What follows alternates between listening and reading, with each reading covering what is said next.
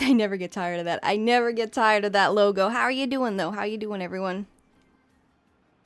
Let me know how music sounds. And yeah, I don't know why chat's not working, by the way. I think it's probably a stream key thing. I'll have to figure that out, but I don't have time to at present. But I got good news. I'm going to be live again tomorrow. So I'll have it figured out by then. But today, we'll just, fuck it. We'll just, we'll just wing it. Good, how we doing? Hello, Shane Sims. Hello. Homer, how are you doing? I don't know which avatar do I pick. It's up to you. It's really up to you. If you like Pokemon, you like Hamtaro.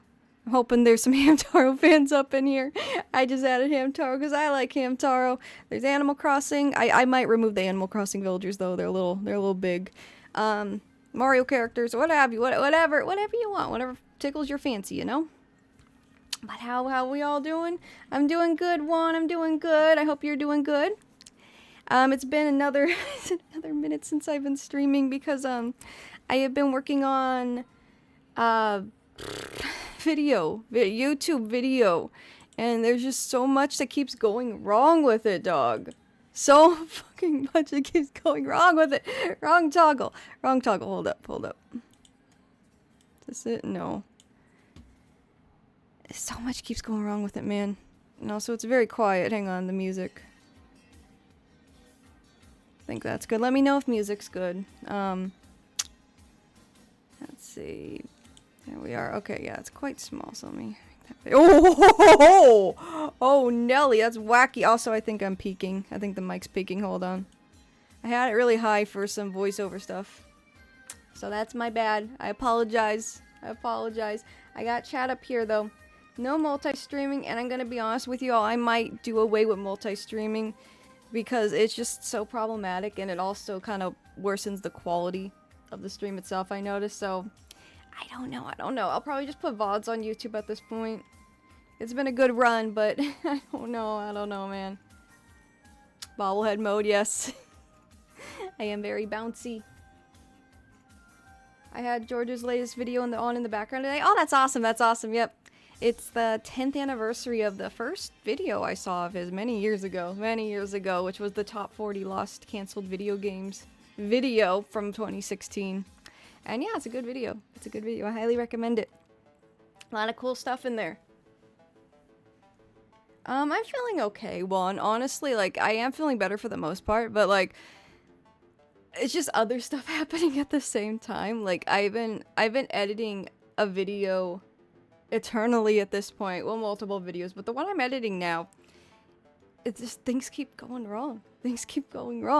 I imported some on-camera footage, and it was like really shitty, like Motorola Razr quality footage for some freaking reason, and I had to figure that out. And then once I figured that out, I was having power issues in my office, and then the power went out in my office, and then you know what happened, chat? You know what happened? Some of the files got corrupted. In my Premiere file, in my video editing file for finishing and editing the video of which I'm trying to get done. It was supposed to be done this weekend. So, you know, my luck is just complete dog shit, I guess. I don't know. Hang on, I'm gonna adjust. Alright, how's that? Okay, I think that's better. Hang on. How's that? If I talk louder, it's gonna peak. How's that?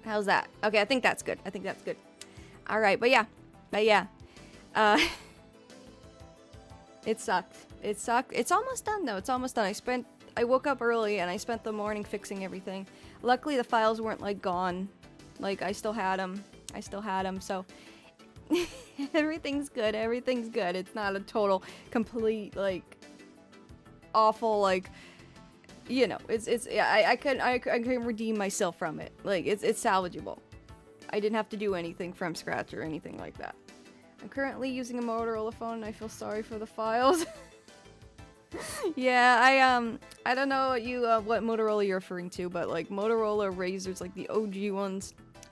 If you were there, You know the video quality on those are not great. Well, they were good for the time, but they're not like, you know, they're not great, you know. And it looked like that. I couldn't even see, like, it just looked so bad. It was unlike 2006 YouTube quality. I was like, why? What is this? What the hell? Like,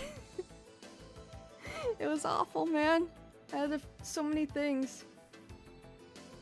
20 frames per second. Yeah, it did genuinely look like that, and I have no idea why. Because I filmed it on, and like all the other like sections for that specific video look great. It was just like some of them were fucking up.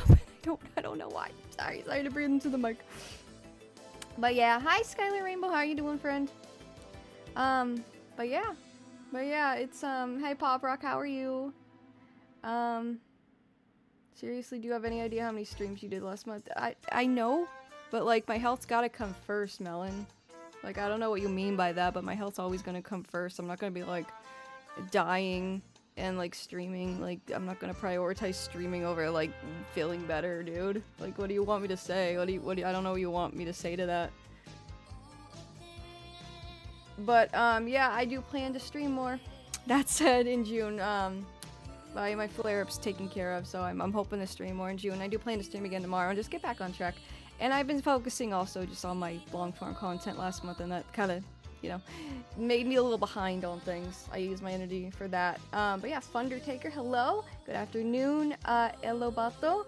What kind of lost media we got today? We got gaming lost media. Obscure gaming lost media. I have some requests from last stream, and we're gonna dig into that. Ready for another chill and enlightening stream. Awesome. I'm glad to hear that. But yeah, I don't know about chat again. I don't know why it's not showing up. I gotta figure out the stream key from like the browser source. It would take a minute. For like short period, you made me kind of worried. I apologize for that, but yeah, like it just I usually update on my Twitter like when I'm like, you know, not feeling well, so that's probably the source, even though like Twitter's not a great place to have as a source for stuff. That makes sense. Like it's just a very toxic webpage. It's the best way for me to like get a hold of viewers and let them know what's going on. So yeah. Spooky the Unwise, how are you doing? How are you doing, friend? Sorry for my scattered list in advance. Oh yeah. I have that somewhere. Gosh, I gotta find the screenshots. But we're gonna tackle as many as we can. I can only stream for about, let's see, like until 8 my time at the latest, so that gives us like, let's see, 4.5 hours tops, maybe 3.5 hours. But yeah, I'm glad you're doing great, Spooky. Gotta update your Blue Sky, me being petty since I don't go to Twitter. Yeah, like, I do need to use Blue Sky more.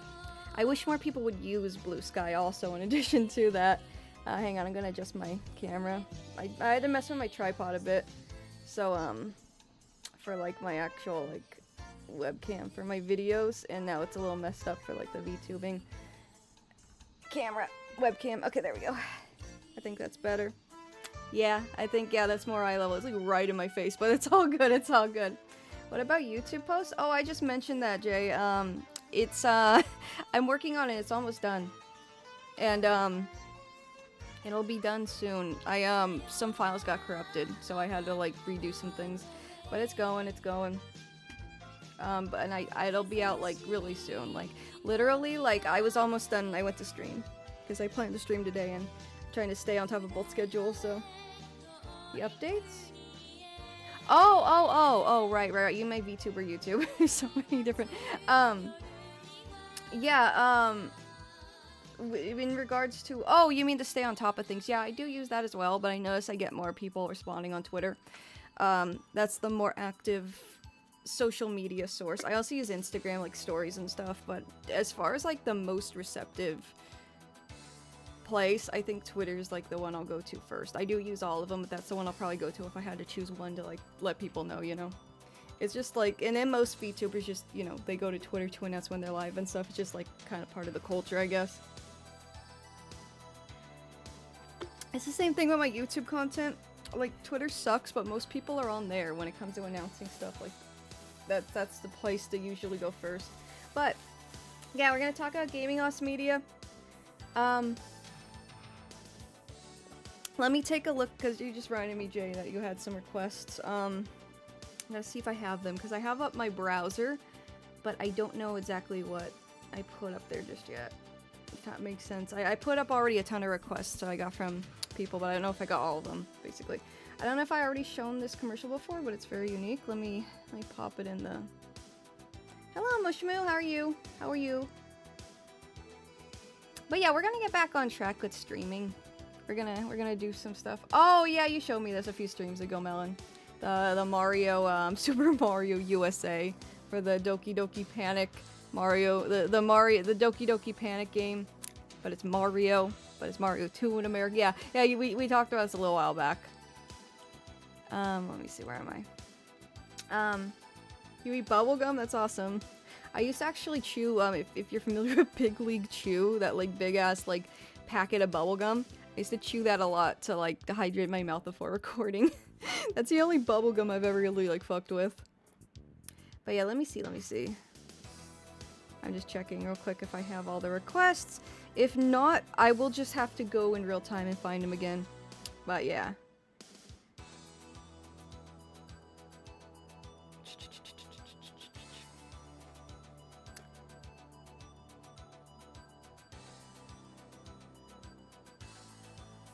Let's see. I do. Ah, gosh. I'll have to look in a minute. Panic Mario Super Doki. Yeah, for real. I'll have to look in a minute though. I'll have to look in a minute, make sure I have everything. We'll just go as we go. We're not gonna look at gaming immediately, like the theme for today, because I have a flow, I have a system with this stuff. So like we talk about like what was found recently since last stream, at least. We talk about that. We go over the recent found media finds, lost media finds, whatever you want to call them, and then we go to the theme of the day. At least that's how these lost media streams work. Like if it's a gaming stream, it's whatever. We just like, you know, that's not the flow of it. But yeah, let's see.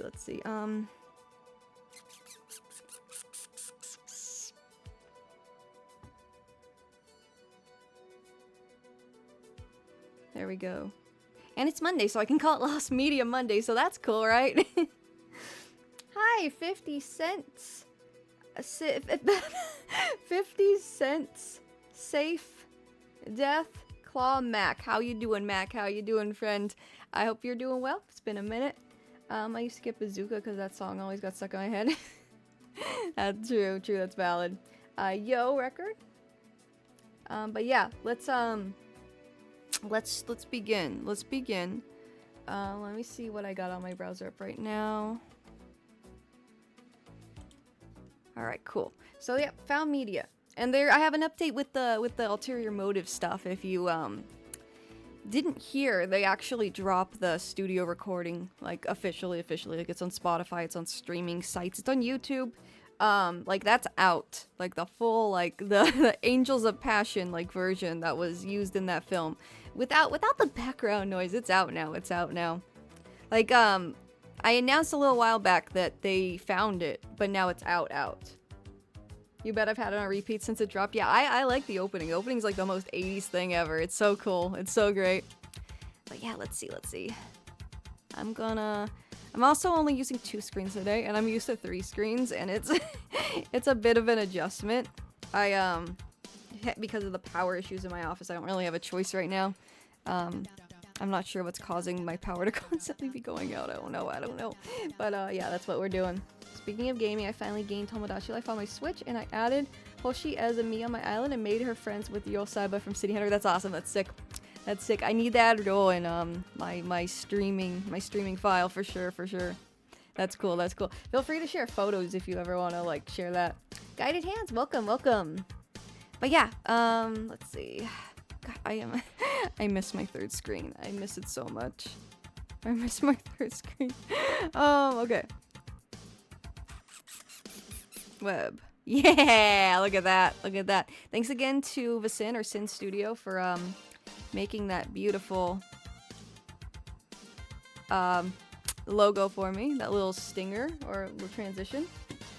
On X or in the community, wherever you want, just at me, and I'll notice it. I'm on X more, well, Twitter. I'm not gonna call it X. I can't do that. I rather, I can't. On Twitter, if you want to share it to Twitter, that's cool. That's probably where I'll notice it first. But if you want to like share it to YouTube community, that's cool too. Anyways. Boop, boop, boop, boop, boop. Hang on, I'm just figuring things out. Thought I had all the requests, but I guess I don't. Let's see. And it's been a minute, so I'm relearning my like setup. There you are. There we go. I do need to. Okay, yeah, that works.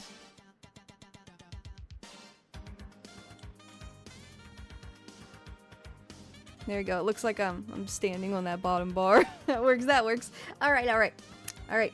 So, Lost Media news. Let's get into that first.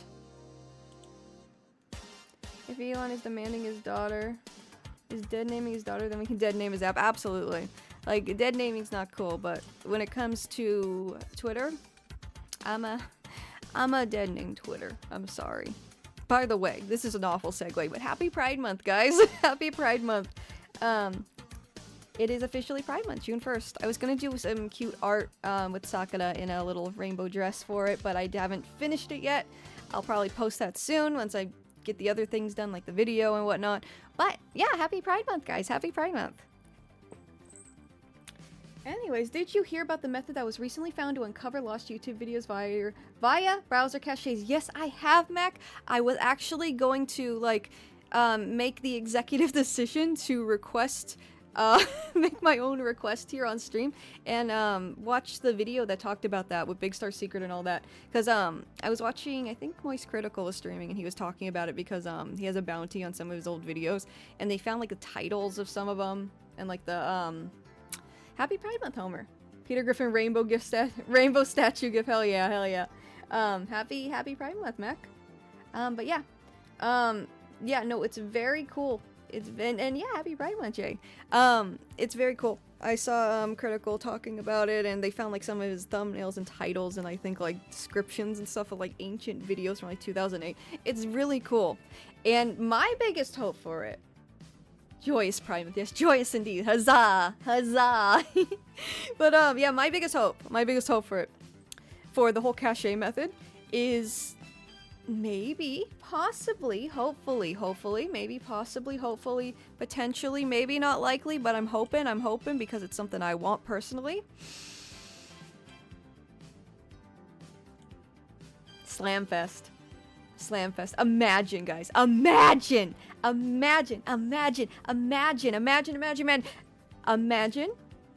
if they found Slamfest through that.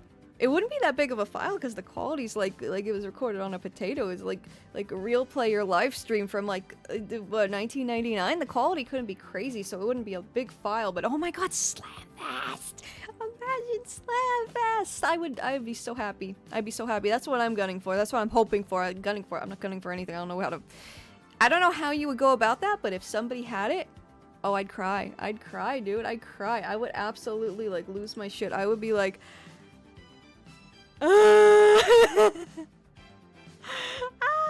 Because that's like one of my grails. That Slamfest is one of my grails. I would love to see that found.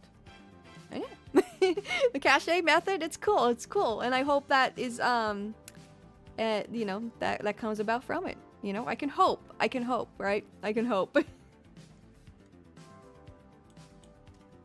That would be a real holy grail for the Lost Media community. No, for real. That's my grail, like, you know, just like general. And I wanted to do a Lost Media stream where I talk about my grails, because I thought that would be fun. I just gotta go through all the things I've ever, like, been really into over the years before I, like, make that stream. Because I know if I just make it now with, like, everything I know of off the top of my head, I'm gonna miss something, and I don't want. I want to give, like, all my, like, you know, all my greatest hits, all my, not really my greatest hits, but my favorite searches, like, they're, you know, due credit, because that's what this platform is for, like, showcasing Lost Media, especially when it's, like, niche stuff that I think deserves more attention, you know.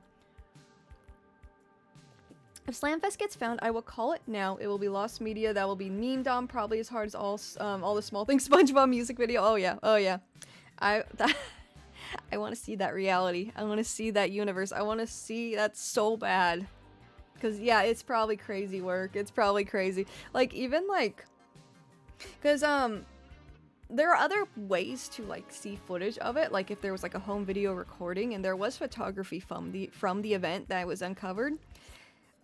But, yeah, the stream itself, I think that would be, like, you know, the epitome of this, like... It'd be amazing. It'd be amazing. Let me move this chat, too. It's not working. I think that might be a sign to make my chat box look cooler, also. So, I'll work on that before next stream. But yeah, I'm just rambling. I just want Slamfest found, man. I think that'd be so cool. And that is adjacent to Lost Media news. So thank you for bringing it up. Thank you for bringing it up. I want to see the monkey versus dinosaur. Yes, hell yeah. I forgot who won. Was it Pikachu? Like, who technically won that? Because there was a winner. Like, there's an article that, like, talks about the play-by-plays and what happens. That would be a real... Oh, I just read that.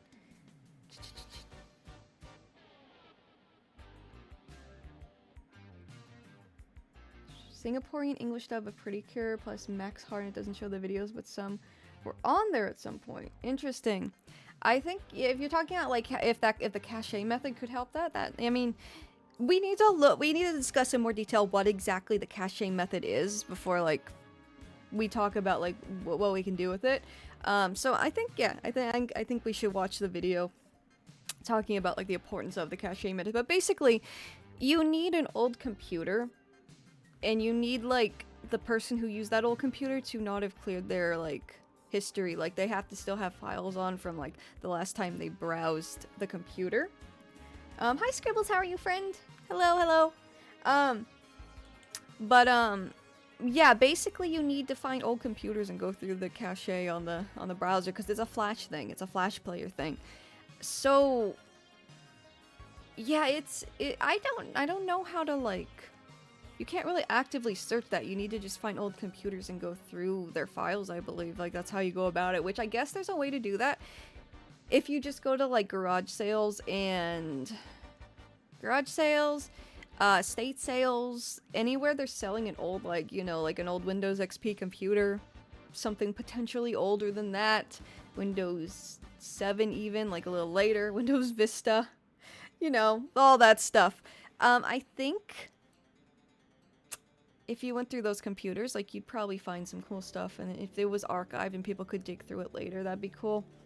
That'd be cool. I do something similar, well, not exactly similar, but I go to estate sales to find recorded over VHS tapes where people recorded TV programming onto them, and like from like TV broadcasts. And I have a pretty respectable collection by this point. Well, my partner and I do. We both do it, and we got boxes of them now. We got like hundreds easily, and a lot of it is just random, like whatever, like it's not really like it's pretty monotonous, but sometimes you do get some like some really cool commercials and stuff in between, and I've been planning to like do stuff with that for sure. Wasn't there an old live stream that recorded the whole event? Yes, Melon, yes. And it was also on a fan site, some like Nintendo fan site, I believe, like it was a Zelda site or something. They had it up on there too, if I recall. I am not the official source on this to tell you if like all the details and like where it was and when it was at those places, but there was like a site, I think a Zelda site. And they were trying to get in contact with the person who owned that site, to see if they still had the files or something like that. So it was on like fan sites and stuff. Do you watch those VHSs like it's a movie night? I've been wanting to. I've just been busy. We've been very busy. Like, you know, we're both content creators and we're both always, you know, doing a lot of things.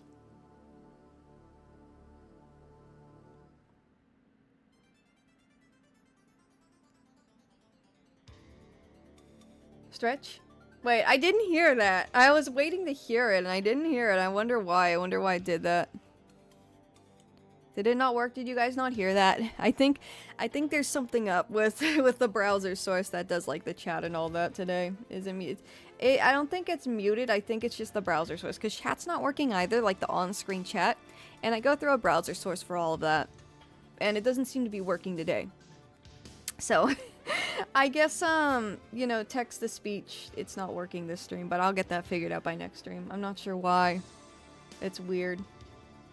Multi-streaming wasn't working either, so I don't know, maybe you just need to redo, like, setting up the stream key and stuff. Reminds me of this one YouTube account that I see around that shares old uploads from Toonami blocks. Oh, I think I've seen that. I've seen one with, like, Adult Swim blocks, too. But yeah, let's see. And afternoon, Miss Chibi Sakura. Hello, hello, welcome. I said hi to you earlier, but it was like right when I showed up. When you were, it was still in the starting soon screen. I think is when you commented. But hello, afternoon again, friend. But yeah, what were we? Oh yeah, so yeah, yeah, I need to dig into those more. I just haven't got around to it, but I do want to because I do want to like. I think I've always wanted to really do is be more hands-on with media preservation and kind of do my part more so rather than just sharing things like and providing exposure to them through like my platform. I think it'd be cool to just, you know, get my hands a little dirty and like do some searching myself, you know. Anyways, I'm just fixing my microphone. Let's go ahead and take a peek at what was found recently. And yeah, we'll look at the cache method thing too. I am going to find it real quick so I don't forget.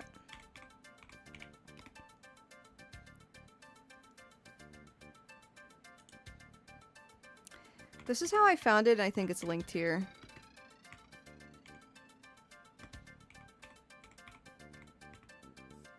How do I spell this fucking name?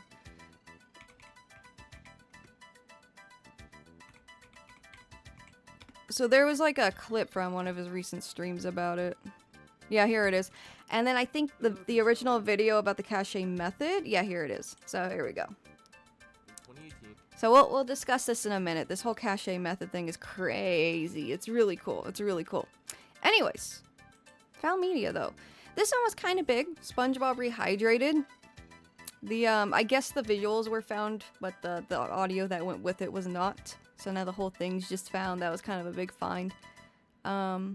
But let's start from last time I streamed. There's a lot of pretty recent things. We got Cimarron original mix up in here. Oh, that's kind of exciting. That's kind of exciting. Part of one of these like cuts was found a couple years ago. And I'll explain what it is in a minute, but that's kind of hype. It's one of those weird niche lost media things. Like just like opening like logo stuff. Blur DS was found. That's very nice, very cool. Quake, I think so we discussed Quake, so this is where we cut off from last stream. So I guess all of May we gotta get into, huh? Let's see, yeah, I don't remember these being like last time I streamed, so yeah. The official social media account just posted that out of the, oh yeah, yep, the SpongeBob thing. Yeah, they're just like, oh, straight from the vault. Oh, Jeremiah! Hello! How are you, friend? Lost Media Fairy, yeah, 8 months since debut, and I'm still glad I joined. Yeah, welcome, Jeremiah. You have the special, you got the special Wizard Sakura, badge if you're, been subbed for over 6 months, so that's pretty cool. Anyone who's subbed for over 6 months gets the, little Wizard Sakura, so that's neat. That's neat. I drew that. I drew these badges. I'm gonna draw some more, like, fun stuff for the channel, like badges and little icons. Yeah. It's a little Sakura with a wizard hat. And then and there's other Sakuras, like, people who, like, sub get. Like, there's... Oh, Hype Train! Let's go! Oh, I'm... Hang on. Alright, I think it's better. Oh, Grand Tactician! Hello! And you see the icon? Cool. Yeah, I drew those. So you get a different Sakura for how long you've been subbed. So when you first sub, you get one, and then after 3 months, it upgrades to, well, not upgrades. They're all great. They're all great. After 3 months, it does its own, like, it does a thing and becomes a different Sakura. And then after 6 months, you get the Wizard Sakura, and I'll probably keep updating it the longer I am a streamer. I just stopped at 6 months because when I put those in there, we were about at like 5 months. So yeah, I'm gonna draw more badges. There's another thing I can draw and, like, upload. I forgot what it was. It's like an icon thing, but yeah. Hello, Grand. Hello. And Sapphire Moon Dancer. How are you, friend? Welcome. But yeah. Oh! Thank you, Melon! Long live the Lost Media Queen. Thank you. I didn't know I was the queen of Lost Media. Damn. Goddamn. Everyone, oh yeah, I just read that. I'm using the chat straight from Twitch today, so like it says, like when there's like a when there's bits or like a sub, it says it twice. So, yeah. Oh, speaking of shoutouts, I forgot to shout out the people who followed me in the past few days. So let me do that real quick. We'll start from 10 days ago. So thank you so much to Slashman47 Hydrax for following 10 days ago. Kuma RP99, Horse Food. Hello, Secure Wolf. How are you, friend? How are you? Welcome, welcome. Welcome aboard. Let's see, yeah. Slashman47 Hydrax, Kuma RP99, or Kumarp99? Horse Food, Kao Ali, or I'm confusing myself, or Kao Ali. I think that's Kao Ali. I don't know why. Alex trying is best.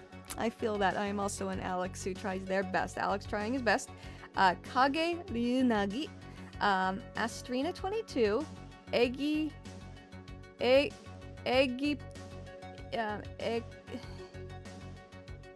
I'm gonna have some of these I'm just gonna like blue screen reading. Egyptoid. Digital Devil Persona, that's pretty sick. Let's Fumble Through, and Let's Fumble Through was the latest one. So thank you so much for following, guys. I know it was off screen, but I want to show my support. I appreciate all of you. It's nice to meet you too, Secure Wolf. If you like Lost Media, you are in the right place. Today's one of my many Lost Media days, and usually we start off by going over the most recent Lost Media finds, at least since the last time I streamed. So we're gonna start at like May and go forward here. And then, yeah, today's gaming Lost Media, or well, rather gaming adjacent, so I thought it'd be fun to look at gaming Lost Media that's just kind of niche and like nobody talks about it. Like not the famous stuff, but just like kind of gaming adjacent, interesting, like things that are lost, basically. And I have a few things over here already. Some things I remembered, some things that were suggested. One of them was like the very first Minecraft video, or the very first Minecraft video made by a player, and that's Lost Media. So like stuff like that. It doesn't have to be a video game, but as long as it's like gaming adjacent, that's cool. But yeah, no worries. Oh, and Victoria Hourglass, hello friend. I'm glad to see you again too. And Yukishin 1997, hello. Hello friend. Hello. But yeah. I'm gonna be talking about George's video. I blame it all on him. I mean, we could. It wasn't planned. I'm gonna be so for real. Like, I've been planning this gaming day for like over a month, so I did not plan to line it up with this video. But if you all want to check the video out, it's a good video. There are some really obscure things I didn't even know about, like the girl who left through time game. There was like there's a lost girl who left through time game, and I didn't know about that. I didn't like have any part in writing the video, so it was all like new once I watched it. So yeah, no, if you guys want to check it out, we can definitely do that. Yoshi, oh yeah, the Yoshi emoji. Yeah. I put that up a few streams ago. The first time I put it up, it was like uploading still, so it wouldn't show up in chat, like in the like emoji bar. But yeah, it's a new addition. I was also made by Sin Studio, who made my OG model, my background, my stinger. It's called a stinger, right? I feel like such a fucking I feel like such a chud. Is chud the right word? I just like saying chud. But I feel so silly. This is a stinger, right? Right? But thank you to Sin Studio. They also made that. They are the best.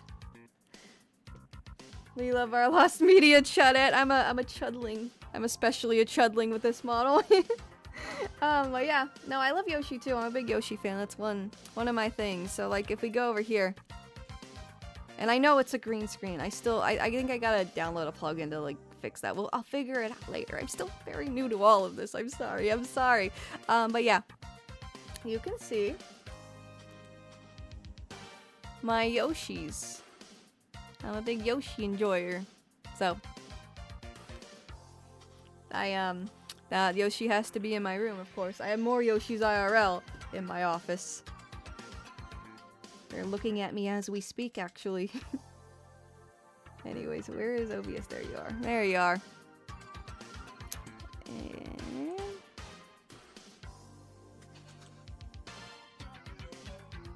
How's music, by the way? You guys can hear it, right?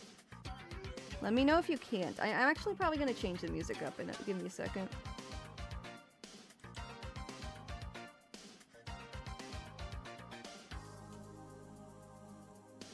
I'm addicted to following Chadettes for Sakurita than Alana.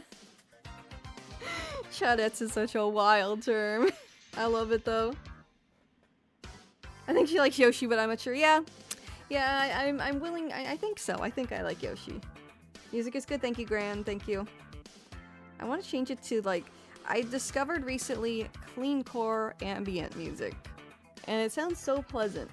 So I might change it to that. Also, we listen to this mix most of the time, so, you know, might as well switch it up. Let me see what decibels it's at so I don't mess it up. Okay, so here it's at negative 34. So yeah, let's put desktop audio at negative 34.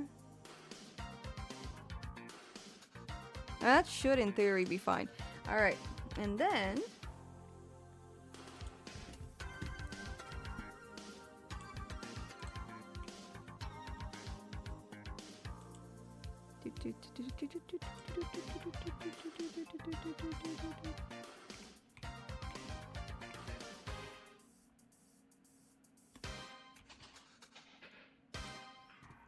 there's only ducks. Where is it? There it is. It's so pleasant, man. We're always listening to 80s commercial music. I think Sakura's trying to sell me her 80s workout VHS tapes featuring Richard Simmons. That's crazy. That's crazy work. Maybe I am, though. Who knows? Who knows? Let's see. Alright, yeah. Let me just mute this. And then... yeah. Alright, there we go. Yeah, it's so pleasant. I like it a lot. Let me know if you can hear it fine and everything. Isn't that nice? Isn't that nice?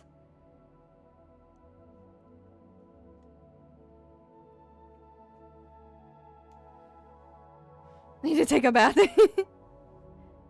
I want someone to make like a chudcore or something where it's like the opposite. Fun fact, the power symbol that we always associate was created by combing on the straight line symbol with the off circle symbol. I don't know, was born and decided to bring up a random fact. Nani? You mean like the power on and off, like the circle with the line through it?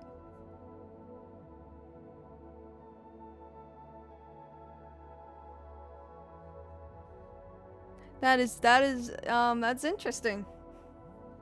Anyways, how's music, guys? Please let me know. Let me know if it's too loud, because I can absolutely, like, you know, turn it down.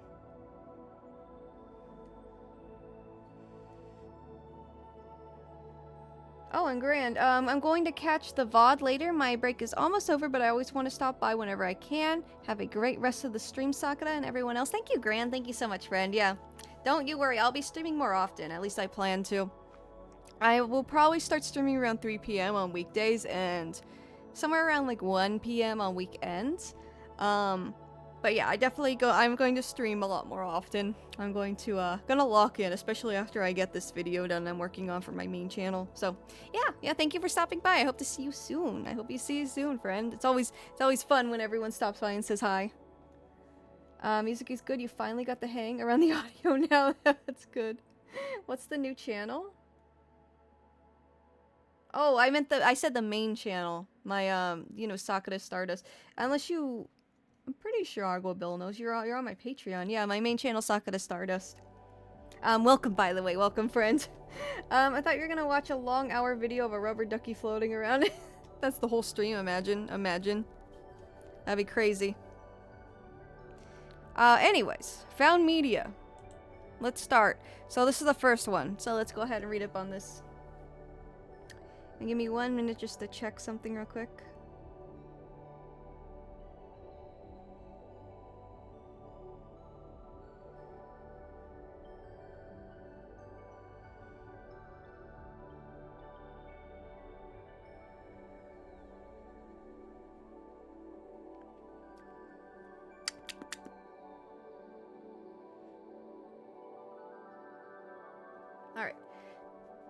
There are VTubers who sleep on stream, and that's the whole ASMR stream. Yeah, that's true. Sleep streams are a completely different beast in themselves, but yes, they do exist. The only ones I've ever watched are the iShow speed ones, where people just play like dumb shit to like try and wake them up. Last one I saw, bro was sleeping in the back of a semi-truck and driving to Los Angeles, and it was just filming him sleeping.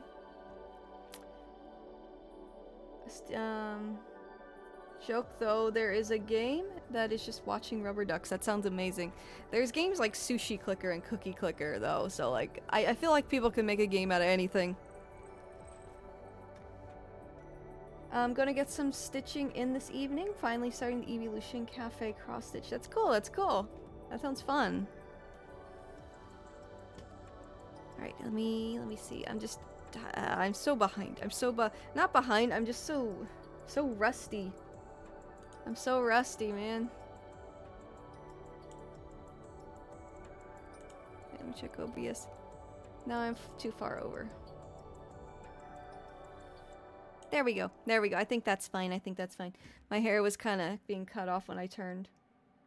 I'm so rusty. It's been so long. I'm barely even getting started with the stream.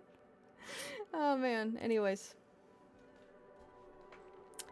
thank you, Jeremiah. That's very sweet. All right. There was also a girl that slept in the middle of a park while I was... That sounds super dangerous, that Melon. Sleeping in the middle of a park, especially as a woman. Like, anyone that's dangerous for, but oh my god, what was she? I hope, like, people were present with her. Anyways, so Blur DS was found. I know nothing about this. But we're gonna find out about it together. Yeah, Jeremiah, I could never.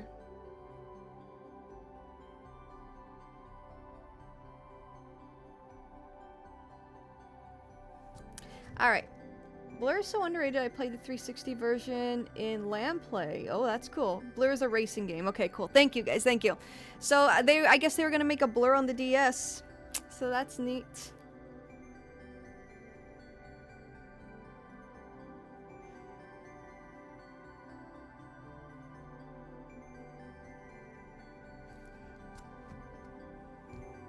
Imagine playing Blur while listening to Blur. Like the band, yeah. Alright. Alright. So this was found on May 2nd, so about a month ago.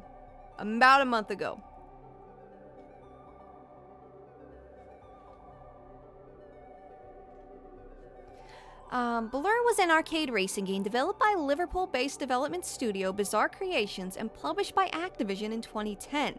The game was well received critically but underperformed financially, leading to its sequel getting cancelled and for Bizarre Creations to shut down later in 2011. That is, that's unfortunately a very common story with lost and canceled games. Okay, so it's a racing game, but along with the plans or the base game, a port for the Nintendo DS was also in development. Scottish developer Firebrand Games, known for ports of video game franchises like Need for Speed and Trackmania, designed for Nintendo hardware, was put in charge of developing Blur's DS port. The game would have started development before September of 2009, the date of the game's first milestone build. Blur's DS port was developed using Firebrand's in-house Octane engine and would have had up to 11 AI opponents to race against. An impressive feat for the Nintendo DS. Earlier milestone builds of the game featured licensed cars in line with the base game, featuring BMW, all these cars. A Dodge Charger. You can race with a Dodge Charger and a C3 Corvette. That's cool. Anyways, these licensed cars were only used until the milestone 6 build. Okay, so they weren't allowed to use them, like, publicly. For the reason for the removal of licensed vehicles is currently not known, probably because they, weren't allowed to use them, right? Development for Blur's DS port lasted until 2010, with the second latest build, Milestone 9, being dated on the 21st of May 2010. An additional build was later compiled.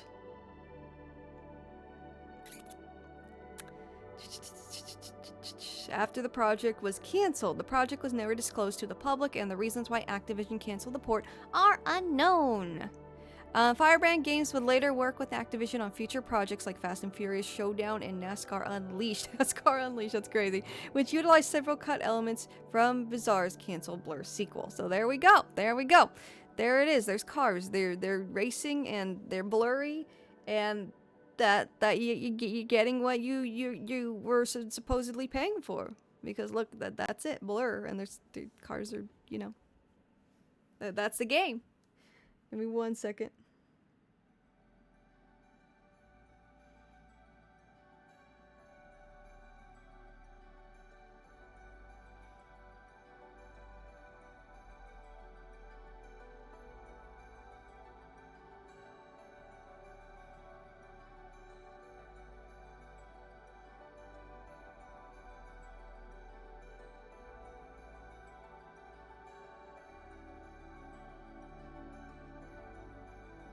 Alright. Wacky Hot Wheels cars are more fun anyway, yeah. That's true, that's true. I loved Hot Wheels cars as a kid. I just loved their wacky designs and their, like, bright neon colors and shit. The only known information about Blur DS was screenshots of the game from a Firebrand artist blog posted in July of 2013, showing work done for the LA Docks and Brighton. It wasn't until May 2nd of 2026, here it is, that a build of the port was uncovered by Prototopia, that's a sick name, and was uploaded onto Hidden Palace, making a video showing the build on YouTube. On the same day, archive.org user Ace Arrow uploaded 11 different builds of the game onto the website, including the design documents Firebrand wrote for the game. So that's a case closed. That's a case closed. I don't know what the RDO6 is, but that's cool. That's cool. And welcome, by the way, welcome Smith Zero. Welcome, friend. So yeah, let's just check out a little clip of this real quick. Shout out to Prototopia. Hello and welcome back to Protopia. In today's video we are Okay, he said it. He said it. That's how you say it. Nintendo DS. Okay, let's do this. So as far as I'm aware, It's only the coolest Hot Wheels car. Oh, I'll have to look at that. On the internet, so that's pretty cool. We're just gonna play. There's a toaster. There's mode. a toaster Hot Wheel car. That's sick. See how it goes.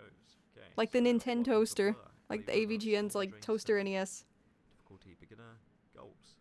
We don't watch this whole thing, of course, but you know, just enough to get a taste of what Blur DS is all about, right? Let's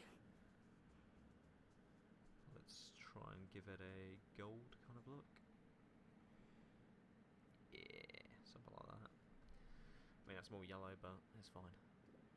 So I have played just this first mission before,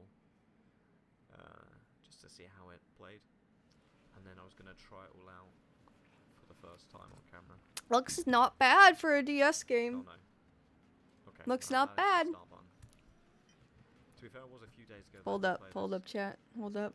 But it's fine. I could do something This is silly. beginner show, so I should be able to catch up quite easily.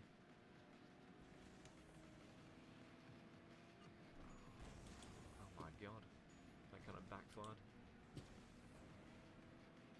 Yeah, so if you've never played Blur before, There I am. I'm going on a wild ride, chat. I'm going on a wild ride. Whoa! Whoa, slow down there. Oh my gosh, what are you doing? Ah! Why are you merging without using a blinker? What the hell? What the hell is this? This is the worst Uber ride I've ever had. And I've had some shitty Uber rides. Alright. Alright, that's all the humor I have in me today. Look at that completely failed. And as you'll probably notice, maybe in this race or the next, there is a whole damage system as well to do with your car. Haters will say this is photoshopped. Yeah, right. My amazing balancing skills. We're fine. I mean, we finished in first place. Even though we Coffee time. scored at the end. Okay, that's a good start. By the way, I forgot to mention, I'm also average LA driving experience for real. Yeah. For real, the people like What should we do? crossing like 4 lanes to like get off the freeway without any warning. Join again. I've seen cars just straight up on fire on the side of the road in LA, man. It's that's accurate. That's accurate. I'm just gonna say that's pretty accurate. I don't think I have the balls to drive in LA. It scares the shit out of me. Shield to fight. Okay, that's going a bit fast. Repair restores your health. Collect power ups.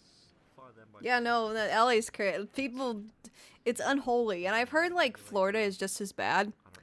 And I've seen a little bit of like the Tampa area, and it didn't seem as bad. It just seemed about the same as California driving, but I don't know. I'm assuming that like places like Orlando and Miami, or at least Miami, are probably pretty bad. If you can drive in LA, you can drive anywhere. Yeah, absolutely. I think the most terrifying moment driving for me is when it's like I'm down near OC, and when I was learning to drive, one of the things I did was drive from South OC up to downtown Disney during rush hour traffic, and that was my first time being in like really heavy traffic, and it was just like, I was a teenager, by the way. That was terrifying. That was terrifying. I was like screaming internally. I was so afraid of like wrecking my it wasn't my car. I was scared of wrecking like my aunt's car, which was a nice car, a pretty nice car. And I was just so stiff the whole time. I was like, like it was scary. It was scary, and I still think of that. But like, and I feel like I got some mad EXP off that. But I still get anxious about like driving in like places like LA, or like, you know, when in big like when things get clustered after late at night too, when like people are coming home from the bars and people drive a little wacky, especially in like a populated area like Southern California. It gets pretty scary. I've been trying to look for a detective noir flash game, but can't seem to find it. Are you talking about like a lost one you know of, or like for recommendations of a detective noir flash game? Because I don't know any off the top of my head. But are you like, is it like like a lost media thing, or like an internet mystery kind of thing where you can't find it? With how often the traffic is backed up in LA, surprising anyone could crash. Oh, people take some liberties, Scribbles. People take some liberties. People will make it happen. People will make it happen. And when the traffic starts to move and people start cutting in front of you and shit, you gotta be pretty aggressive to drive down here. You gotta be pretty aggressive. And like where like I'm from, I mean, I've gone back and forth between California and Nevada my whole life, but where I'm from, like it's not very populated at all, and people drive people are pretty tame driving like up where I'm from, which is northern Nevada. Down here is a whole other story. I will genuinely like avoid the freeway.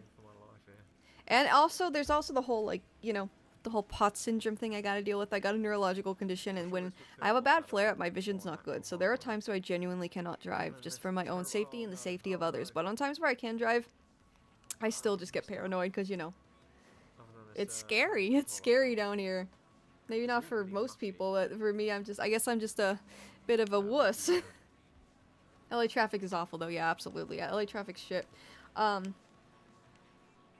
can get pretty bad on weekdays, but you just gotta know the times and days to avoid. You want to experience the worst of LA traffic? Try driving the 405 during the afternoons any day in any direction. Oh yeah. Oh yeah. I don't think I have ever encountered it during that time, because like we'll go out of our way to avoid it if we ever go up there. But yeah. I have like, actually, you know, I don't know if the 405 connects that far down, but like going to LAX and stuff, sometimes the traffic's just complete dog shit.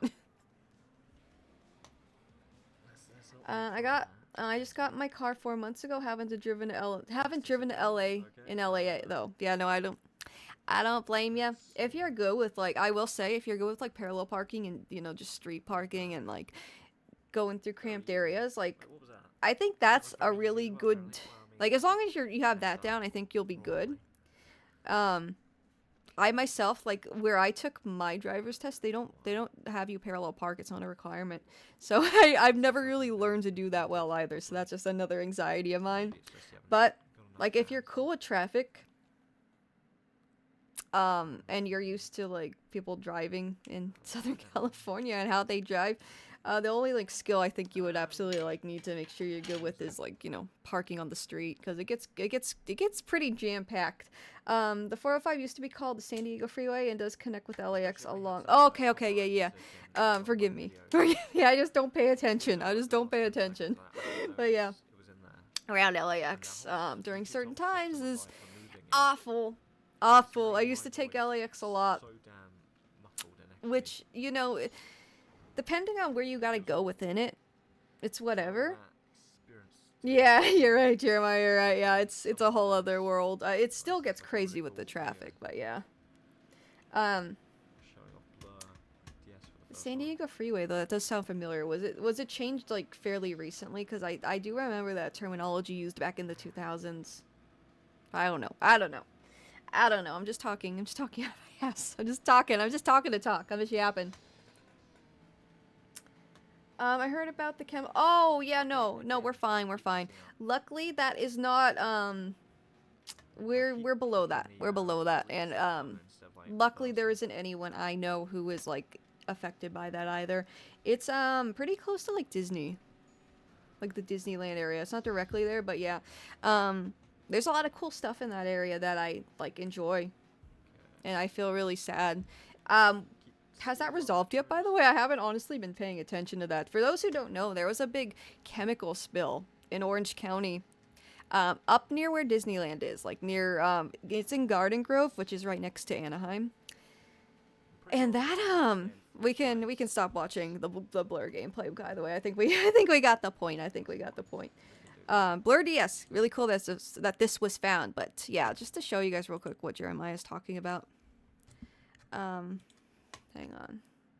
I don't want it to like show me on a map, so I'm gonna be really careful and look at it on another window.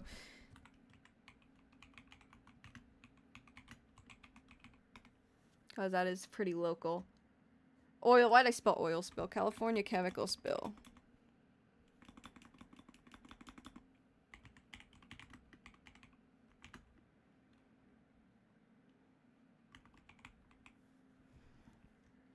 Ooh, cleanup efforts. Okay, so, cleanup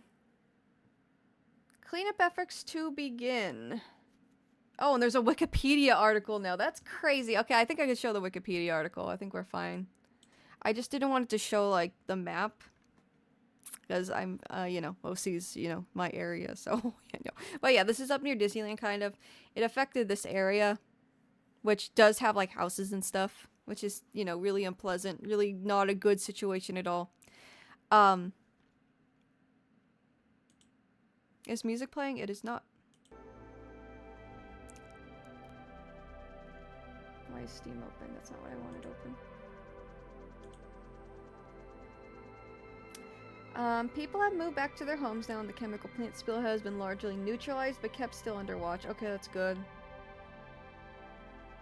Was there ever a moment in American traffic where a lot of people were stuck in traffic for weeks or even months? I don't think so. I don't know. Like, I can't answer that definitively, but like, usually it's just like I think the most would probably be like the majority of a day, but not like more than a day, unless you are like trying to escape a natural disaster. Because I know like if there's like a fire or a tornado or like a hurricane, just anything that like people are trying to desperately escape, I'm sure the traffic would be like really bad in that situation. Oh, thank you, Jeremiah. But I don't think there's ever been a situation where it lasts days. I think people would just like get out of their car by that point. But yeah, I don't know. I think the worst I've ever seen is like driving during the holidays, like Thanksgiving. And just trying to get out and like travel through like the freeways, just trying to like leave the city, you know. That's probably the worst I've seen, but I don't know. And they're also like going back and forth up to LA back when I was taking voice acting classes there. That was pretty bad, especially like in midday on a weekday. That was pretty bad, but I think the worst was probably like during the holidays. years ago when I was like going up to visit family for Thanksgiving, and yeah, traffic was awful. Anyways, yeah. So on May 21st, a chemical leak occurred at an aerospace manufacturing facility in Garden Grove in Orange County. Yeah, so it's below LA, to those who don't know. It's near Disneyland. And determined that a chemical tank had begun to overheat and off-gas excess pressure. The tank contained approximately 70,000 gallons of methyl methacrylate. That don't sound good. That don't sound good. A flammable and volatile liquid chemical used in plastics and manufacturing. That's fantastic. Why is this so close to people's homes? First responders were able to cool the tank with water or hoses, enough to stop further off-gassing, but could not chemically neutralize or drain its contents due to a faulty valve. With no clear options to prevent the tank's failure, authorities stated that the tank would either fail and spill into the surrounding area or experience a boiling liquid expanding vapor releasing toxic vapor over a wide area. That's fantastic. Great. What caused this? Chemical plant so unreal. Yeah. Yeah, but in like the worst way possible. Yeah, where's Sonic? This is some Robotnik shit. This is some shit Robotnik's doing. Due to the possibility of an explosion, mandatory evacuation orders were issued affecting over 50,000 people in a 9 square mile area, including parts of Garden Grove, Orange County, Anaheim, Buena Park, Cypress, Stanton, Westminster. Yeah, so that's up near, like, I want to say Disneyland is very close to here. State of emergency, yep, that's valid. We'll have some political stuff. On May 25th, authorities announced the tank's excess pressure had been relieved and the contents were cooling after a crack was discovered in the tank wall. The evacuation orders were fully lifted the following day after officials determined that no further threats to the public remained. Okay, well that's good. I don't think there were any casualties, right? Lasted for 5 days, so that's complete ass, but... And as long as nobody lost their home... yeah, I remember seeing this and I was like, oh my god. Like, I'm so glad, like, I don't, like, I feel so bad for the people who, like, lived in this area and, like, either work in this area or just exist in this general area. Luckily, I didn't know anyone who was in the evacuation zone. But, yeah, no, it's such an awful situation. I'm glad it's resolved. I'm so glad. I had a friend of mine telling me that her friends had to be evacuated because of the spill. They live in Cypress, 30 minutes away from where I live at. Oh, really? Damn, that's crazy. Hey, I'll hold the 25. How are you doing, friend? How are you doing? I keep looking at my microphone because I moved where my, like, my mocap thing is. So I keep looking over here thinking the camera. See if the camera's actually here now. But yeah, hello, friend. How are you? Say kind of off topic, did you see Obsession? I have not, but I've heard it's really good. I'm gonna be so for real, and I've said this a ton of times, but I'm just not a big horror fan. Yet another good horror film made by a YouTuber, just like the Backrooms in that case. That's cool, that's cool. I think there's, like, a lot of really good, like, indie movies by YouTubers have been coming out, huh? Like, Markiplier has, what's that, Iron Lung that's coming out. I heard that one's pretty good, right? That's the best that I've heard. I'm glad. I do my best. I do my best to pronounce correctly. I mean, the full leakage would have happened... If the full leakage would have happened, then California would suddenly become American equivalent to Chernobyl. I don't know about that. I don't know if it's nuclear, but I don't know about that. And if it could have been that dangerous in a place as populated as Orange County, northern Orange County, that gets a lot of tourism from Disney and Knott's Berry Farm, and the beaches, you know, the beaches. There's like Huntington Beach and all that. Stuff like Laguna Beach and all that's more south, but oh my gosh, that would have been horrible. That would have been horrible. That would be fucking diabolical. I love Huntington. I had, one of my first dates with my partner there. So, it makes me, it's a very happy place for me. But yeah. Let's see. So yeah, Blur. It was found. So any Blur fans who ever wondered, I wonder if they ever made a Blur racing game for the DS. Well, they did, but it was canceled. But now it's like up and found the canceled build. So there we go. Or regular Biohazard, yeah. Next, this one's this one I'm so fascinated with because there was one that was found, yeah, in 2022. And I know this because well, I follow, you know, I've been following Lost Media for the past like 6-7 years now, like not completely, like I'm not like my hands not on the pulse or nothing until recently my VTuber stuff. But I heard about this one because I was helping Jorge with his found media videos, and I think the first one was in 2020. No, I think this was the second one, if I recall. About all Lost Media found in 2022. This was found, and I was reading about it because I was helping like write the script.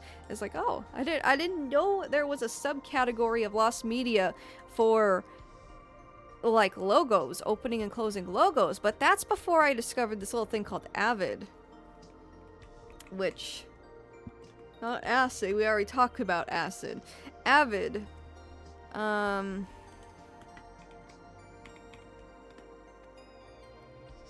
The Audiovisual Identity Database. So there is a subcategory of Lost Media. And like just general like media preservation efforts to do with logos, end screens, home media bumpers, rating bumpers, sponsor bumpers, television bumpers, closed captioning bumpers. I already said end screens, but you get my point. It's really cool. And among the most famous was this thing called TAT Productions. So let me just show you real quick what I'm talking about.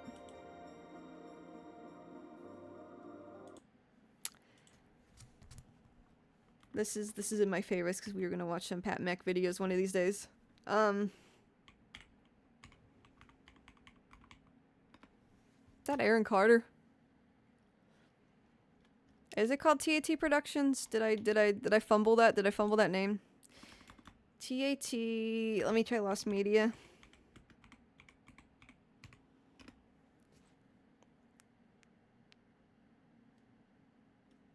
Yeah, so, and the Avid, this is a big, like, topic in the Avid community.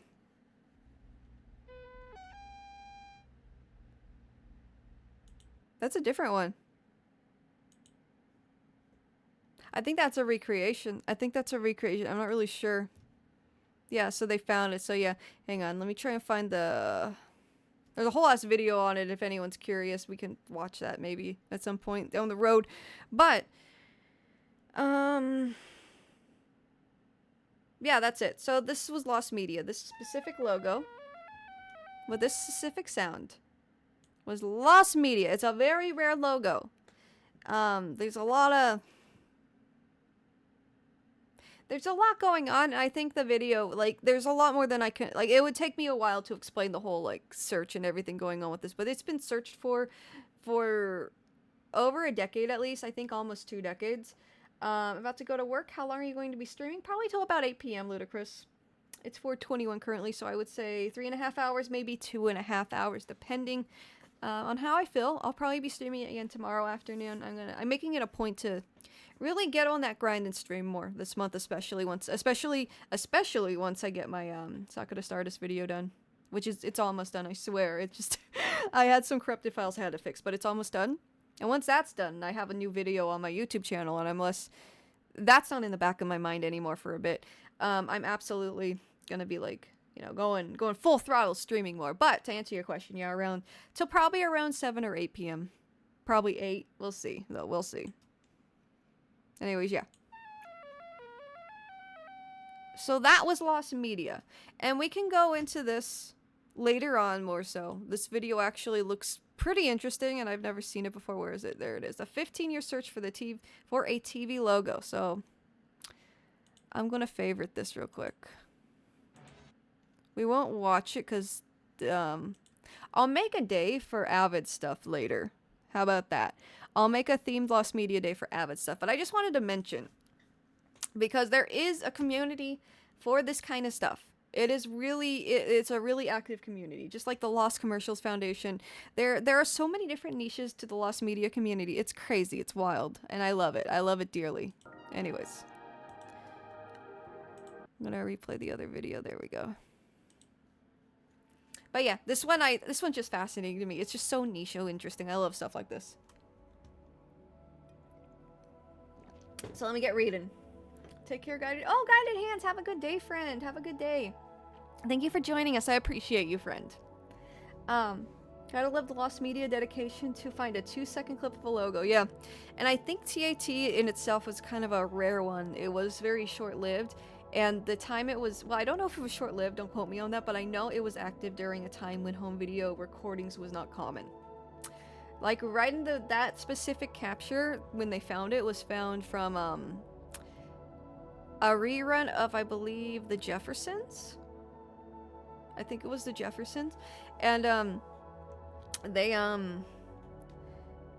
found it at the end of a VHS recording of that in 1982, which it wasn't like, VHS players were pretty expensive back then, so, you know, even if that existed, it was not, like, super common just yet. It would take a few more years. So, yeah, there's a lot of components as to why that one was, like, super rare, and it was a big deal of it being found. We can get into all that stuff later, though. The logo stuff is so fascinating, like, genuinely. And it's super nostalgic. It has, considering, like, certain bumpers, stuff like the old Nickelodeon bumpers, especially for me. One thing for sure, never underestimate the Lost Media community. No, for real.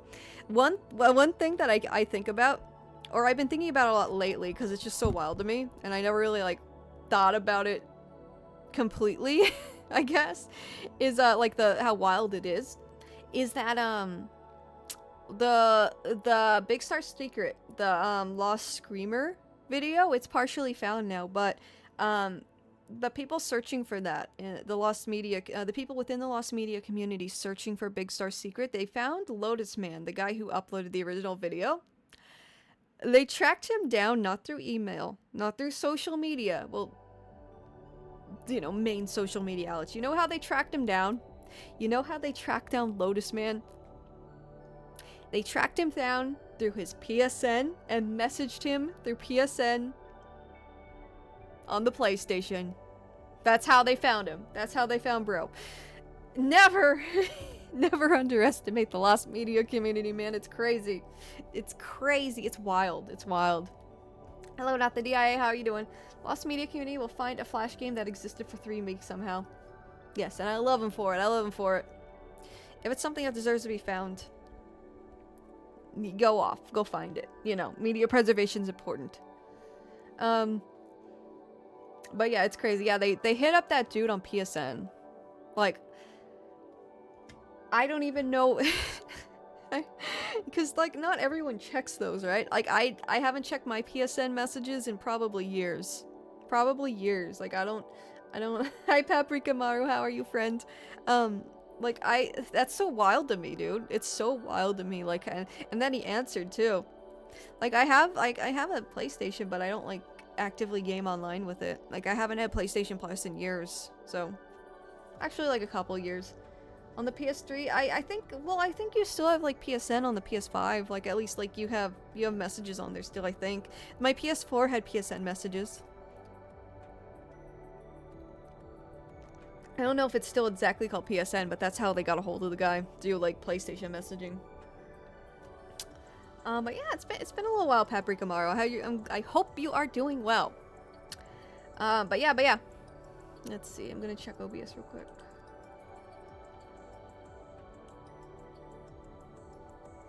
Okay, just making sure I shouted out everyone who followed.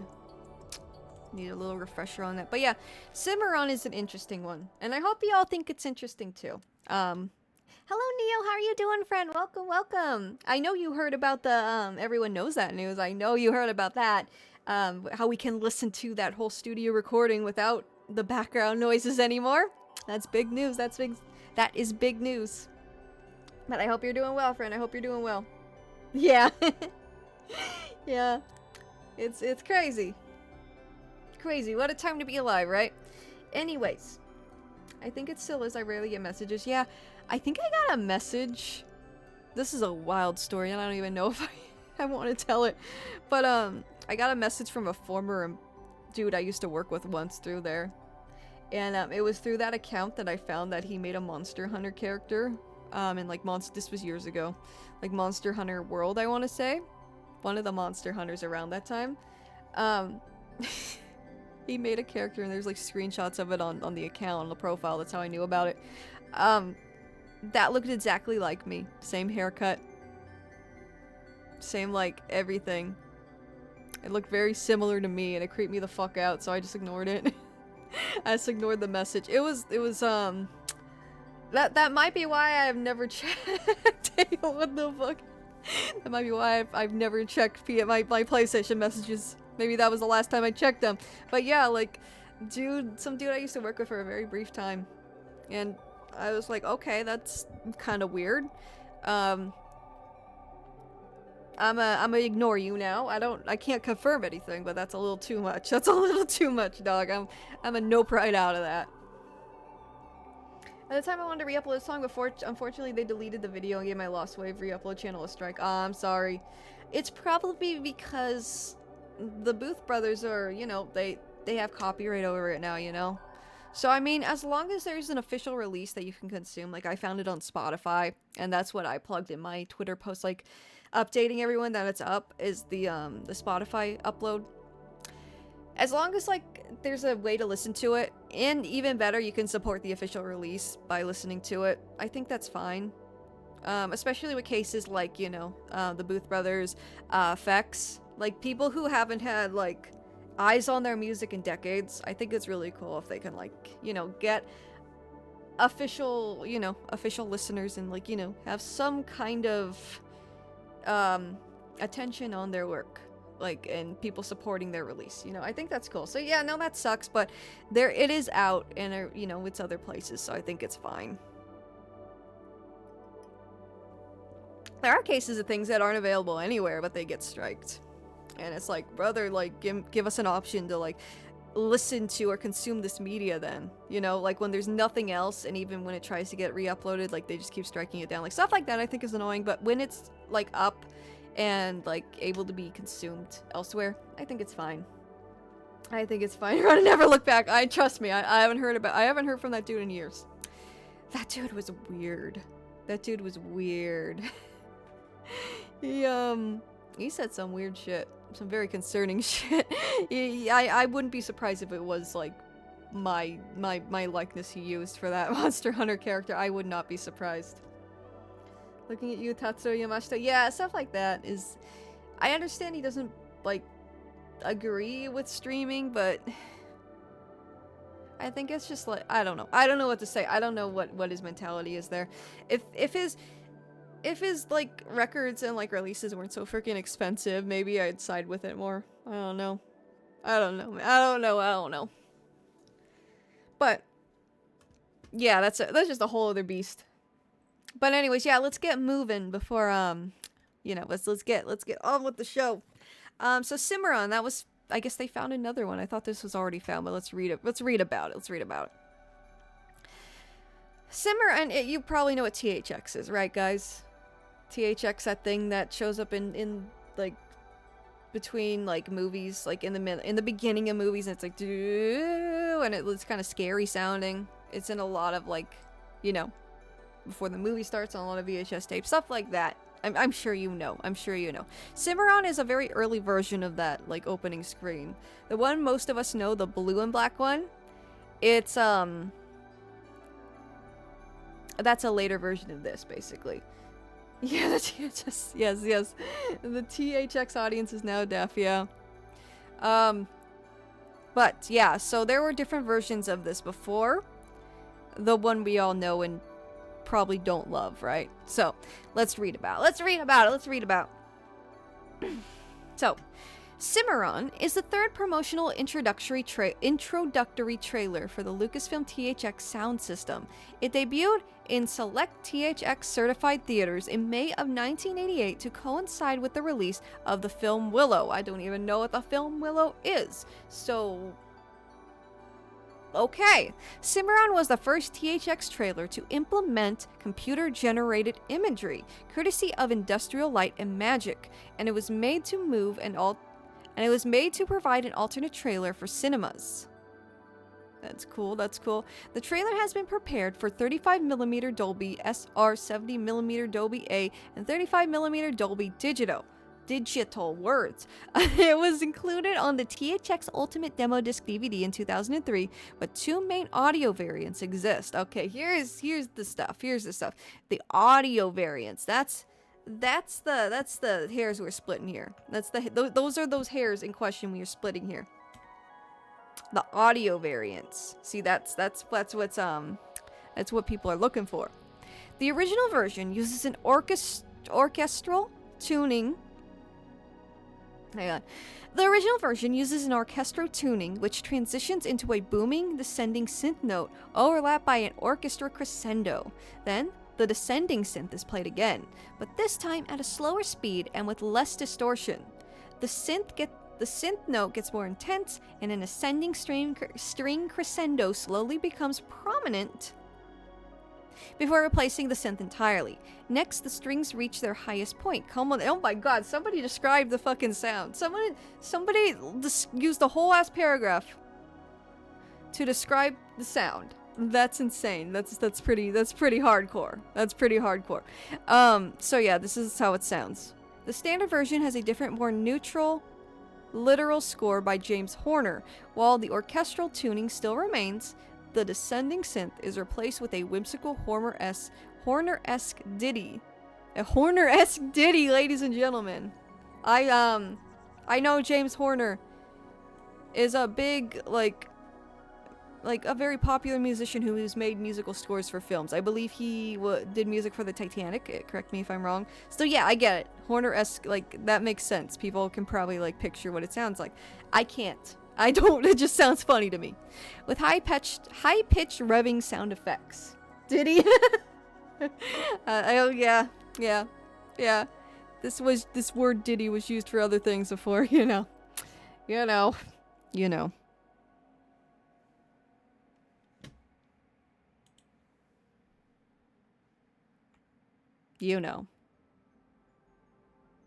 But yeah. but yeah.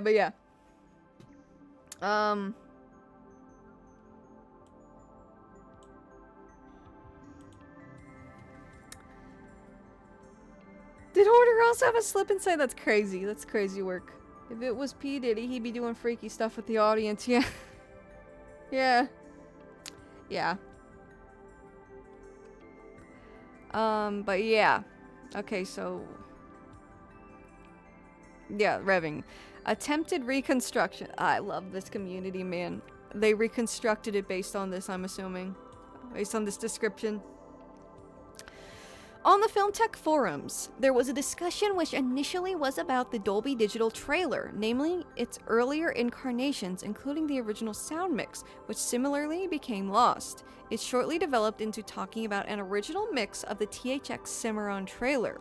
Forum member Lionel Foylen, I think, announced that he had a micro cassette that contained an in-theater live recording of the trailer. He eventually uploaded his recording, and it was archived by forum administrator Brad Miller on Film Tech. Forum member Connor Wilson synchronized the audio with the Cimarron visuals and uploaded it to his YouTube. A VHS recording of the TV documentary special Star Wars: The Magic and the Mystery was found on YouTube by user Connor. It became of interest as the documentary included a clip of the early Cimarron trailer up until the logo section, which was cut short and overlaid with a Gary Summers interview. This became the source of a partially enhanced revision of Connor's reconstruction. Crazy! So much work and dedication for something that is... well, we're gonna look at it. Let's fast forward a bit. So yeah, they're trying to reconstruct it. At some point in early 2015, so this has been going on for a while. At some point in early 2015, an unknown user uploaded the audio as given by Brad Miller on YouTube, which has since been removed.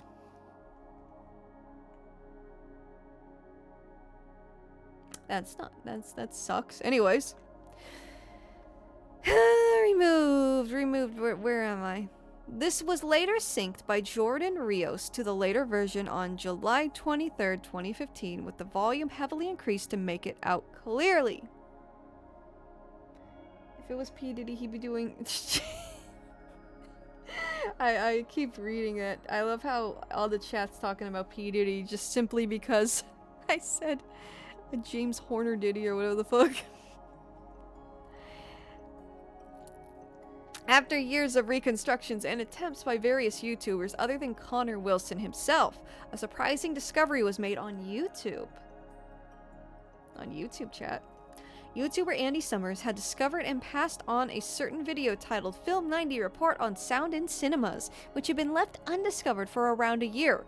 That happens a lot, yeah. People will like upload stuff, it doesn't get attention on it, and it has lost media. It has lost media in it. A really famous example is the Clockman short. It was just up on the internet for a while, but it was called like Sally or something. Anyways, it helped reveal more of how the logo had sounded before being cut off by an interviewee. But even hearing from the audio source itself, you could get a much clearer idea of how the original sound mix sounded, fully cementing the fact-based of a film tech post by Brad Miller that there was really no deep note in the trailer itself. It's crazy. The deep note was a lie. The deep note was a lie, chat. There was no deep note. It was a lie. They lied. They lied, chat. Chat, they lied. They lied. Wrong emote. Wrong emote. There was no deep note. I just accidentally refreshed the page by emoting, but there was no deep note. I can't believe it. I'm gonna refresh it again. Actually, we're not. Okay. Anyways. So, Cimarron. Rediscovery of the original mix. Let's go. Let's go. Let's do it. Let's do it. Hell yeah. They rediscovered it, chat. It's great. It's great. After all this work. Almost a decade. Let's see. 5, 6, 7 years after. Best way to keep stuff lost is by mislabeling. Yeah, for real. Casey, how you doing? How you doing? Hello, friend. Hello, hello, hello. Welcome. Welcome. Gotta love that goblin. I love Lost Media, man. I love it. I love it. I love it. Why do you think I'm here talking about it all the time? This is so fucking hype. Look at this. Okay, I'm glad you can see me highlighting it. I thought I was just doing that for nothing. Anyways, rediscovery of the original mix. On February 12th of 2022, a video was uploaded by user MagicFly2001. Uploaded a video. They did. MagicFly2001 uploaded a video entitled Empire LS THX Cimarron trailer. The description stating that it was the 70mm THX Cimarron trailer at the Empire Leicester Square in 1989. I probably misspelled that, but whatever. Sorry about the poor quality. Poor quality aside, the video uploaded after some footage of the film equipment shows the trailer after a jump cut. As theorized before, the trailer starts with the shortened version of the orchestration before it starts, where various sources of the original mix's fragments are now in full, having a deeper quality when the THX visuals tilt on its angle. It's like, whoa! We'll see that in a second. It goes for a little ride. It's going places. And what's surprising is the chime from the remixed incarnation is heard at the end, yet at the same key, mixed in with deep note of the original mix. More to its legitimacy is that it's within a UK cinema and the fact that the uploader has posted videos of reels. I mean, this would be kind of hard to fake, but yeah. On May 4, 2026, a high-quality 35mm Dolby SR print of the trailer. Oh, this is the new news. So this was the 2022 news. This. But now this is like the final. This is the closer. This is the big thing. All good things started in 2001. I mean, sure. It's like when the THX logo blasts through your house by informing you it was found.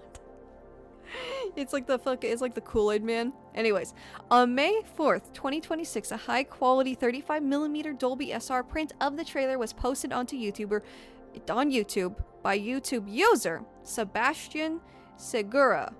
In the description of that video, he credits YouTube user Orbeez. Damn, Orbeez. Orbeez themselves. I can't believe this is what found it. I can't believe it. Orbeez.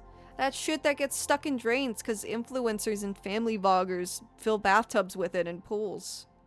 I can't believe Orbeez did something good for once. I can't believe it. Orbeez. Formerly MMO J. Dean Diff for finding this historical print. The company Real Revival for getting the film scanned, and YouTube user Nico Digital for color grading the film. Woo! So I think this is the one. Let's see.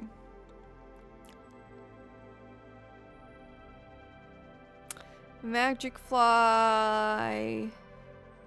Found the 2022 one, right? Let's see. Where was Magic Fly?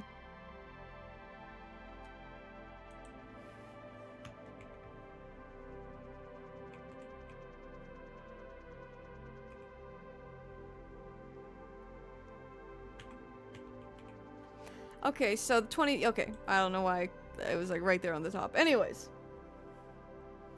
Arby's, they make good sandwiches. I know what you were about to say. Maybe you do, maybe you don't. Maybe you don't, maybe you don't. But yeah. So, okay, so this is the one by Magic Fly. This is the one that first came about. We're gonna find out what this exactly is and what they're describing with all the tones and crescendos and whatnot. So this is the film thing he was playing on. That's how movies are played, guys. That's how we watch movies.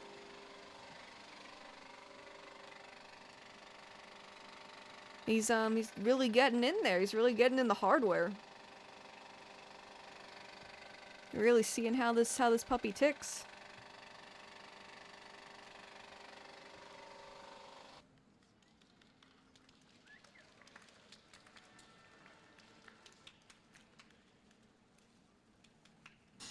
Oh!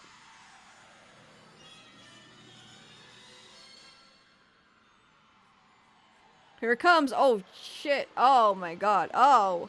Oh, Nelly. Oh, that's too close. For the 80s, that's pretty wild looking. That's pretty crazy. The audience is listening. So, yeah, that's a lost media. See how it's kind of like, you know, it's a cam rip. He's just recording it. It wasn't the direct thing. But it was found. Like, people could see it now. Right? Right. However, THX Logan could have killed a Victorian child for real. But... Oh, and Homer, hello, hello. Love those beautiful real machines. Can't believe they're still being used. Yeah, that's cool. That's cool. I genuinely, like, all that aside, that's really cool. And now here's a 1990 mix, circa 1990. So let's watch this. This is the one recently found. That was, like, color graded and, like, fixed up and everything. Ooh, that's cool. That's cool.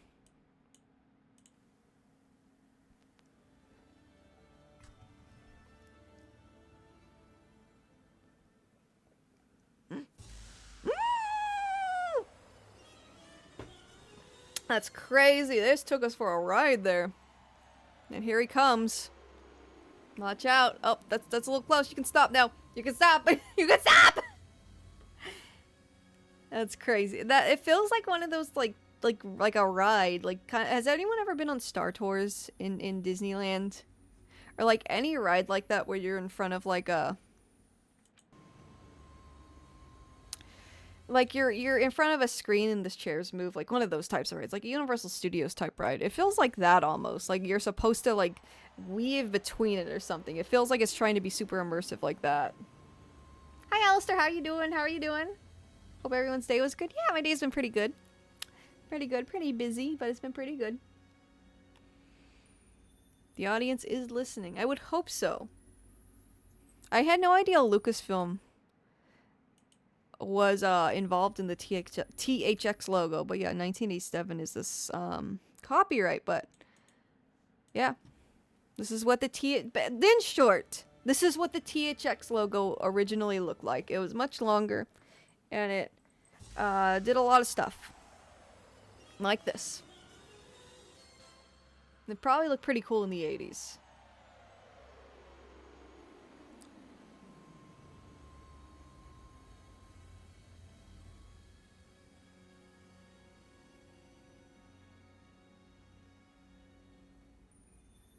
Like, all that aside, I think that's just so Kino, dude. I just think that's so cool. Went to Osaka University, yes. Universal Osaka. My dyslexic ass read that as Osaka University. I was like, oh, did you transfer schools? Universal Osaka sounds sick, though. I've always wanted to go to the Universals in Japan. I've never have. I want to go to Tokyo Sea, too. But I never have. But that's cool, that's cool. I hope you had a great time, friend. That sounds awesome. Remember when THX used to have a mascot? I don't. Welcome, by the way, excellent. How are you doing, friend? It's been a minute. THX mascot, really? But yeah, that was found recently. Oh, this fucking dude. Yeah. I don't remember I've seen him, but yeah. Yeah, this dude.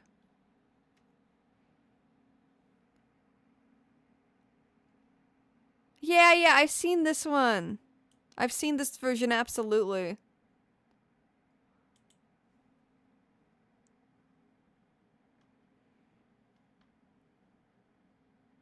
His name was Tex, get it? Because THX, Tex.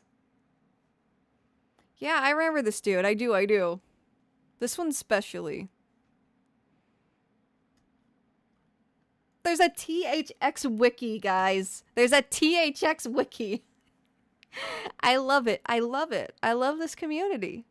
I mean, this isn't directly Lost Media community, but the Avid community. Like, this feels like an extension of that. Look, we got Broadway. We got THX wiki. My head's in the way. We got Tex. We got Bob. Who the fuck is Bob? Bob is a drone character created by THX. He has debuted in Tex vs. the Robot in 2020. He is the best friend of Tex. How do you know that? How do you know that? How do you know they're cool? Have you asked him? Okay, but yeah. So he's fairly recent. That's interesting, though. Yeah, there's a mascot. I guess they're trying to make him kind of like the Pixar light bulb, the Pixar lamp. That's the kind of vibe I get from him. But who knows? I do remember this dude.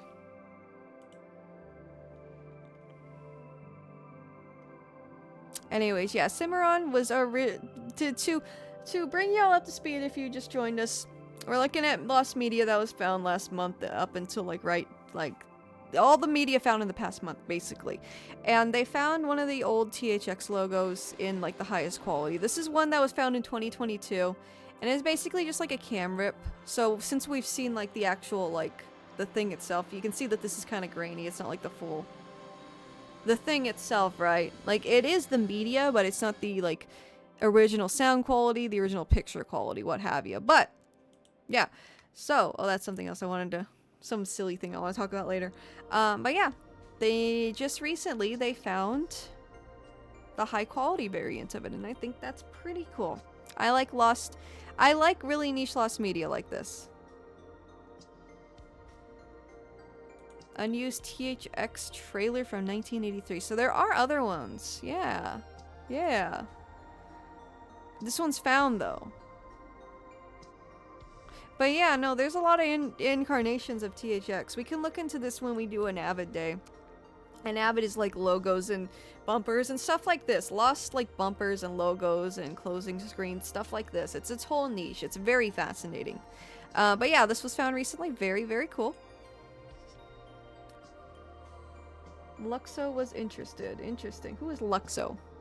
Lost Media, indeed, Sewer. Welcome, by the way. Welcome, friend. We were just talking about Cimarron.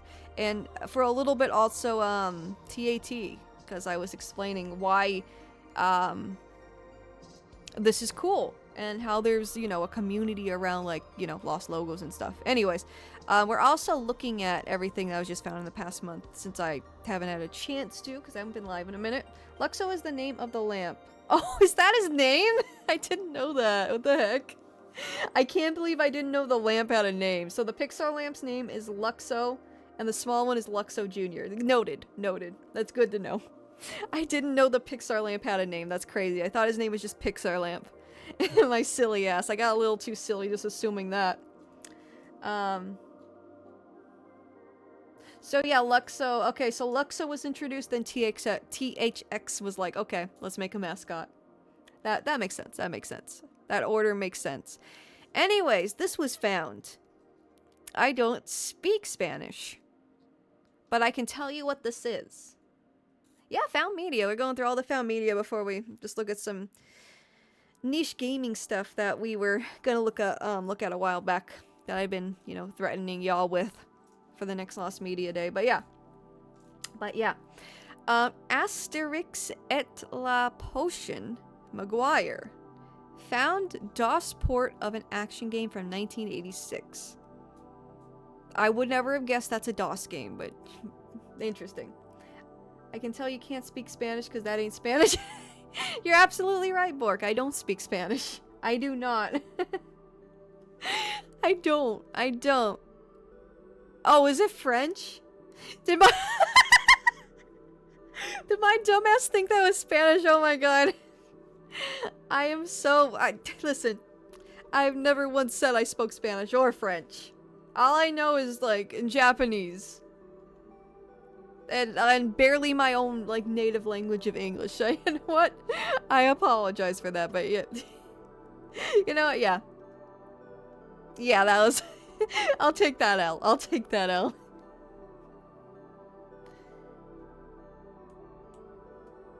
I'll sue you now. No! Don't sue me! Don't sue me! I'm deeply offended. No! I'm sorry. I'm sorry. Okay, let's restart. Let's restart. Pretend none of that happened. Pretend none of that happened. Asterix et la Potion Maguire. Found French. It's French, guys. Did you know this is French? Did you know these words are in French? I hope it's French. I haven't checked yet. I hope it's French. It's French, guys. Found DOS port of action game 1986. Asterix et la Potion Maguire. Asterix and the Magic Potion is a side-scrolling action game produced by Cocktail Vision, that's a heck of a name, for Amstrad CPC PC-DOS, Thomson MO5, and Thomson TO in the year 1986. Based on the popular Asterix French. There, okay, it's French, guys. Did you know? Did you know this is French? Guys, no, Scrabbles! I did nothing wrong. All I was assume that was Spanish. Can you blame me? I don't speak either of these You know what? Fine. I live in California. That is a criminal offense that I didn't know this is Spanish with all the Spanish language, like Spanish culture around me. That's heinous. Anyways. My experience with soccer stardust. No, sewer! Sewer, no! How could you, sewer? No! Ah! It's Jover. Damn!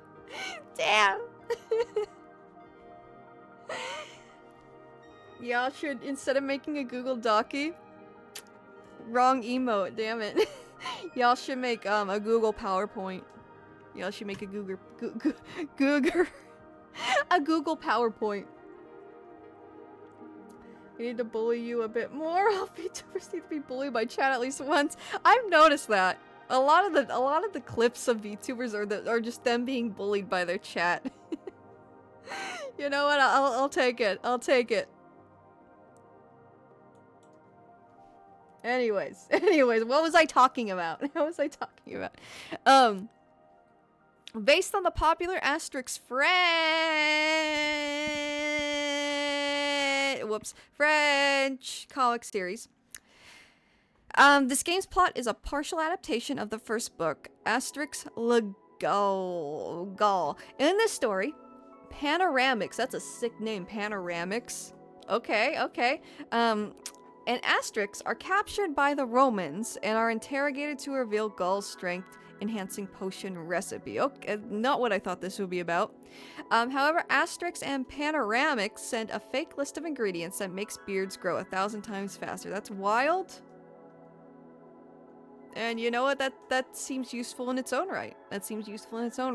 Each player chooses their personality and travels across Europe for the ingredients, with lists trying to avoid boars and Romans.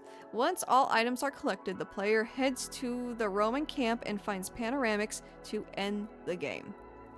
The game was not very popular, primarily because of its frustrating controls and mechanics. On top of that, there is a time limit which only increases by defeating Romans.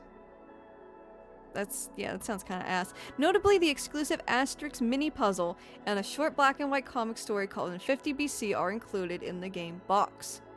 And is that lost? Was the comic lost?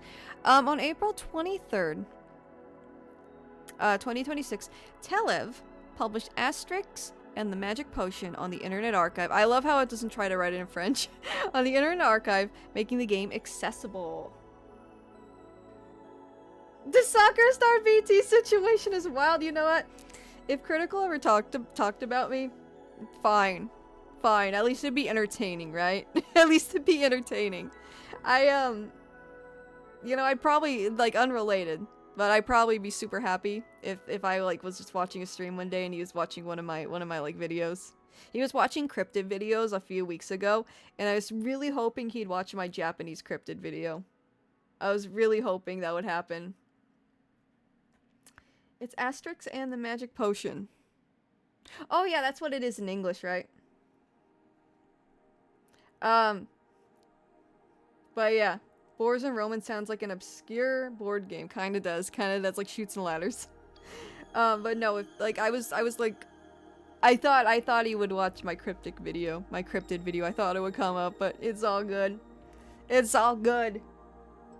I don't know, I just thought that would be cool. But anyways, let's throw avocados at her to see if she likes it. She needs to know the Spanish. No, I forgot if I said this or if you're just saying avocados, but I actually cannot stand avocados. That's one of the foods I cannot eat.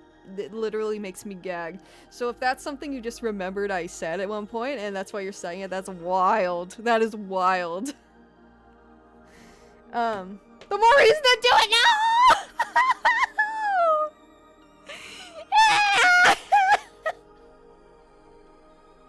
Why are you all bullying me? I'm just trying to read this article. Stop! Stop it! Stop it! Stop it!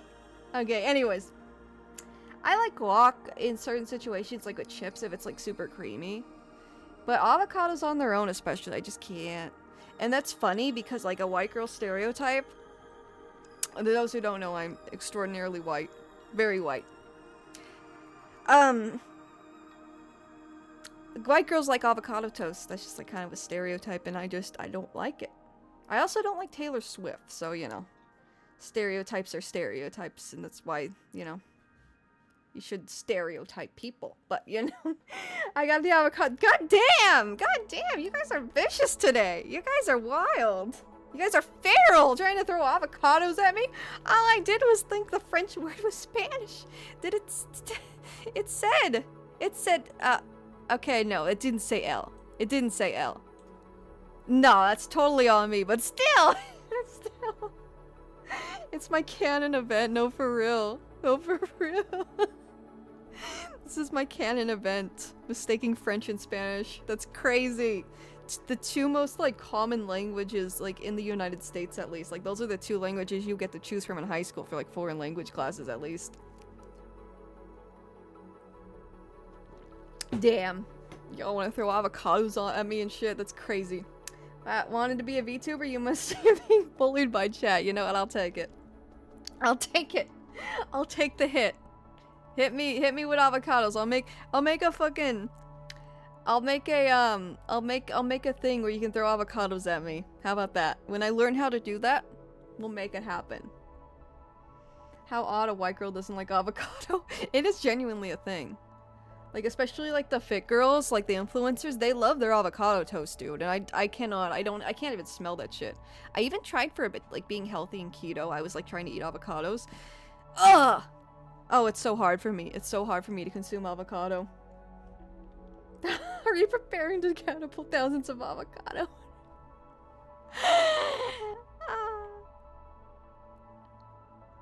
Anyways. Notably, the exclusive Asterix mini puzzle. I've already read that. On April 23rd, 2026, Telev published Asterix and the Magic Potion on the Internet Archive, making the game accessible. Here's the game. It's French, guys. Did you know it's French? Did you know that? This is a French game. It's from France. The title's written in French. I think this is in French too. I think this magazine article is in French too.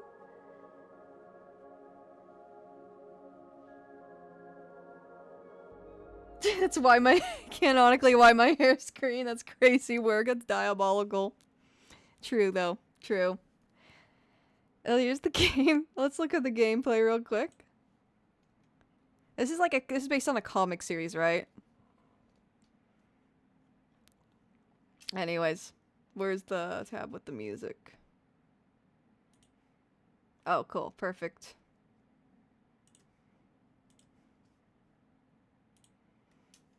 We even get it booting up, guys. Look at... No, the catapult. I'm catapulting. I don't know. It could be... It could be Catalan. Get her for that too. No! What is that? No! Is this what it looks like? Are you shitting me with this? Ooh, that's not very pleasant. It doesn't have sound, I don't think, either.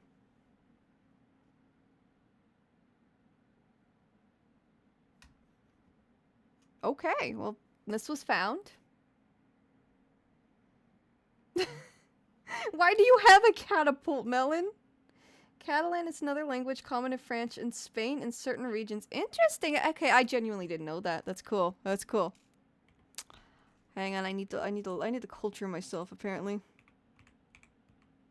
You know what's wild is I wanted to major in linguistics originally before communications, but it was one of those things where I read also. It's one of those things where the more I researched it, it was I was told that you can't really get a good job if you major in linguistics unless you get like a master's degree. So I didn't do that and I went for communications instead. Anyways, Catalan is a Western Romance language and is the indigenous and official language of 3 autonomous communities in eastern Spain. Catalonia,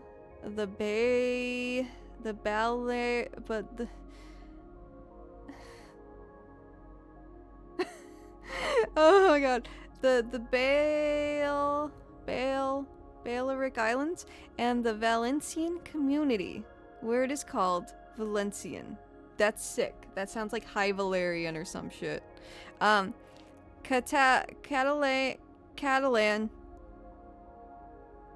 Catalan is also the sole official language of Andorra.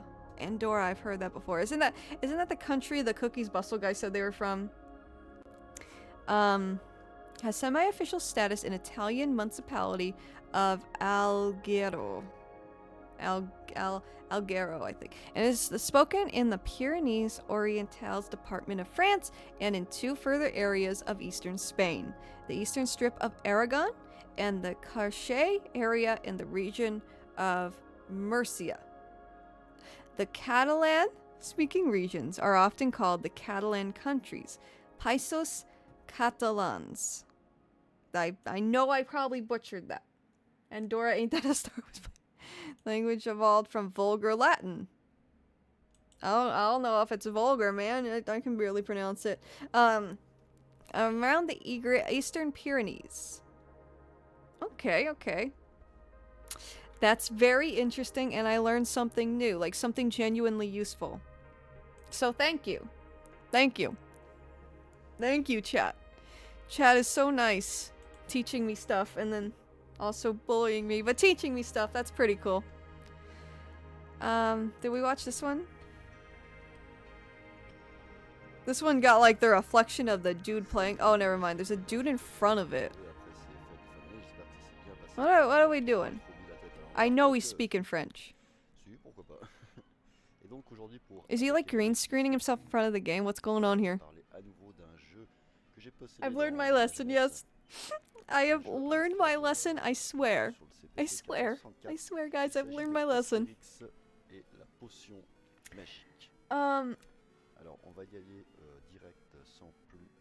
I'll give you the slip for not knowing how to pronounce that. Whoa, nice graphics. I'd like to get my hands on that game. I know exactly what that's from. That green screen is crazy. Regardez ce truc-là. It didn't even, like, he wasn't, like, even in the shot. You see that? Alors ce jeu, déjà, I don't know if that was intentional because he just kind of removed himself from the scene. But look at that. He, like, fades in. Salut tout le monde, c'est Gainer, je suis très content de vous retrouver après ces fêtes de fin d'année. J'espère que c'est bien passé pour vous. He, like, Pas fades trop de in. tête à l'envers, quoique. Si, pourquoi pas. But he's, like, Aujourd'hui, not pour in the cette shot. j'ai décidé de vous parler No! que j'ai Not posté the dans ma avocados! playlist. Not the avocados! Anything! Anything but the Il avocados. s'agit de Astérix Anything, please. magique. Please. Alors, on va y aller direct sans Please. plus attendre. Voilà. Anything but the Alors, avocados. ce jeu... Voilà. Alors, ce jeu, déjà à l'époque, mais j'avais juste rien compris. Chad is nice enough to graciously hand you avocados. Thank you, Scribbles. I'll graciously take them. Et moi, ce qui m'avait And fait I'll rager know. dans ce jeu, Put them somewhere away from me. Go donate il y them. a tellement Hi, de Ludacris. How are you? complètement incompréhensible dans ce jeu Welcome back. que It's the country where people don't pay taxes at all if they are streamers. That is insane. It's freaking financial paradise for European streamers. That's crazy. Do any big streamers live in Andorra? That's insane. I think isn't it really hard to like immigrate there, or is that somewhere else? There's one European country that it's like all super wealthy people, and to get into the country you have to be like either a millionaire or it takes like I think it takes like 30 years to immigrate there, like to get residency, or you can have like you can get in if you have a relative. Andorra, huh? Yeah, that's what I want to know. Yeah, there's one country. There's one. It might be. Is that Liechtenstein? That's probably it. That's probably it. I forgot where I heard about that, but yeah, it's a very wealthy country, and you can get into it by either waiting 3 decades or and it's a very small country too, from what I've heard, from what I recall hearing, and it's either that or you go file paperwork and prove you have a relative in the country or you're a descendant of somebody from that country, and that's how you get in. I don't think it's Monaco. It's like I'm pretty sure it's Liechtenstein. If I'm pronouncing that right, I'm sorry. But yeah. So this is a found game. I'm still very confused as to what's going on here. Bro just fades in. You can't see his head. He's just like a disembodied torso. I can't understand French. We made that very apparent over the course of this stream. But what is this? Is he just like... I'm almost scared. Watching Japan Urban Adventures, like this dude found this abandoned hotel building and it had an arcade and it had so many rare arcade cabinets were left. Please link me that video. That sounds sick. I'm actually doing a video kind of similar to... I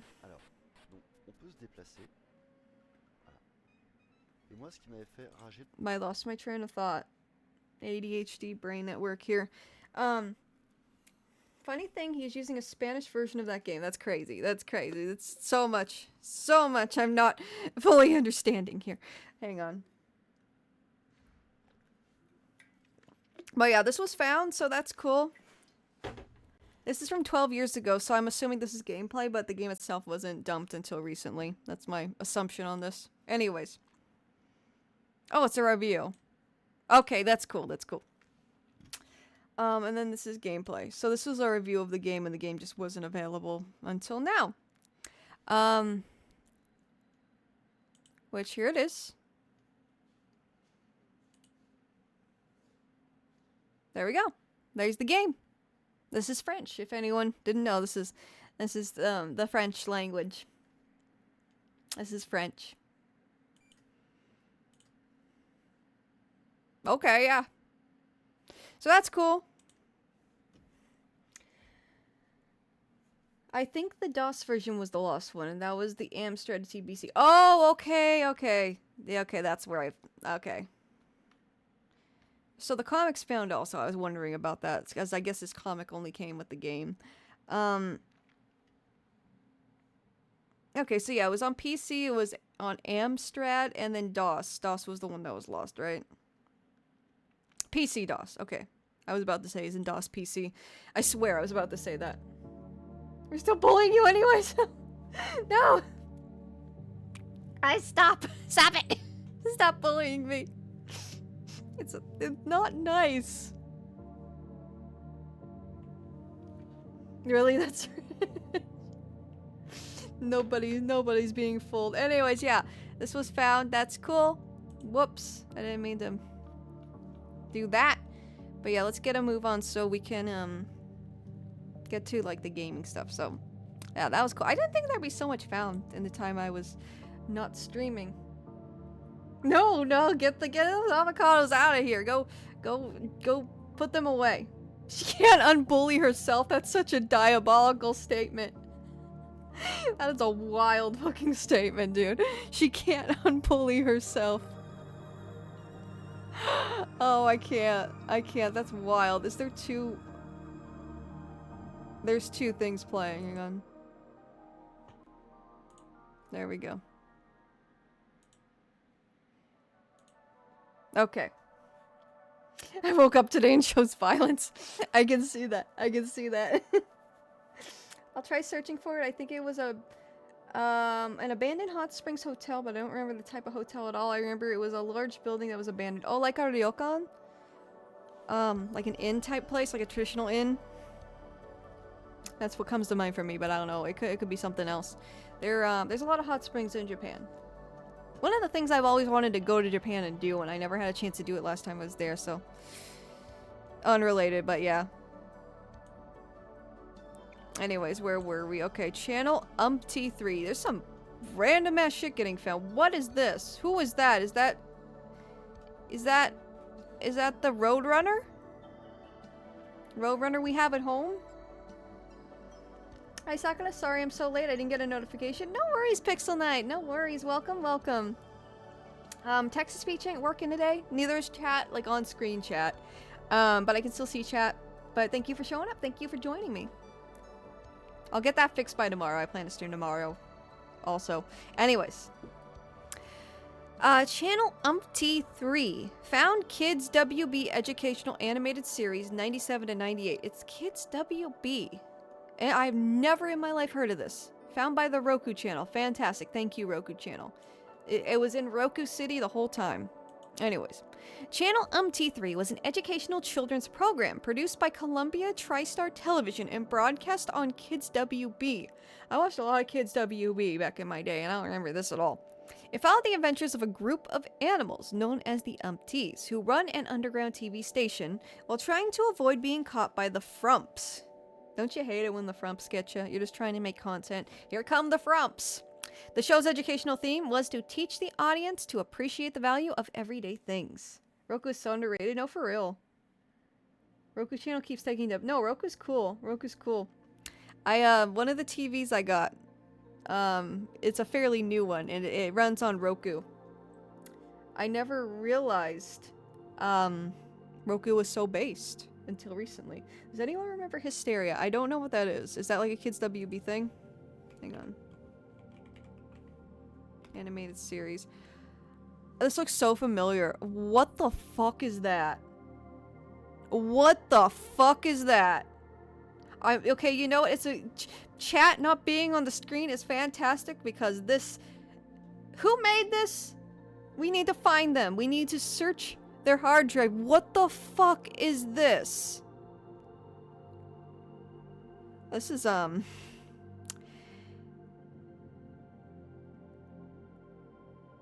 This ain't it. This ain't okay. This ain't okay. Whatever this is. Oh, get it off my screen. Get it out of here. Get it out of here. Anyways. Yeah, what the fuck was that? Tubi's also amazing. Yeah, Tubi is goated. That's the one where all the Cartoon Network stuff's on now, right?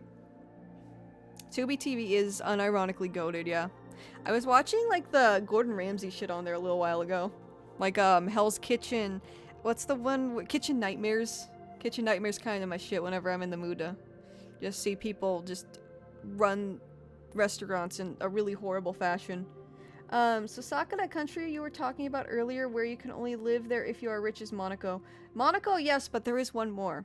I think it's Liechtenstein, where you have to be rich. You also have to be pretty much rich to live there. You have to have like a descendant from there, or you have to pay your way in, or you have to wait 30 years. There is legitimately, like, there's another country with those rules. It wasn't Monaco, but yeah, Monaco is another country with those kinds of guidelines to be a member, be a resident. So, you know, people say it's hard to, like, be a resident of Japan, but compared to, like, really wealthy countries like that, you know, it's a bit easier. It's a bit easier. Well, it was fun till it wasn't. Yeah, I love how that's, like, one of the first things to come up, dude. That was insane. If I want to go watch an old sci-fi movie or some tokusatsu, I go on Tubi, yeah. Dan Schneider, directed by Quentin Tarantino-esque cartoon, yeah. And we got, like, for some reason, like, fucking, Kojima's up in there. It's like a Kojima, but, like, Kojima was also up in there. Anyways. Yeah, so this. I don't remember Hysteria, to answer your question, though. To answer your question, Ludicrous, I don't remember that. And now I remember it even less after seeing whatever the frick that was. But yeah, I guess this probably aired around the same time. It was another late 90s one. Because the show's short run in general obscurity, only 4 of the episodes as well as the intro theme are available for viewing online. All 4 of these were uploaded to YouTube by user umpty3tv. So they're either really into umpty3 or like they have some affiliation with it. Between 2009 to 2011, but later had to be mirrored elsewhere after the original uploads were blocked by Sony. So yeah, probably just a really big fan. On May 24th, 2024, LMW user Green Schneidy. I got Dan Schneider on the brain thanks to whatever the fuck that image was earlier. Green Shieldy.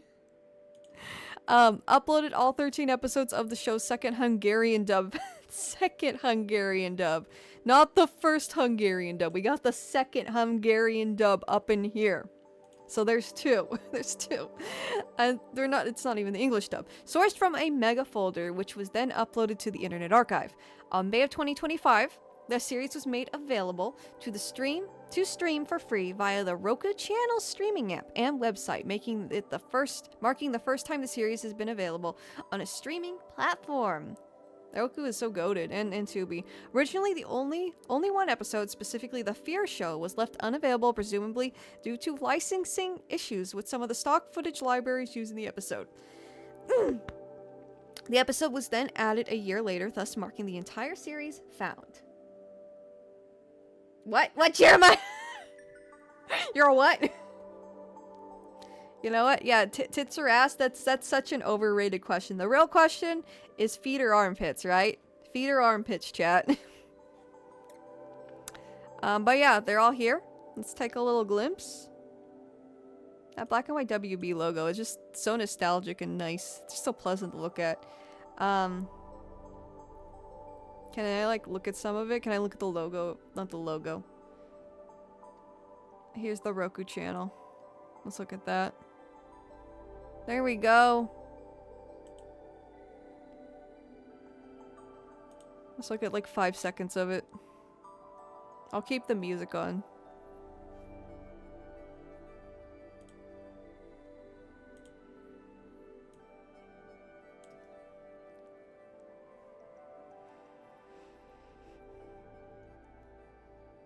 Is it playing? Is it playing anything? I don't hear anything. Hang on.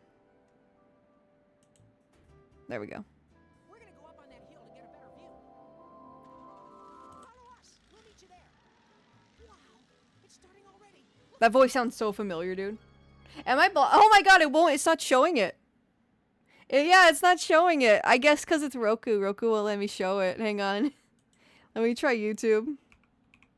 I just realized. I noticed when I try and screenshot from streaming apps, it does that. Too, like it's just a black screen. Like if I try and sometimes I'll screenshot like stills from anime for like art reference, and like certain apps will do that. Anyways, what was that show called?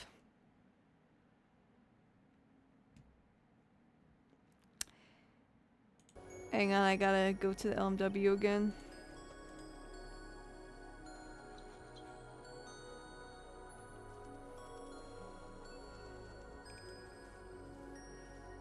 T3.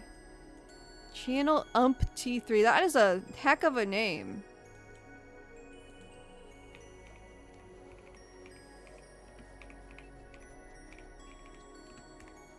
I just want to see the opening. This is literally the episode I was looking at. Intro and credits. That's good enough for me. That's good enough for me. I just want a little gander at what we're dealing with here.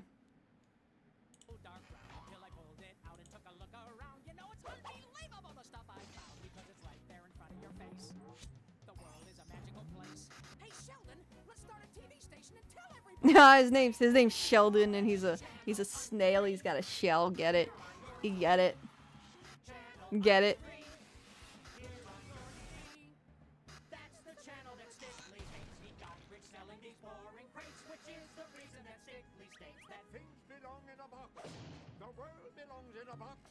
It almost has like Animaniacs vibes. I'm pretty sure Animaniacs was it on Kids WB or was it Cartoon Network?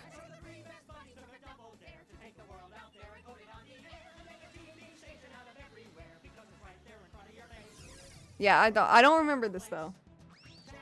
Animaniacs was on both. Okay. Sheldon like Bazinga. Okay, I'm gonna be. I was gonna make that joke. I was gonna make some kind of Sheldon joke, like Big Bang Theory, Young Sheldon. Is this Sheldon? I was gonna say, is this Sheldon from Young Sheldon or something like along those lines? But I thought that'd be silly. But then I forgot. I am silly. Anyways, that's what that is. There we go. What else was found? Brick stew. Brick stew. Here's brick stew, chat. It's very old. It's from 1960. I saw that quickly. Cartoonsearch.com. So here's probably where the info is. I'm gonna pause it. Well, we can look at a little bit of it. It's yeah, an old pilot that went unsold. Whoops. Your full silliness should not be contained. Absolutely. Absolutely. At least not here. This is a space to exert your silliness. It's, you know, has to be done. What? What? I forgot what it's called. Hang on. Brick stew?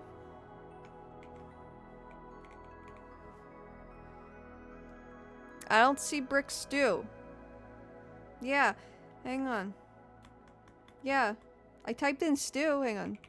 Well, I typed in brick. Where's brick stew?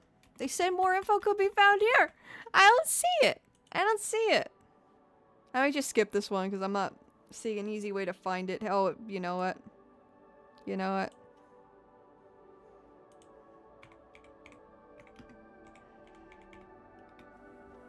I'm just silly. There we go. Here's a story for you. A little over a year ago, my friends over at the Academy of Motion Pictures Art and Sciences called me up and asked me if I ever heard of a UPA cartoon called Brick Stew. My answer was no, never heard of it. Why do you ask? They said that the Academy's Film Archive had been going over abandoned negatives acquired by the Academy from the defunct Do Art Laboratory in New York City. They found a cartoon that they had no reference to in any books or data at the Margaret Herrick Library. I was flattered to be the first person they called after exhausting all of their resources. Atlantis is 25 years old. Yeah, that's crazy. A place of whimsy. A space of whimsy, rather. Yes, yes. It was produced by UPA. I wish I knew. I wish I knew what that meant, but let's read on. UPA cartoon. We'll figure that out in a minute. I'm gonna make the text a little bigger. There we go. I asked for a chance to see it. At that time, it existed only in negative form. They gave me a few frame grabs from the titles, but didn't have any plans nor the budget to make a print. They simply wanted to know what it was. They apparently had an undocumented UPA short with no plans to make a print. Hang on, that's not the right emphasis there. It's not supposed to be read that way. They apparently had an undocumented UPA short with no plans to make a print. Curiosity was driving me crazy. I had to see this film. Furthermore, I stated that I would commit funds from Asifa Hollywood's Preservation Fund to make a print and create a high-definition digital master. With that commitment and a check from Asifa Hollywood, am I pronouncing that right? During a 3 or 4 month period last fall, Brick Stew was added to the Academy's list of projects slated for restoration. Hell yeah. I love to see it. A lot of these, they just, it's just a barrier of, money. Just needing the money to restore the stuff. Anyways. Or yeah, the budget, because old film and stuff, to be viewable on the modern scale with newer technology, it takes some work. And sometimes these films are a little damaged and require a little love and care too. UPA is short for United Productions of America. It was the cartoon studio created cartoons for TV in a low budget and thick art line. Hanna-Barbera soon followed its style. Okay, so it's kind of like a precursor to UPA. And it was the cartoon studio created cartoons for TV? Okay. That's interesting. I always learn so much in these streams. It's so cool. But yeah. The first thing done was making a work print off the negative. This would be my first chance to see the film. To be honest, considering its pedigree as a UPA cartoon, it was a bit of a letdown and a bit of a mystery. I can't release the whole film online at this time, but I can post a few frame grabs, and I'll take a chance of putting the first minute online below to give you an idea of what it's like. My thoughts and theories. This is clearly, by credit, one of the last cartoons by Stephen Bostow, produced at UPA before selling to Henry Saperstein. The copyright date is 1959. Damn. It has full screen credits and a credit for Technicolor. That credit usually appears on theatrical cartoons' main titles, not TV cartoons. Interesting. Though it looks like a TV cartoon or a pilot, they formatted it for a theatrical release. Perhaps it was intended as both a pilot and for theatrical in the series UPA was distributing themselves. After the Columbia deal ended, UPA self-distributed I Was a Teenage Magoo, Magoo Meets Frankenstein, and Magoo Meets McBoing Boing. I don't think I want to meet McBoing Boing, I'm just saying. Magoo Meets McBoing Boing. What a diabolical name, dog. What a diabolical name. I don't want to meet McBoing Boing. I mean, he can go off. Go ahead and meet McBoing Boing, but I'm good. McBoing Boing is diabolical. There it is. There's McBoing Boing. That's wild. Anyways. The film has a UA TV logo following the end titles. From this, I summarized that UA perhaps had to deal to represent this pilot to prospective networks or local channels. The UA had tremendous success with the Looney Tunes. Okay, so UA, not okay, hang on. I was on a different train of thought there. Drawing different conclusions than what it is. With the Looney Tunes and Popeye AAP cartoon packages, and were clearly in the market for more cartoons. They also had a similar deal with Bob Clampett and Beanie and Cecil. I'm not old enough to know who any of them are. Who any of these people are, especially McBoing Boing. Their hunger for a new package. I'm pretty sure I think Magoo is like Mr. Magoo, right? I think I know who that is, like that bald cartoon character. They also had a similar deal with I just read that. Their hunger for a new package of cartoons led to financing the Patty Freiling's Pink Panther, Inspector, and further theatrical shorts in the 1960s and 70s. Okay, so Pink Panther is a... Was it on UPA? Is that one of them? Because I can see that art style matching this. That's kind of in line of what I'm looking at here. Apparently UA had no success selling Brick and Brack to television. Bostow never released it to theaters. Saperstein was unaware of this Bostow short. Otherwise, he would have included it in the Magoo's TV syndication package, as he had included other TV pilots sans Magoo. Oh, Emily Floof, hello, hello, welcome aboard. Welcome to my little stream. I had some gaming news around last week, but I saw you were not feeling well, so I hope you're feeling better today. Anyways, the news is that we got new footage of Kirby Bowl 64 Kirby's Air Ride. Oh, purple scroll. Yeah, you can change your avatar if that's what you mean. You do it like this. Hang on. I'll show you. I'll show you.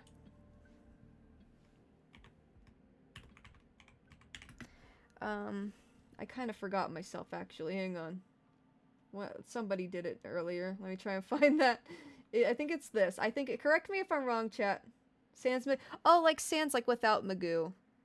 Without like I think that's what they're saying, right? Sans like sans serif, like sans serif is a font without serifs which are those little feet. Like in Times New Roman fonts, like those little like feet at the bottom of fonts. I think sans is just a fancy way of saying without it. Yeah, thank you, Emily, thank you. Yeah, exclamation point avatar. I don't think I have Kirby though. And I'll make myself, who am I? I don't remember who I am. I'll be, who am I? Who am I? I can't tell. Let me open stream avatars.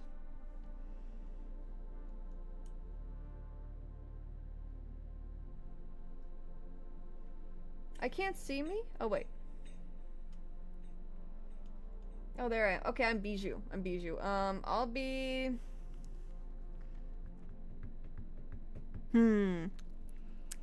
I will be... I'm you're right, Scribbles. I am Sakura. Reshiram is not there. I only have the first two gens of Pokemon so far. I was just going by the packs that were available on the stream avatars, so like what I could find.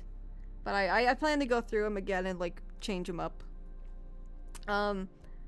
Heck, I'll do Totodile.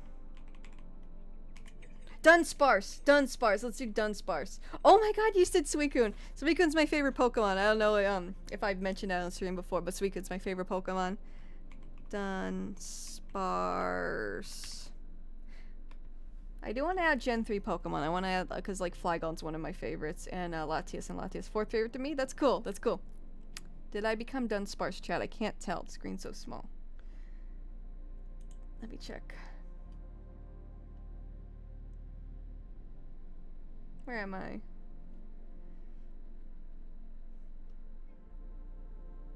Where am I? I don't see me.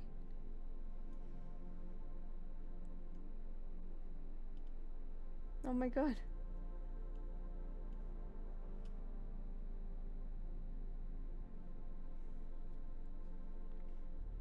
Oh my god, I genuinely don't know where I went. Oh well, oh well.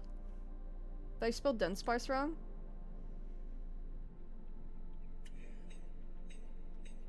You've recently come to like Suicune a lot as well, Mush? That's cool. Yeah, I'm a big Suicune fan. I've always really loved Suicune. I still have my Suicune. I see the very small Dunsparce. Okay, cool. Yeah, but yeah, long story short, that's how you change your avatar. And yeah, you can be whatever you want within the small range of things I have downloaded. I'll fix it up more when I have more time. It's moving very slowly. I love it. I love it. But yeah, Suicune's cool. Suicune is, I still have my Suicune Monster Collection figure. I got it around like 2002-ish when I was a kid. And I'm a big Suicune enjoyer. I'm a big Suicune enjoyer. Hamtaro should work. I have all the hams. Anyways, back to this. I don't know if it's worth reading the whole thing. I just kind of want to know what it's about. We kind of got the background so far.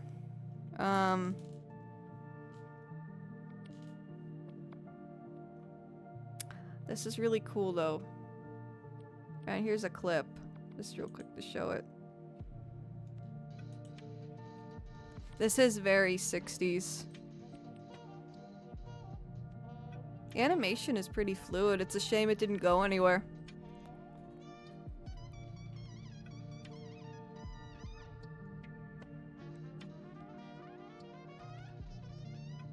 Unless that UPA logo's been reused, and I'm just like, Yeah, the UPA style's cool. Check my last message. Oh no, where is it? Hang on. Oh, okay. I see. Sorry. I got distracted by, the avatar thing. UPA style is also the art style most people associate with the 50s cartoon. Associate the 50s cartoon PSA with. Yeah, they couldn't adapt. Oh, hang on. UPA for short. UPA is short for United Productions of America. It was the cartoon studio created cartoons. I read that but for TV in a low budget and thick art line. Yeah, they couldn't adapt the full-length Tom and Jerry or Looney Tunes theatrical cartoons for TV because the technology wasn't quite there. So UPA showed up to fill the gap between the 50s and 60s. Interesting. So, was most of Tom and Jerry made for theaters at that point in time? Or was, like, Tom and Jerry on TV? Because I always assumed it was just a cartoon on TV. I never really, thought of it that way. But was, like, Looney Tunes and Tom and Jerry, were they, like, intended for theater appearances back then? UPA style is also the art style most people associate with the 50s cartoon PSA with. Interesting. McBoing Boing is a name with aura. Yeah, McBoing Boing, Hector the Booty Inspector. We talked about that one a little while back. Like, those are names with aura. Oh yeah, sorry, Jeremiah. I didn't notice those. Yeah, most cartoons were released mostly in theaters up until the 60s. Interesting. Okay, now I know. The more you know. I've definitely seen that logo. Yeah, it looks very familiar, right? And I was about to say, oh, it's a shame. That looks so fluid and cool. I'm sure that is on other productions. Unless that's like a specific variant of the UPA logo. I don't know, but it looks like something that's been used on other things. Brick Stew. And yeah, Technicolor, that's a theater thing, right? Hang on.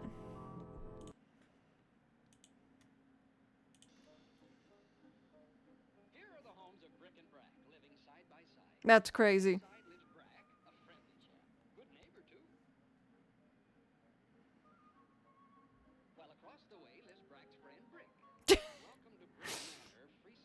That's wild. Bro does not care.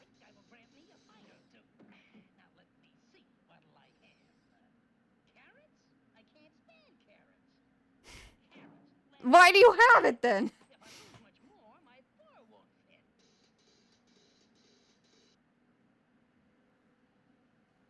Oh, I wanted to see the other dude. Well, I guess we still can. It's found now. It's found now, long story short. So like No chicken. That's what I got. Remember, whatever the rules there. Part of all this.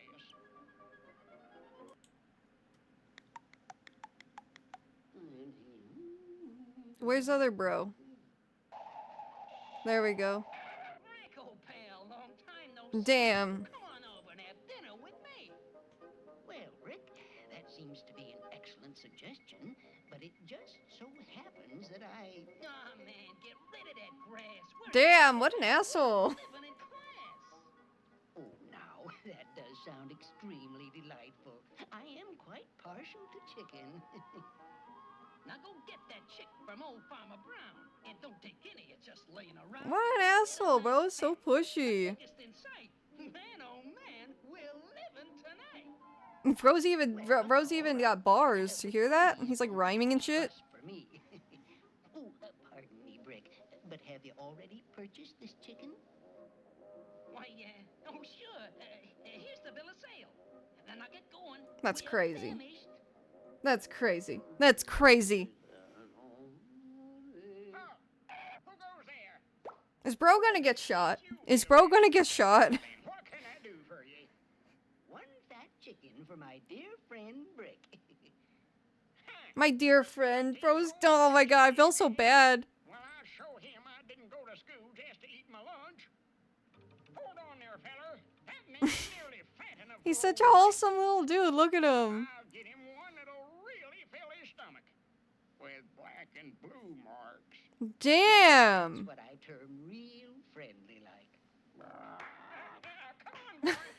Did it autocorrect from Elmer Fudd to emergency fund? That's crazy. That's wild, Alistair. But yeah, Elmer Fudd ripoff looking eye, yeah. And yeah, Jeremiah said Take him quick. Oh, say, before he is right. the chat goes This away. will make Brick deliriously. I'm invested now. What's in the bag? Tom and Jerry, Mickey Mouse, Donald Duck, Popeye, Felix the Cat, Looney Tunes, and everyone that was in color. Everything that was in color and had that fluid animation was exclusive for theatrical releases. That's very interesting. And that makes sense. That makes sense. Because, you know, that's where the money would be at that point in time. And there wasn't color TV at this point. In the 60s, like, most TVs were black and white. So that absolutely makes sense. It's just something I never really thought about. Thank you, Jeremiah. That's fascinating. You should have seen the Pink Panther in the original trailer of the first movie. He was behaving like a real creep. Are you talking about the live action one? Yeah, I've seen that. Also, I did see the Crucified My Melody YouTube short. What on earth did she do to all that? Yeah. That'll be explained a little more in my YouTube video when I upload it soon.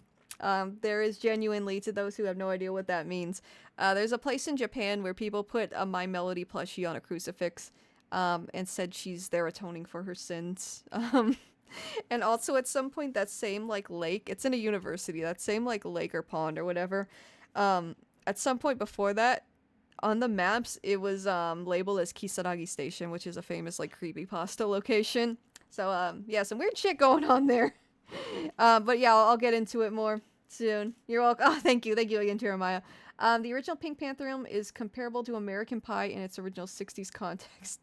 Yeah. American Pie is a crazy movie, dude. I saw that when I was way too young to see it. But yeah, no, that's interesting. I learned a lot. Also, I love this dude. He reminds me of Rossetti from Animal Crossing, but like a really nice version, a really nice, calm version. Show I watched as a kid, Spartacus and The Sun Beneath the Sea had characters named Bick and Back. I wonder if they got the names from this. Maybe. If people in the animation industry, like, knew of this and maybe just, like, repurposed the names or something, I don't know. I had to dip a bit after the THQ thing, then I hear Elmer Fudd looking on. Yeah, we're going, this was a recently found old animation that was made for TV.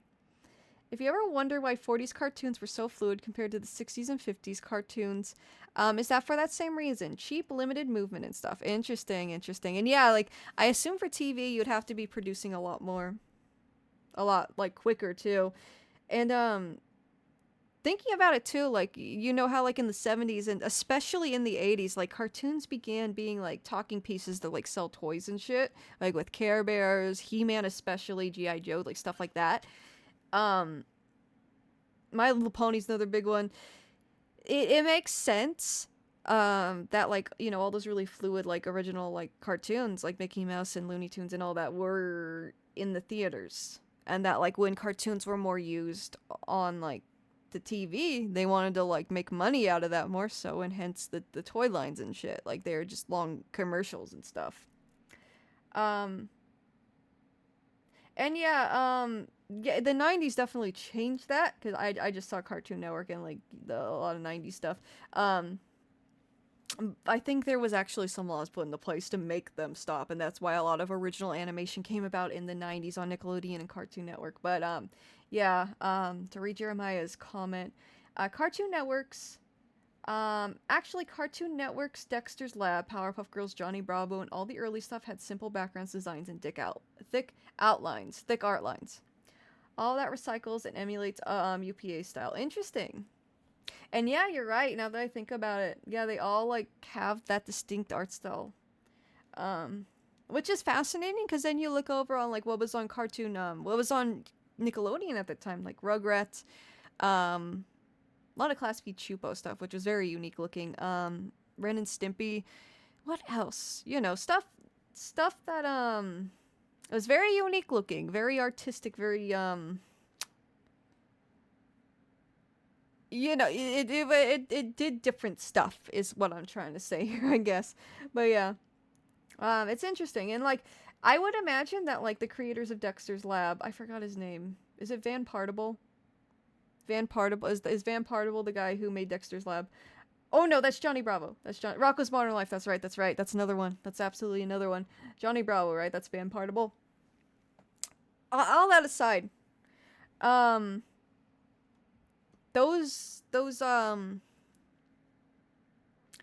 They those artists probably grew up with a lot of these like 60s animation too. I would imagine at least, and were like inspired by it to an extent. I think around that time there was a mandate for cartoons to be educational, which explains those Sonic Says segments from that one Sonic cartoon. Oh yeah, Sonic. There's one that's literally like Sonic says, "Don't go inside a washing machine. It's dangerous." I shit you not. One of those Sonic Says sections is like, "Don't go into a washing machine. It's dangerous." I gotta find it now. I gotta find it. That does it. That does it. I gotta find it. I gotta find it. What is playing? I don't like that. Anyways. That's no good, yeah.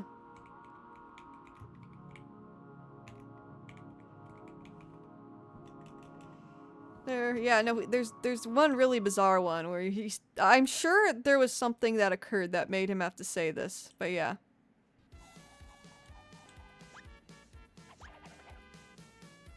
Gendy Tarkovsky, that's it.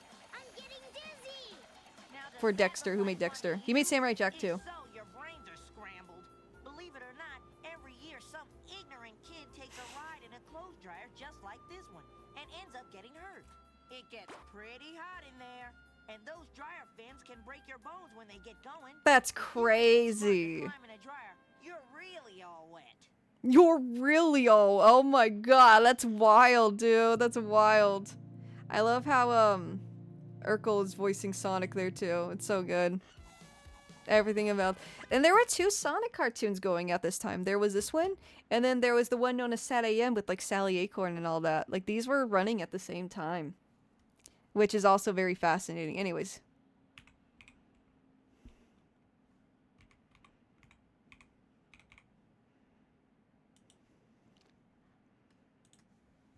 But yeah. Where were we? Help me, Tails, I'm stuck in the washing machine.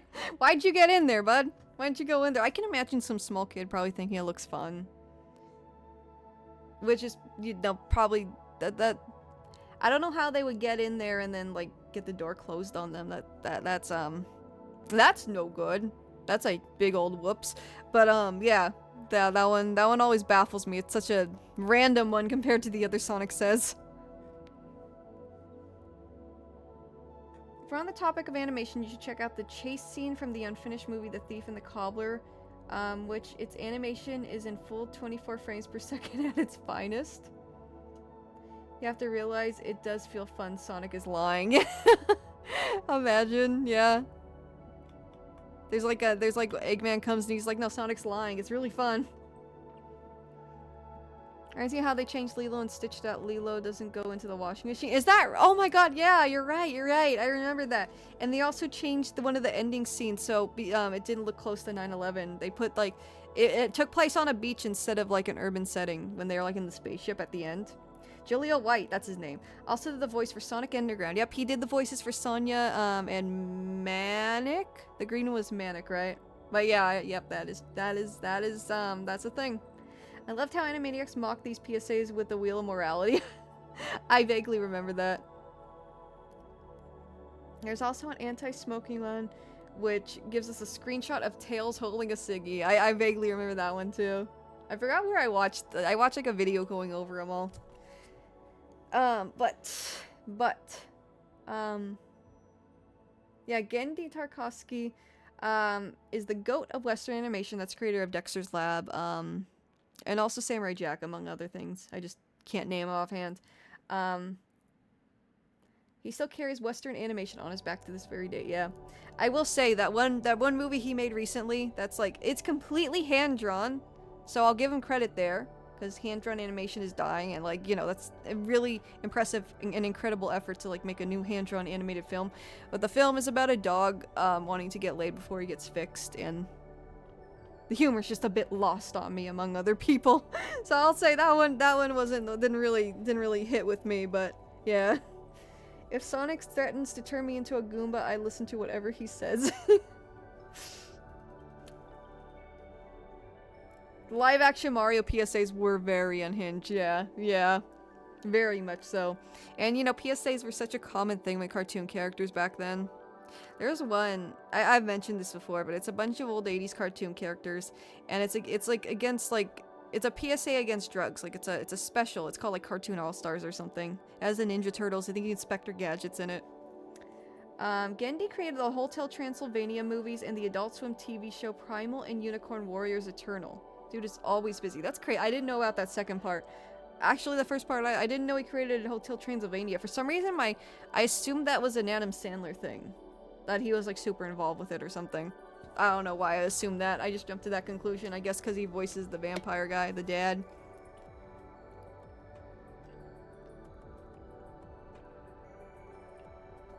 Had to get some water. Alright, anyways. I'm back. How are we? We good. We're just going through found media still. There's quite a bit of it. There's quite a bit of it. And, Melon said, let's see.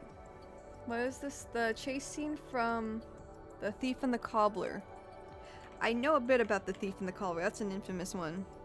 And that did release though, but it was super, like, cut down, right?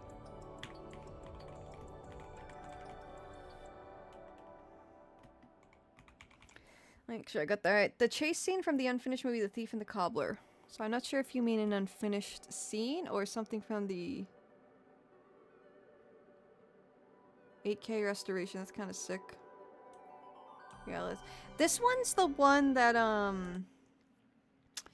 they were working on it from the 60s to the 90s, right? Like, this had a really ridiculously long, like cycle. Like, some of these scenes were done in the 60s, right?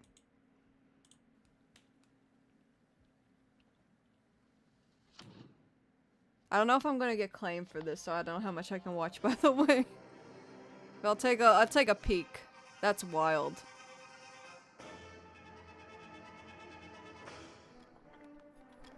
Oh. Oh, that's trippy.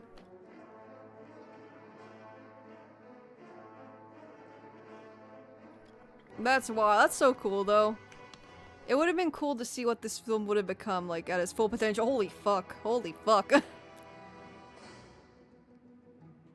That's so impressive, though. I have so much respect to stuff for stuff like this. I'm just skipping because I don't know if I'll get claimed for it. It is very impressive, though. Holy crap. You've finished Yum Yum Shoe. You've done it. Bro feels like a cross between Jafar and, There's no need the genie for you from Aladdin. fail. I don't know if there's some connection there, but that's interesting. That's cool, though. That's so cool. I want to read up more on this topic someday. There's so much going on with this and the history of it.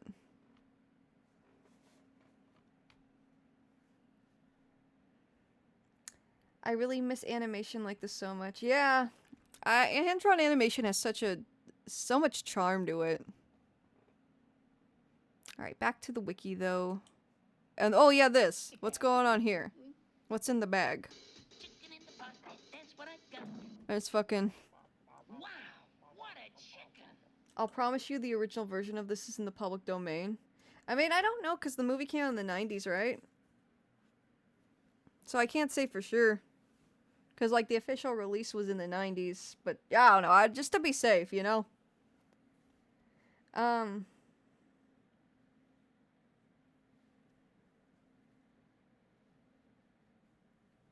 As the animators breaking their backs and eyes, creating the whole sequence. Oh, yeah. Oh, yeah. It was made by the same guy who went on to create the animation for Who Framed Roger Rabbit. Oh, interesting. Very interesting. But yeah, that's very cool. Very cool stuff. Why, yes, Oh, that chicken this is feral. all chicken in a yard wide. And now, if you'll excuse me, Brick, I believe I'll toddle home and tidy up a bit. Chicken in the pot, that's what Oh, bro's about to get fucked. with the lid on top. That's a chicken? Oh, bro. It's over. It's over. It's over. Bro destroyed the entire home. Good evening, Brick. Is dinner ready? Dinner ready? Well, like they say, a carrot in the hand is better than...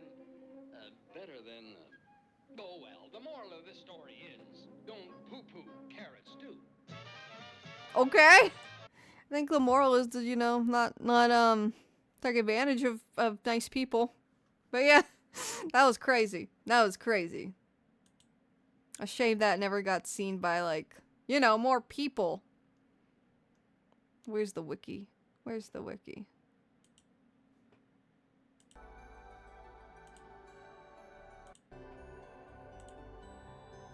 Apparently he wants to make a new movie and book with that. Oh, The Thief and the Cobbler? That's interesting.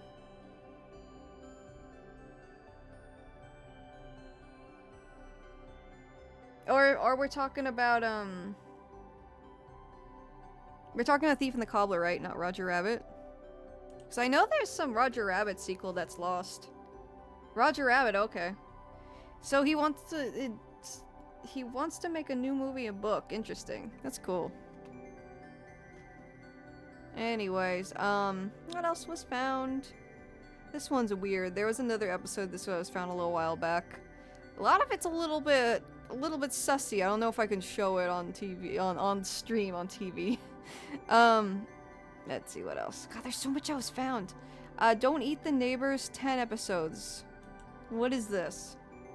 It's a British-Canadian puppet series created by Christy Falcos, Richard Robinson, and Patrick Tilty, and was produced by Granada Media and Sexton Entertainment. Interesting. The series only ran for one season and 26 episodes, premiering on from December 20th, 2001 until 2002 on CITV in the United Kingdom and YTV in Canada, were titled as Big Teeth, Bad Breath. That's a crazy-ass name. But yeah, so in May 2026, Pesos Bills Lost Media uploaded 10 additional episodes on YouTube sourced from Canadian Big Teeth Bad Breath airings on YTV. So 10 episodes of this series, which is still partially found rather, was found, so that's cool. Just see what it looks like. Often in a space It's a puppet show. have been designed visually and created as puppets. And Where are the puppets? Where are the puppets in question? Yeah, the production for Thief and the Cobbler went 29 years, yeah. So from the 60s to the 90s, that's what I had suspected. I know they started production in the 60s. I want to see the puppets!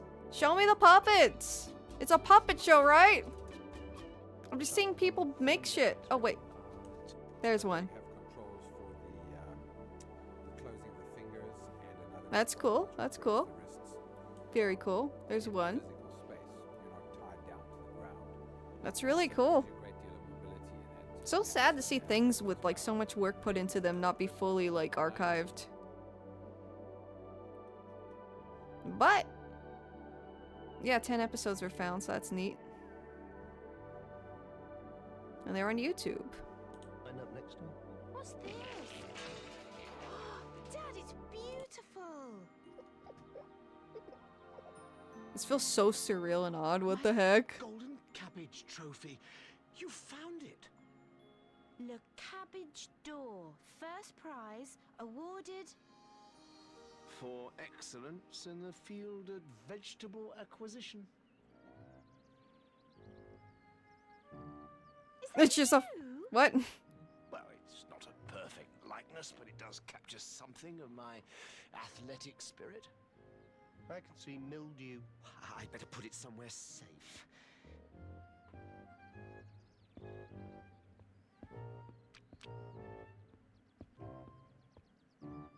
There. No touching, okay? Terrapin? Oh, please, I am an adult. Give me some credit. Damn. I said no. And cheap emotional blackmail just won't work with me anymore.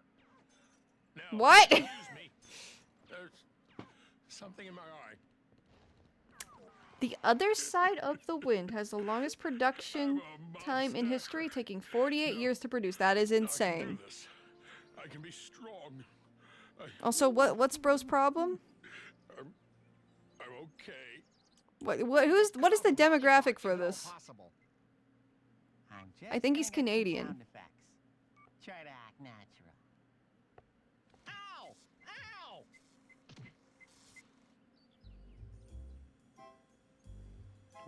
crowned a conker.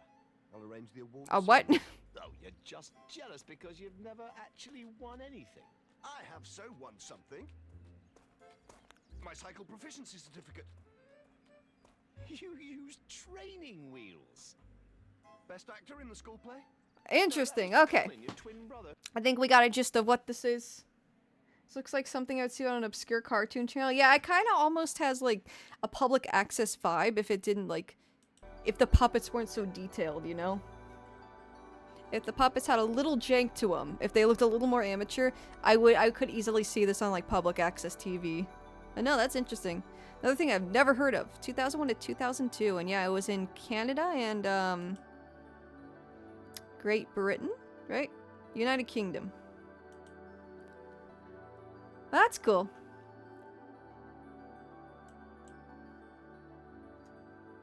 Whoops. Went a little too far back.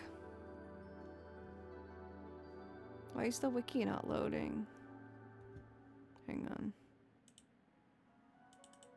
Yeah, the wiki's not loading. The wiki is not loading, chat. Let me just try another article. Chat, the wiki isn't loading. What are we gonna do? What are we gonna do, chat? The wiki was like, screw you, yeah. Oh no, how are we gonna look at the other found medias? What the hell? What the... I have no tabs of the... Of course it's when I have no tabs open of the wiki. Let's try it one more time, okay? Nothing is loading. Well, in the meantime, the other side of the wind. Oh, there we go, right when I decide to move on from it. Of the wind, still though. Is this what... Yeah, released after 48 years. Is a 2018 satirical drama, co-written, co-edited, and directed by Orson Welles, and posthumously released after 48 years in development. The film stars John Hudson, Bob Random, Peter Bogdanovich, Susan Strasberg, and Oha Kodar. Intended by Wells to be his American directional comeback after years spent abroad. The film began shooting in 1970 and resumed on and off until 1976. Wells continued to work intermittently on editing the project into the 80s, but became embroiled in financial, legal, and political complications which prevented it from being completed. Despite Wells' death in 1985, wow, that's crazy. Several attempts were made at reconstructing the unfinished film. The unreleased results will be called the Holy Grail of Cinema. In 2014, the rights were acquired by Royal Road, and the completed project was overseen by Bogdanovich and producer Frank Marshall. The story uses a film within a film narrative which follows the last day in the life of an aging Hollywood film director as he hosts a screening party for his unfinished latest project. That's crazy. That's cool. That's cool. Stuff like that is so cool. It's so cool of them to pick it up and, like, finish the project. Peter Bogdanovich, an absolute Hollywood legend. Huh, interesting.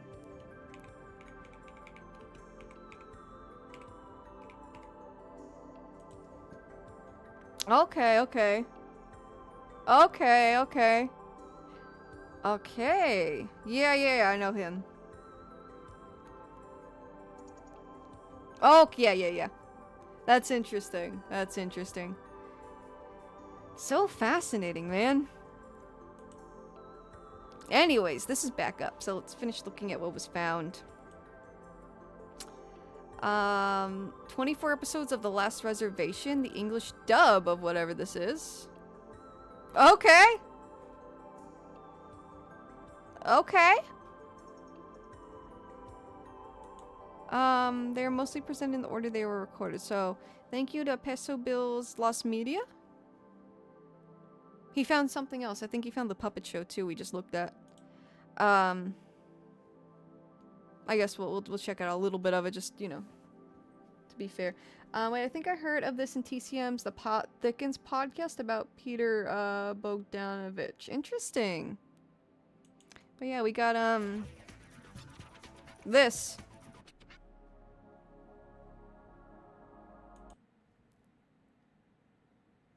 Let's take a peek real quick. I just want to know what it is. Adults may recall... Okay, here we go.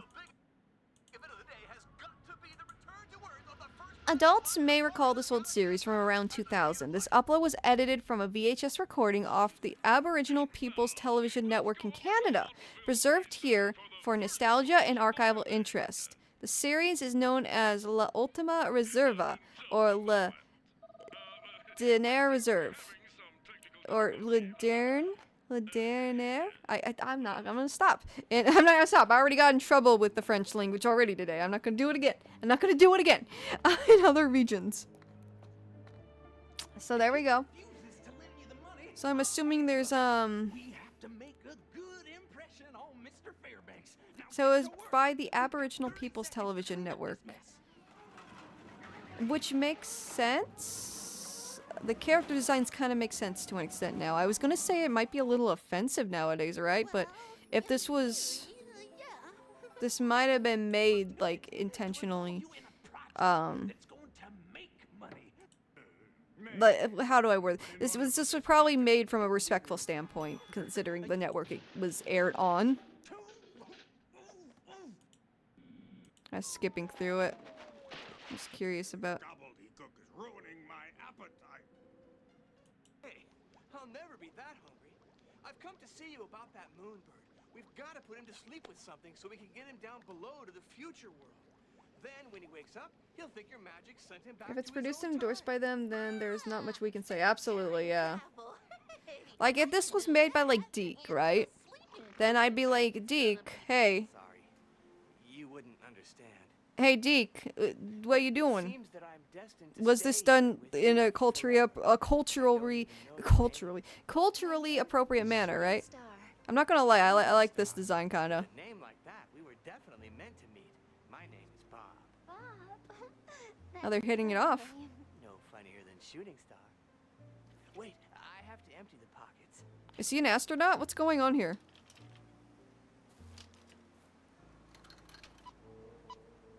Is he from the future? What's going on? What is this? You see, thanks to this little gizmo, my friends can Another crazy movie fact. Hold on, I saw the last part of that, and that's insane. Are we talking about asbestos? Another crazy movie fact that was that the 1956 film The Conqueror was filmed near a nuclear testing site, causing nearly everyone who worked on the film to get cancer. Even famous actor John Wayne got cancer too. Oh my god, that's sad. Causing 91 people on the film to pass from cancer. That's crazy. That's so sad.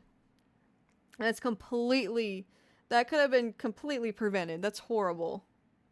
What I find interesting is that all the characters seem to be based on actual animals sacred to the indigenous people. Is that so? That's interesting. Yeah, so if this was done from a point of respect and, like, from an educated standpoint, and this reflects the culture appropriately, then cool. Cool, this is cool. I don't know what's going on here. I don't know why bro has a tracking device, but, you know. Yeah, he's from space, the fuck? What an interesting find. Well, you see, thanks to this little gizmo, my friends can find me if I'm lost. That is, if I hadn't made a time leap, of course. Oh, right. I understand. So he went back in time. Here, take this as a token of my friendship. In any case, I don't have any use for it now. I'm lost in time, not in space. Thank you. Excuse me. I'll be right back. Where's she going? What's she doing with it? Came out right here. 'Twas that racket, Pesos Bill's sidekick. What the heck? I'm intrigued. I am intrigued. What is this? They got a whole ass plot here. And this is episode 1. They're setting up for a ton of shit here. Well, anyways, I might look into that later. The show's called The Last Reservation. And that's interesting. So 24 episodes of it were found. I don't think it has an LMW article. It should. It should. I'd love to know what's going on here more so. But yeah. I don't know what it takes to write an LMW article. I said this before, but I would love to, like, write some articles myself, like, contribute to it. Because there's a lot of stuff that should have articles that don't have articles, or there's things that have inaccurate information that should be corrected that I found in the past. And I just, you know, I'd love to, you know, share my knowledge, right? I mean, they don't look like farm animals, rather they look like natural American fauna, like American bisons, wolves, cougars, hares, crocodiles, etc. That's true, that's true. Yeah, and I mean, all I know about that is from like Brother Bear, so I can't really say anything. But I see what you're talking about. It makes sense. It seems like some of the cast from the last reservation were pretty well known. Even one person voiced a character in Code Geass. Code Geass! We got Code Geass voice actors up in here. What the heck? Hang on. You piqued my interest even more. So, last reservation voice cast. Okay, yeah, and that's French, guys. This is French. In case you didn't know, these words I hear are in French. They're in French. So, in case you didn't know, so it aired from 1998 to I don't think it's still airing. I'm gonna be real. I think that needs to be updated, but let's see. Let's see.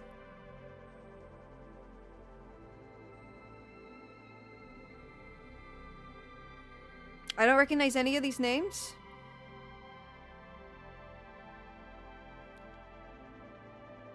It was Karen? Karen Strassman. Okay. Oh, she's done a lot of things. NCIS? Sonic Racing! She voiced Rouge the Bat! Let's fucking go! Let's fucking go! She has experience in voicing anthropomorphic animals. That is so cool. The Chaotix Case Files. Oh yeah! They've been cooking. Sega's been cooking with these weird, like, animated specials on their YouTube channel. Oh, it's a podcast series. What? I was thinking it was something like that. Never mind. I'm going off a different tangent. Tails Tube, though. That's one of those things I was thinking of. Where's Kogias? Yeah, she's voiced Rouge for a bit now. Is she the original Rouge voice actor? Probably not. They switch their voice actors a lot. Persona 3 Reload. Additional voices, okay. Final Fantasy VII Rebirth. Okay.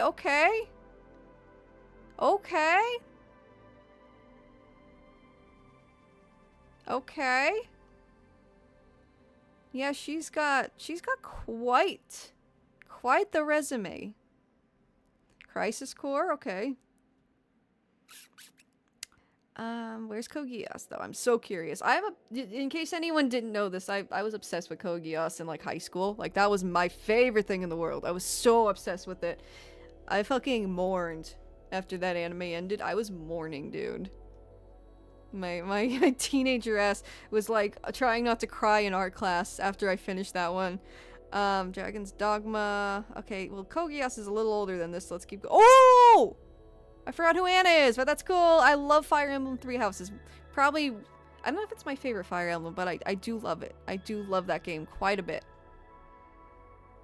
It's probably a tie between that one and Awakening, actually. My favorite Fire Emblems. Okay, Kogias. Let's keep going. It's like 2008. 2006 to 2008. Somewhere in that ballpark. Kill la Kill, that's pretty sick. Yeah, she's yeah. She's done a lot. Toradora. I haven't thought about Toradora in years. That's crazy that she got her start on that thing we were just looking at. The Muppets. Okay. I know I could just control F, but I think it's more fun to just scroll through all these. Rune Factory. Oh my god. I love Rune Factory. Supa Ninjas. That sounds familiar. Not in a fond way, like oh, that's a thing. Yeah, she's been voicing Rouge since 2010 at the least. Hang on. Toradora, okay. Skippy, that's another. I think that manga's still going. I don't know, it might have ended recently, but Skippy went for like a long ass time. Really long running shoujo manga. A really famous one. League of Legends, okay, she was Cassiopeia. Damn, I didn't know League is that old. Anyways, Where is Kogias? There it is. She was calling. Who was calling again?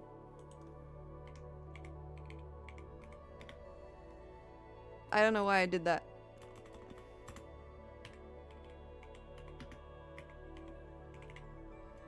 Oh, right. Okay. Yeah. Yeah.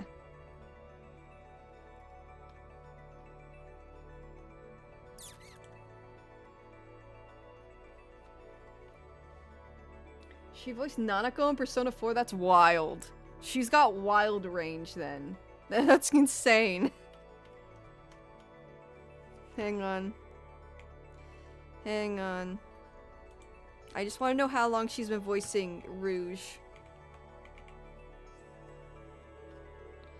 Please, let me know how long you have been voicing Rouge the Bat.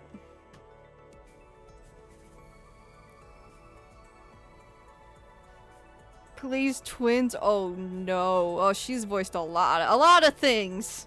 Chobix. Oh my god. Yeah, she. I can't believe I've never heard of this voice actress. Or in actress. She's done acting too. A lot of acting.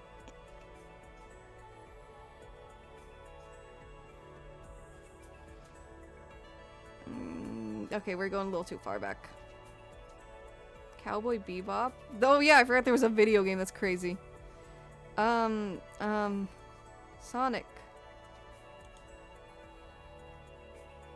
Let's type in Sonic. Okay. And then 16 matches.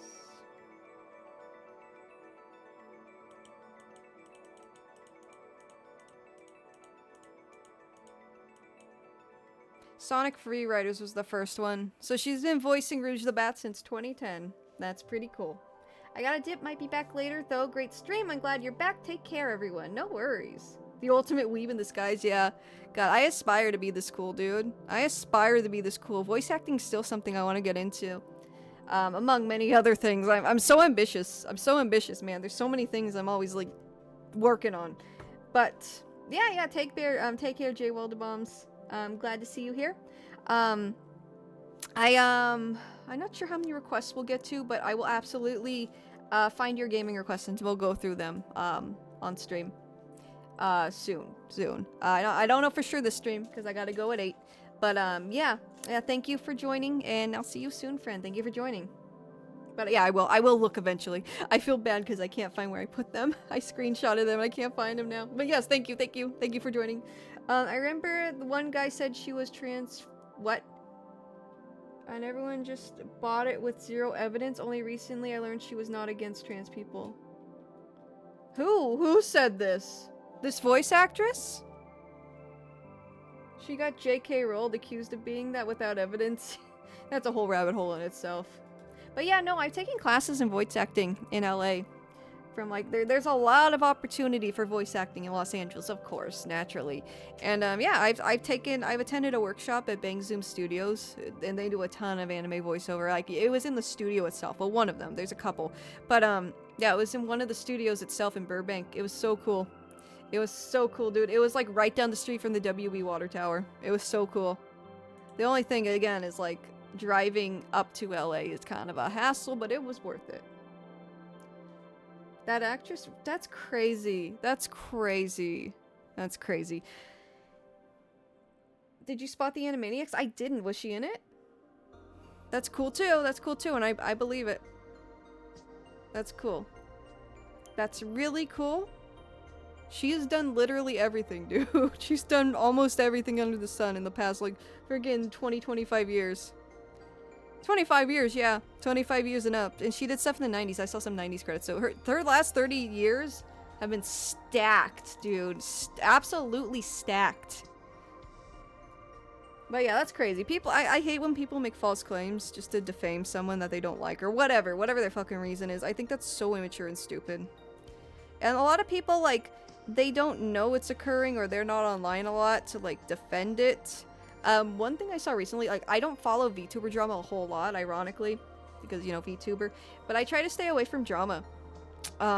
Especially when I don't know a lot of these creators yet. I only know a handful of them that I watch. And, I saw that some girl was accusing Shy Lily, you know, the orca girl, of, saying she doesn't like other VTubers that take on the persona of marine mammals, like whales and, you know, aquatic creatures, like, that she hates that, and she's just, like, super against it.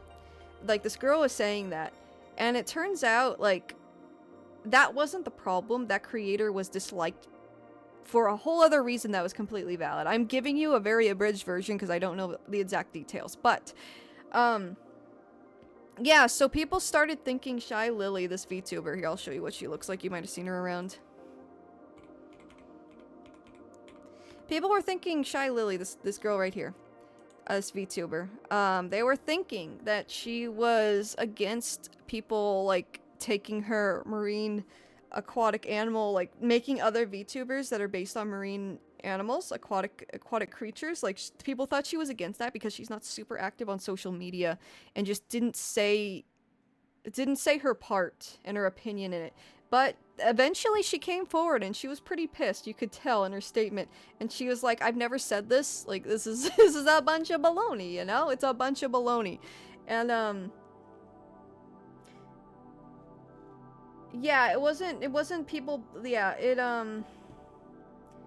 it didn't have to do with the design thing. It's something else with the VTuber calling her out that was something she was doing that wasn't cool. I don't know the exact details, but my point here and the takeaway that I'm presenting here for y'all is that she is not super active on social media. She's not out making statements a lot. So people took that silence and used it to spread this misinformation of that she, you know, is kind of possessive over the aquatic creature VTuber persona, and like she doesn't like when other people do it, but she had to come forward and say, no, I love that other people do this. I never said I don't like it. It's like, y'all gotta stop spreading misinformation. And yeah, because she's not super active on social media, people took advantage of that and put words in her mouth, which sucks because, like, I try to personally take the stance of just staying out of things and not, like, being super involved with, like, you know, like, I try to stay out of things, especially when people are trying to, like, get a rise out of me, like, when I get, like, weird comments or, like, weird people doing weird shit, like, I just ignore it, I just move on. And I try to, like, not be super active about, like, I'll talk about silly shit online, but I won't be really, like, super active in, like, personal stuff or addressing stuff like that, because I don't want to give people that kind of attention. But I never really thought about the side effect of that, where, like, people can take that silence and use it to spread misinformation because there's no statement from the source saying, no, that's incorrect, right? If that makes sense. But yeah, that's just an example. That's just something I thought of, like, and going back, like, to the situation with that voice actress and the whole transphobia thing, that's awful. That's an awful thing to accuse somebody of, you know, having that opinion of. That's awful. That's heinous. That's, you know, absolutely disgusting. And, you know, if she's not super active online or wherever and didn't know that was misinformation and that slander was occurring, in regards to her and her image and her, you know, just making up opinions that she didn't have, you know, that shit sucks. It's gross. People shouldn't do that. TLDR, people shouldn't do that. It sucks. It's mean. It's gross. Don't do it. It's gross. Anyways. I always make up shit about a person and get mad about it, yeah. So yeah, I don't know the whole situation there, but I know the person who was making those claims. Like, there was another reason she was disliked. I just don't remember what that was, but my point was that, you know, people who are super quiet and not active, sometimes people put words in their mouth, and that's super not cool. That's super gross. Not sure why she'd be upset by it since she's not even the first or the only. Yeah, no, she wasn't to begin with. People were just saying she was. Like, that wasn't even her take at all. It's very wise that you stay out of it for your mental sanity. No, for real. I got enough shit going on with, like, my health, and, like, it's not worth it. If people are gonna be vile on the internet, they're gonna do that regardless, you know? People hate on Alana too because she actively defends herself from a bunch of haters. Somebody said something on one of the... I made a short, of, like, when I was... we were talking about Smuggalana a little while ago, and I was like, We were talking about like how I should collab with her, and I was like, oh, I gotta watch her content still. I made a clip with me saying that, and somebody was like, oh, she's a grifter. Like, don't follow. The comment literally just said like she's a grifter. Don't involve yourself with her. And I thought for a second they were referring to me because it didn't specify who. And I was like, are you? Excuse me, are you calling me a grifter? It's just a clip, dog. But then I realized they're probably talking, they didn't, I don't know for sure, but they were probably talking about Alana. And I haven't watched her content, but yeah, that's just like, did you have to say that, bro? Like, and when people say that, like, can you explain why you think that? You know? They called her a grifter, which she's not. Yeah, I don't know. I don't know why people go out of their way to say this should not give proof. Another thing that ticks me off is when people go into my videos and say like, oh, all this information's incorrect. And I'm like, okay. Explain what's incorrect then. Can you please elaborate? Because a lot of people I noticed probably just say it to piss me off. Because one of the videos somebody said that in was my Japanese phone culture video. And I had a shit ton of sources on that, and I even like felt really paranoid and went through all the information to make sure it was correct. And they never like, I even asked, I was like, oh, like super nicely, I was like, hey, would you mind telling me which parts you are incorrect so I can like look into them further? Like just trying to figure out like if something I made, something I discussed wasn't correct, the information I was presenting wasn't correct. They never answered. So I think they were just trying to, you know, trying to hate for no reason, because they never actually like try to work with me with that. And I never got another comment like that, so like with that specific video, of course. It is a comment I get, but not with that specific video. I didn't get any follow-up there or any other people saying that. I find people these days tend to grasp at straws for something to slander people about. Abso-fucking-lutely, dude. Commenters and people online nitpick so much nowadays. They can be so, like, I don't want to use... Oh, thank you, Grant! I just saw Grant told me to hydrate. I should hydrate. I'm sorry, I just noticed that. They press the hydrate button. I added a hydrate button to remind me to hydrate. But yeah, to finish my thought.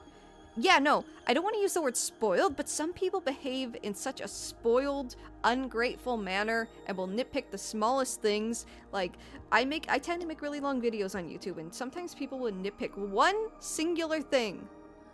Whether it's me pronouncing something incorrectly, something not being 100% correct, or something being misspelled, whatever, just something small. Or they don't think I translated it correctly, that's another one. Out of like an hour-long video, they'll nitpick that, and they'll make the whole video, they'll make their whole take on the video about that one small slip-up and how like, oh, the video sucks now. The video sucks now. Wow, you need to do better. I've had somebody say, oh, do better. You mispronounced this word, do better. Like, oh, excuse me? First and foremost, you can kindly like, damn, shoddy. Damn, shoddy. The way I didn't ask? The way I didn't fucking ask? But yeah, no. Gets on my nerves, man. People never used to nitpick this much. People never used to be this fucking, like... like, if it's a valid, constructive critique, yes. But when people nitpick for the sake of just nitpicking and trying to find fault in something, it gets on my nerves so much, dude. And I'm gonna be real. I get the worst anxiety before I upload long-form content on my, like, main YouTube channel now. Because I'm like, oh... what are people going to pull apart this time, right? Not, like, what are people gonna pull apart this time? It makes me so anxious, and that's a lot of the reason why I started streaming more too, is because, like, there's a lot less pressure. I don't have to, translate and research for a couple weeks before I go on and stream. Like, I just go talk and hang out, and it's a good time, and it still spreads awareness to niche topics, and that's cool, and that's what I want to do. That's why I do why I make my content.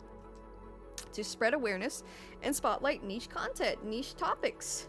Like, whether it's like niche Japanese stuff or niche lost media or what have you, gaming stuff, what have you, whatever. That's why I do it. But when people nitpick and are so fucking, not ungrateful, I don't even know what to call it, but when people are so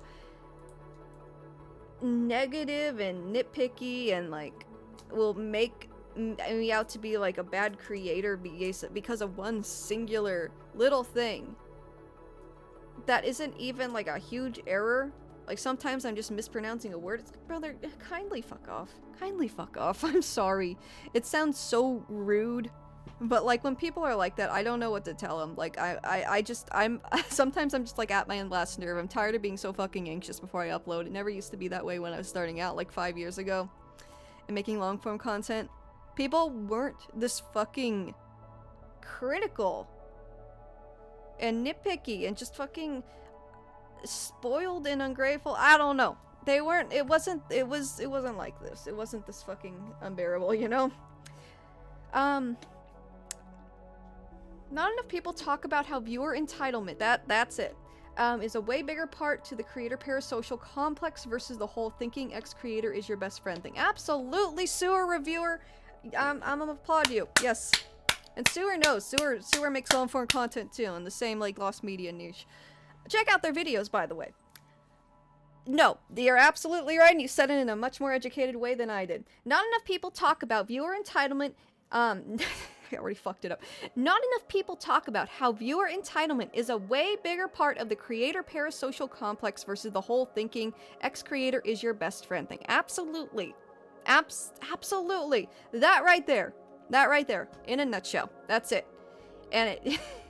It makes me, I get so much unease whenever I upload long-form content now, and that's probably why I put it off so much nowadays. Like, in the back of my mind, that's probably why, like, you know, I don't upload long-form content as often as I used to in the past few months, you know, because it's so stressful. I'm tired of people just fucking tearing my content apart.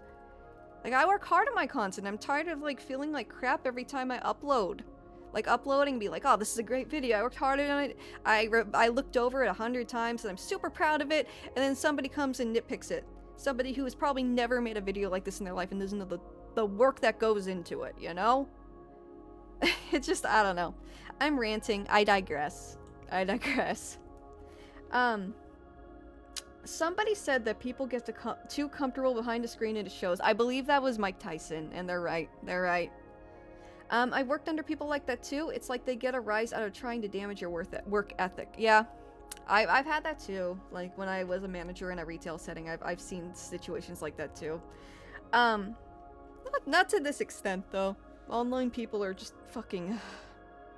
And I try my best to be non-confrontational and like professional.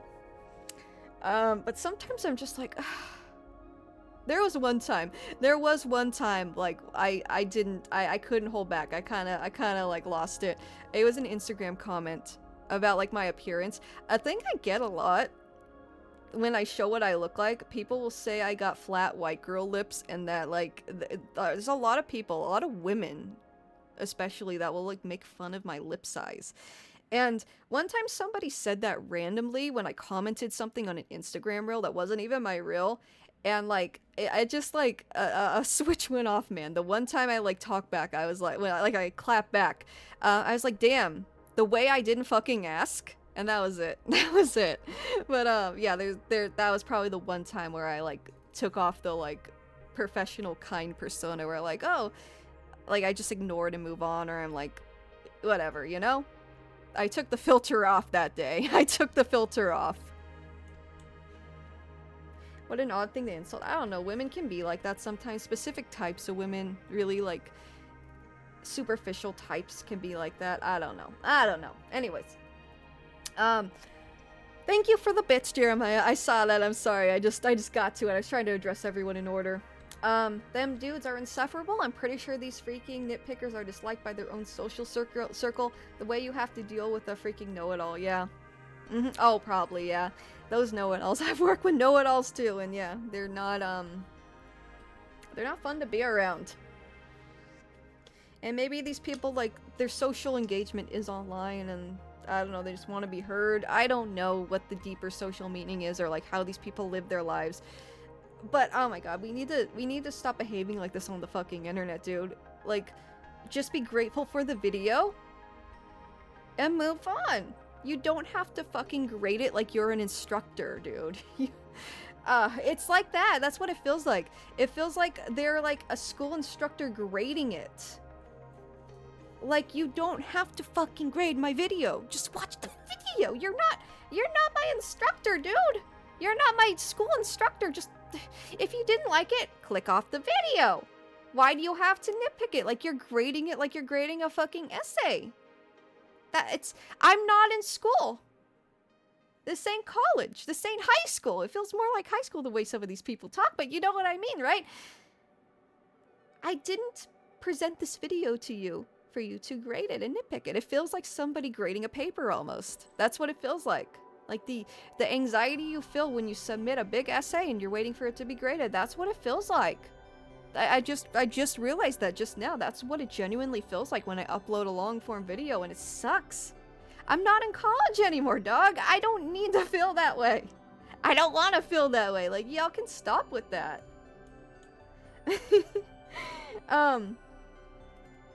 But yeah.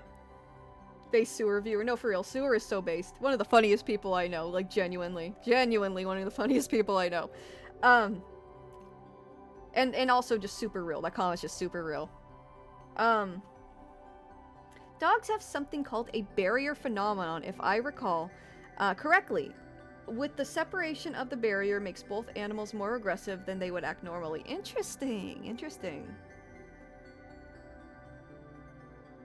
That's interesting. I don't know how that applies directly.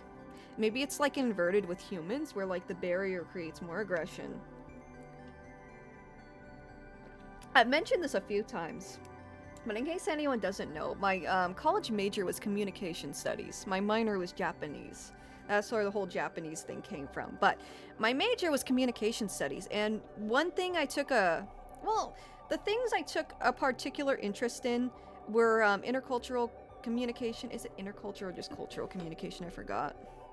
Let me double check that. It's been a few years since the college days.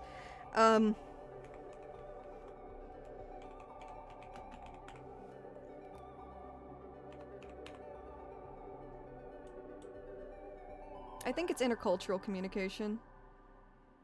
Cross-cultural communication? No, cross-cultural communication. I had to pull up some textbook stuff.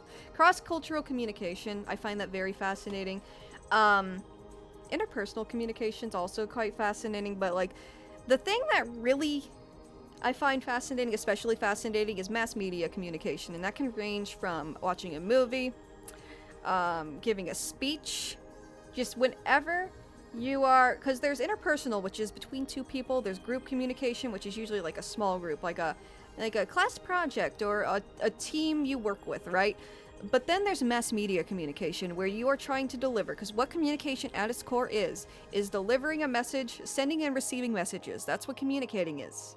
It's not really like a channel where you're both understood, right? You're trying to send a message, and the way that message is received varies. And when you engage in mass media communication, and you send a message to a ton of different people, they're all going to receive that message differently depending on how they think, what brought them to this point, what brought them to this video, their life experiences. It's so fascinating.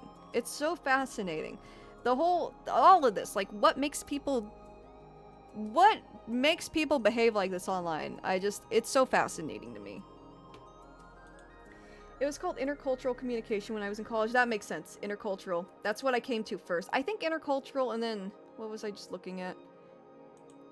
Cross communication. I think that's like between two cultures, but intercultural, that's like how different cultures perceive certain things, which I'm also very fascinated with, and that's why I discuss a lot of Japanese internet topics.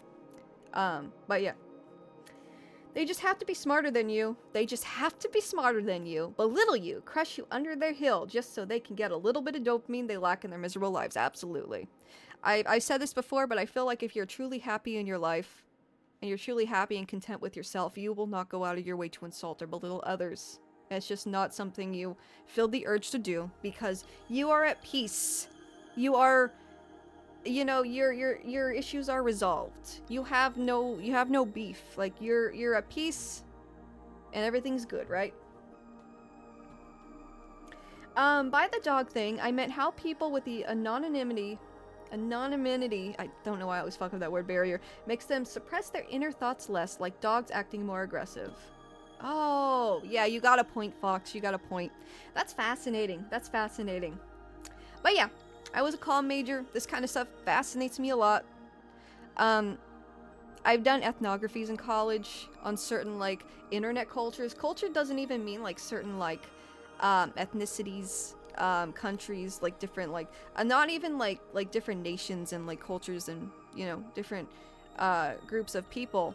Like culture can extend to internet culture as well. And I took a class on mass media communication, a very, very fascinating class. And I did some ethnographies with it, and the one I'm most proud of was an ethnography on brony culture. Which sounds silly, sounds memeable, but I learned a lot. I learned a lot from it. I interviewed people in that community, understood why they are drawn to the show. And a lot of people, like, find a sense of connection in, the My Little Pony, like, the Gen G4, is it? Friendship is Magic. They found a sense of connection in it because it was a world where, like, everyone was nice and there wasn't really any real conflict, and they liked the utopian vibe from it. And I know there's like antagonists from the show and stuff, but they just want to seek out a peaceful environment, and I just found that so fascinating. A lot of people did. That was a lot of their reasons for being in the community and like bonding over it. But yeah, it's fascinating. It's less effort to just be kind. It takes so much energy to be mean and live in parasocialism. Yeah. I'm blown away by a lot of the shit I read, a lot of the comments I read. Like a lot of people are like, oh, I don't see any mean comments. What is she talking about? That's because they're held for a review. The ones up on, the comments up on my videos and my posts, they aren't held for review. The ones that are held for review have really mean things, really mean phrases in them that make them held for review. And I learned the lesson a long time ago to not look at those. Because some of those just straight up have threats and shit. They're scary. They're scary. You learn a lot about how fucked people can be online by looking at your reserved for review comments. So I stopped doing that a long time ago, but yeah. Yeah, there's some pretty mean comments held for review, dog. Sometimes they get through the barrier, and I still see them.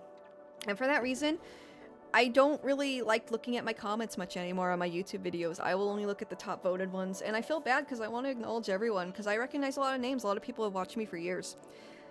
And I want to acknowledge them, be like, oh, hey, thanks for watching, I appreciate that, and like respond to their comment, or heart their comment at least. But it's gotten so hard for me, so rough on my mental health to like go through my comments, because some people are just so fucking awful that I just don't. I just look at the upvoted ones in case there's something I should take note of that's like, you know, genuinely constructive, or there's like a really good point someone made. Like, that's cool. But yeah, MLP is really good. Yeah, I actually watched the show in high school myself, and I enjoyed it. My dad put it best: because they are behind the screen, they can just say whatever they want with no consequences because there's no social pressure. Yeah. There's no social pressure. You can't really feel the pressure or the presence of the people around you that you're talking to. And it really makes me, one thing that really makes me sad is like generations that are raised in these environments and don't have organic face-to-face time with other people, really. They don't have a chance to learn like patience and social structure and all that stuff. And, you know, not social structure, but like being in social environments, like doing after-school activities, playing outside. I know kids still play outside, but there's a lot of them that just go sit on their phone or like just brain rot all day because they have no like people like controlling whether they do that or not, right? But yeah, it's so true. I understand when you're making valid criticisms in the case someone is spreading misinformation or fictionalizing events, but as a historian myself, nitpicking is definitely considered childish and ultimately ridiculous unless you're promoting something as entirely factual. There's a difference between entertainment and factual documentation. Can you criticize something meant to be entertaining? Yeah, but within the correct methods of but within the correct methods of criticism. Yeah, like a lot of things these people criticize are stupid. They're just stupid things, and they like knock down the whole ass video based on like one really small thing, and that's what gets on my nerves. Like, the whole video's ruined because they gave it an F because one thing they didn't like about it, right? One thing that like, and I mean like small things like mispronunciations. One thing was like said incorrectly. Just like really small things that aren't huge, erroneous like statements, right? Just like little things. I'm a big fan of the comments on like compilation list videos where they said you forgot blank. Like, no man, I didn't forget, I just didn't include it. Yeah, shit like that. Shit like that. Absolutely. Absolutely. Sometimes I can't just include everything. Like, I have an upload schedule, or like, sometimes I just want to focus on something specifically, right? Like, the point of the video isn't like to mention like every single small minute detail, right? Yeah, stuff like that gets on my nerves, man. No, I'm with you there, Sewer. Ever watch Cobra Kai? Yes, I watched the first couple seasons. In the first season, Johnny criticizes the bullies of today because back in his day, you talk shit, you did it to their face. Yeah. Genuinely, Johnny's the blonde dude, right, that bullied, Daniel? Because I remember, I hated him in the first movie.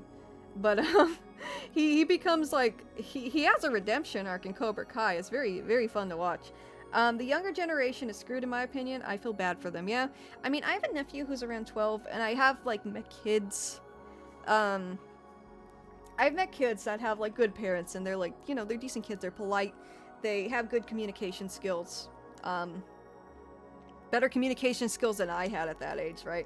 So, like, there is still hope, but there's a lot of kids that are just so fucking brain rotted, dude. It's scary. It's so scary. I got a comment. I forgot to mention this. I got a comment the other day on my, I forgot where I got it, but it literally just said, Huz, how old are you? I'm 13. Like Huz, H-U-Z-Z, like Huz, Huz, how old are you? I'm 13. And I wanted to throw up in my fucking mouth when I read that, because I'm like, brother, I am old enough to be your mother. I am old enough to be your fucking mom. Get the fuck out of here. I am old. Get the fuck out of here, kid. Where is your mother? Where is your mother? Sun Yun what? Yeah. No, I shit you not.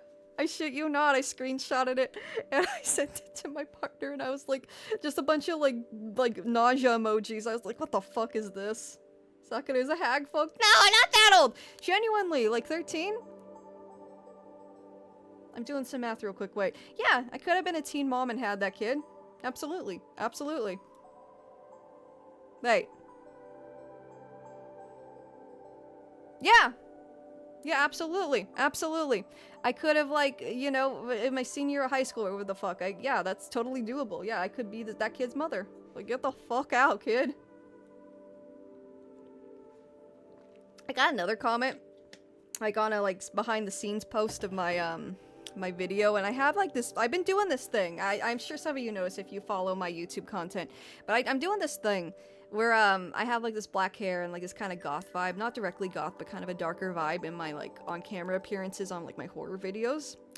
And I'm trying to do like an Elvira kind of thing where I'm like a hostess, you know? I'm a hostess of dark content, so I'm trying to match that vibe. It's kind of inspired by that.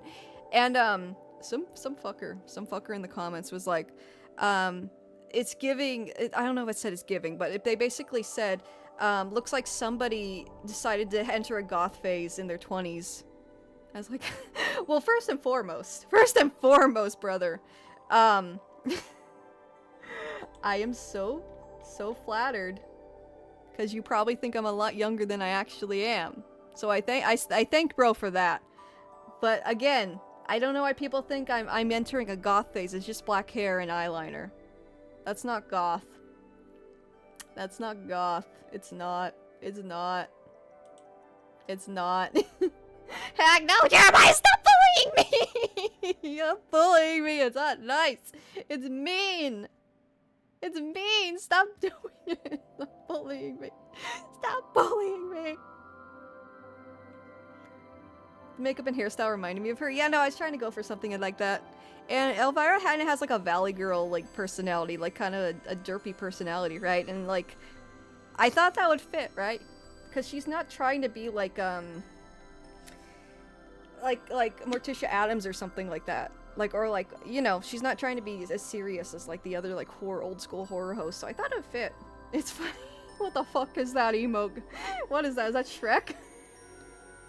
I met goths who are literally in the 40s. Oh yeah. Oh yeah. Goth. Like, the goth culture has been a thing for a long time. But that's hilarious. That's hilarious. I was so flattered. Brother thinks I'm like 20. I love it. Not saying I'm like fucking ancient, but they're off by like 10 years. They're off by like 10 years I am. The fact that they think I'm like 20 is so flattering, dude. I've only experienced it all via like one time. Shrek and Gummy Bears Baby. That's cursed. That's beyond cursed. And with smuggler emoji from Alana's channel. Oh, is that what it is? Oh, I know. Now I know. But yeah, we've gotten dramatically off topic, guys. I wanted to talk about gaming. What are we doing? Have you played the first Chocobo's Mystery Dungeon, the one that couldn't be localized because Square only had part of the source code and the rest was lost somehow? No, I have not. I don't think. Have I played a Chocobo's Racing? That's a smug. It looks like Pepe. Looks like Mouse Pepe. I didn't know it had a name. But no, I haven't played that. I think I played a Chocobo's Racing game. I'm pretty sure I have. But yeah, I haven't played that one. That one sounds hard to obtain. I was literally mistaken as a 5th grader at an event. That's crazy. When I don't wear makeup, people think I'm a minor, and it's crazy. And I'm flattered, but at the same time, I don't know what to think. I've said this before, but at the airport once, someone thought I was a minor and asked where my parents were. And I just kind of paused. It's like, you can literally see on my identification that I'm not a minor. Lady, just look down. It was crazy, and like I wasn't like rude like that about it, of course. Like I was just like, oh, I'm not a minor. Like that's all I said. But yeah, that's crazy. Those things are insane. The adult woman looks like a minor's a whole can of worms. I mean, it can be. I think I think I just look young because I never really left the house when I was younger. Because I was sick in bed most of the time. So I didn't really, like, age by, like, being outside and in the sun. I was, like, in a time capsule. I'm like the Nickelodeon time capsule, man. Just sitting away from sunlight. But yeah, let's move on. I'm 26 and I get mistaken for a minor when I do wear makeup. Oh, that's crazy. Yeah, it depends on features and a lot of factors, but yeah. I don't think I'll ever get away from it. Asking where your parents are when they're holding your ID passport is crazy work. No, it's crazy. I just like stared for a minute. I was like, cause she didn't even ask like directly, like, oh, are you a minor? She said, where are your parents? I was like, I'm like that emoji with the 2 eyes in the mouth, like the eye emoji, the mouth emoji, and the eye emoji, like.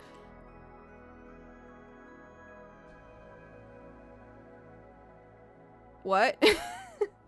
It's crazy. It's crazy. But yeah, found media. The Replicon, guys. The Replicon. The Replicon. Let's talk about the Replicon. Kanashi. Sad. Okay, yeah, that makes sense. The Vocaloid song. I have been wanting to do a stream about Vocaloid Lost Media, but I don't know if y'all would like to hear about that. But if you would like to hear about Vocaloid Lost Media, please let me know. Because I think that'd be fun, and I have been like threatening my audience on YouTube with the idea of a Vocaloid Lost Media video for a while. I don't know if that would do numbers or not. It's kind of niche. It's a niche within a niche, right? So sometimes they can do numbers, sometimes they don't. So I thought that'd be a fun stream. So if you guys would like to see a Vocaloid Lost Media stream, that'd be cool. I love Vocaloid. I would. Okay, there's some interest. That would be so cool. Oh, okay, there's a genuine amount of interest. Okay, I'll jot that down for a stream. We'll do a Lost Media stream with, like, Vocaloid Lost Media. There's a lot. I'm in the Discord server for, like, Lost Vocaloid stuff. And I'm not really, like, super in it. I did see kind of a sussy notification once about somebody, like, contacting minors or something a while back. Long time. Not like, super recent. It was, like, over a year ago at least. But, man. But, yeah. I've gotten a lot of requests for Vocaloid, but I know nothing about it. You too, Sewer.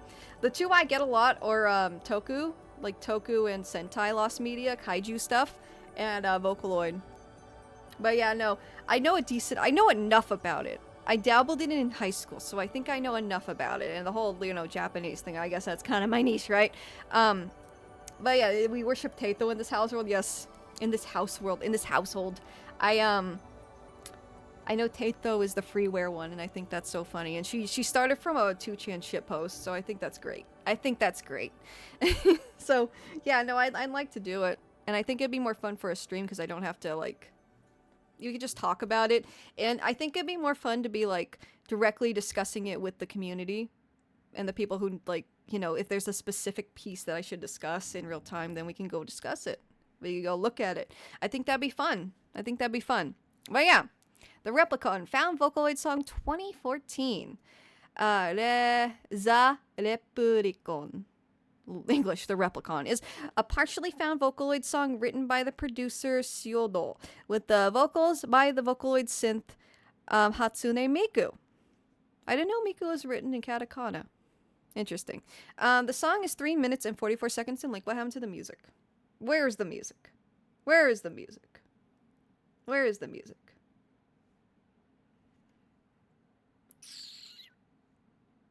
Oh, okay. What the fuck is that? What the fuck? I thought this... No. No, I want happy stuff. I like this play. I like clean core a lot, though. It feels nice. It feels like my brain's being cleansed. The fact that the first Vocaloid voice was named Leon. Oh, really? I'm not usually a Vocaloid person, but I've been loving the Teto and Miku animated shorts coming up on my For You page. I haven't seen those. I like the love for Teto, though. I love how she's been recognized officially in like the past like decade or so, even though she was like originally a shitpost. I love her. I love her story. I love her backstory. It's so funny to me. But yeah, we can definitely talk about this in a future Lost Media stream. I think this stream's ending up to be a catch-up stream rather than a gaming Lost Media stream, so I might have to push that back for the next Lost Media stream. But I'll do multiple Lost Media streams this week to make up for that. So I'll probably have to favorite a lot of these. But yeah, let's just talk about recent developments. I can probably go for another hour. Pierto? Pairs? Nani? Alright, so about the producer. And to anyone not familiar with Vocaloid stuff, a producer is somebody who has access to the Vocaloid, like the Miku voice bank, for example. And they can... It costs a lot of money to be able to make and produce Vocaloid music, by the way. You gotta pay a lot of fees to, you gotta own the software and you gotta pay fees to, like, produce this music and distribute it officially. There's a lot to it. It's kind of a rabbit hole. But a producer is somebody who uses the voice bank to make music, basically. Because they're not the artist, right? Miku's the artist, technically, or, like, whatever other Vocaloid sings the song. But yeah. Syodo is a Japanese Vocaloid producer who debuted in 2010 and is still currently active. And a lot of these people become famous and are, like, pretty well known in the music industry in Japan, like, in recent years. It's pretty interesting. Syodo's discography comes from a variety of different genres, and he almost exclusively uses Hatsune Miku for the vocals of his songs. Song information. The Replicon was originally posted on Nico Nico Doga on May 23rd, 2014, and there's a lot of NND Lost Media. NND's Nico Nico Doga. It's like Japanese YouTube, kind of. I made a video on it if you are curious. That's all I'll say, because it's a rabbit hole. But there's a lot of Lost Media, because a lot of the stuff archived, it got, like, fucked over by a password protection thing. Like, you had to have an account to view videos on there back in, like, the olden days, the ye olde era. And, because of that, instead of archiving the video itself, it archived a login screen for a lot of these. And the NND did get hacked a little while back, too. So, yeah, there's a lot of NND Lost Media. And in Japanese, copyright's also super strict, so a lot of stuff was taken down just because of copyright. So, yeah. Yeah, there's a lot. And Vocaloid was huge. Vocaloid had its start basically on NND. Hatsune Miku really took off, especially on NND in the early days. So that's part of why there's a lot of lost Vocaloid media. While it was up, the video amassed over 1,964 views, which isn't a whole lot, and a lot of these lost ones aren't super well known, so makes sense. And 30 comments. Although the exact date of deletion is unknown, it is highly suspected that the Replicant was one of many songs deleted by Syodo after the release of his song Bitter Choco Decoration. Bita Choco Decoration. It's just written in English. On January 4th, 2019. Found clips. There is currently only one 20 seconds long clip of the song found. This clip was featured in a daily Vocaloid ranking compilation. All that. I'm not gonna read it.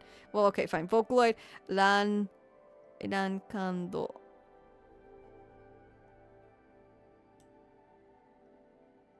I'm blanking on what that word is supposed to be in English. Anyways. Uploaded on May 24th, 2014, the clip was re-uploaded to YouTube on June 7th, 2023, where it gained popularity with the Western Vocalost community. So there it is. And the song was found because what I just read. But it's only a 20 Wait, there's currently only one 20-second long clip of the song found. The clip was featured there. But then it was found on the 16th. And there it is. So let's check this out real quick and figure out how it was found, I guess. Wait, comments. No one told me Peak was found. This community is so vocal about everything too. Like things that like I've never heard of in my life, you know? Gives me hope that another certain lost Vocaloid. There's one that's super popular. I forgot what it's called. It's one people really want found. Starts with an M, I think. But yeah, I'm getting off topic. This is what was found.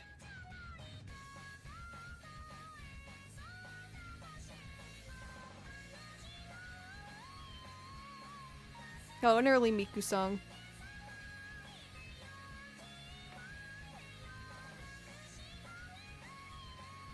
Let's see if it says how it was found, though. That's what I'm curious about.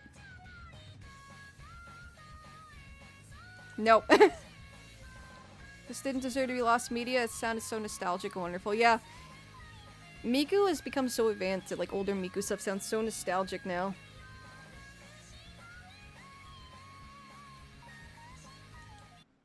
Oh yeah, found. It doesn't really expand upon that, though, but it's cool that it was found. I guess we can conclude that it was found. I don't know if that's the whole song. Let's see. No, 3:45. Never mind.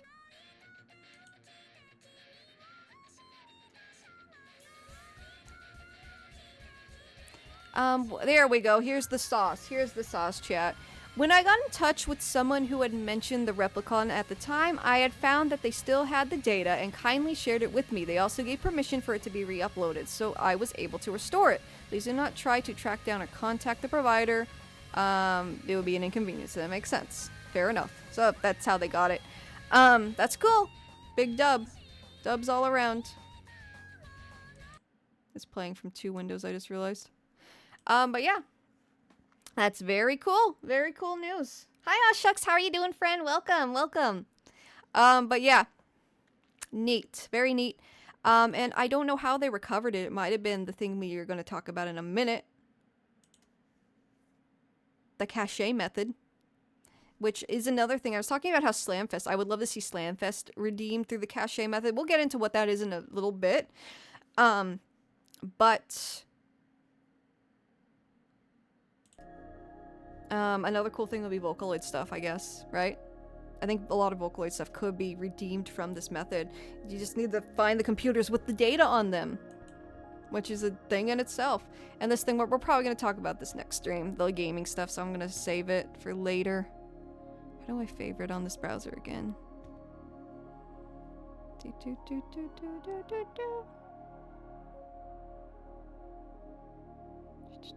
Is it this? No. This is just my open tabs. Yeah, I don't know. I'll figure it out in a minute. Alright, chat. Sorry, I was lost in the sauce for a minute. Taito went from being a shitpost to being, in some instances, better than Krypton Lloyds. That's true. Krypton is the Krypton media, like the official ones, right? I went and listened to the very first Vocaloid song, and it sounds so different from what you hear today. And I think there's some lost media from it because its first public performance was in Russia. Russia, interesting. And so far, I only see photos from it. Interesting. When we do the Vocaloid Day, I will look into that more. I'm gonna actually copy that and put it in a notepad. There we go. Just so I'm reminded of it when I go look into that.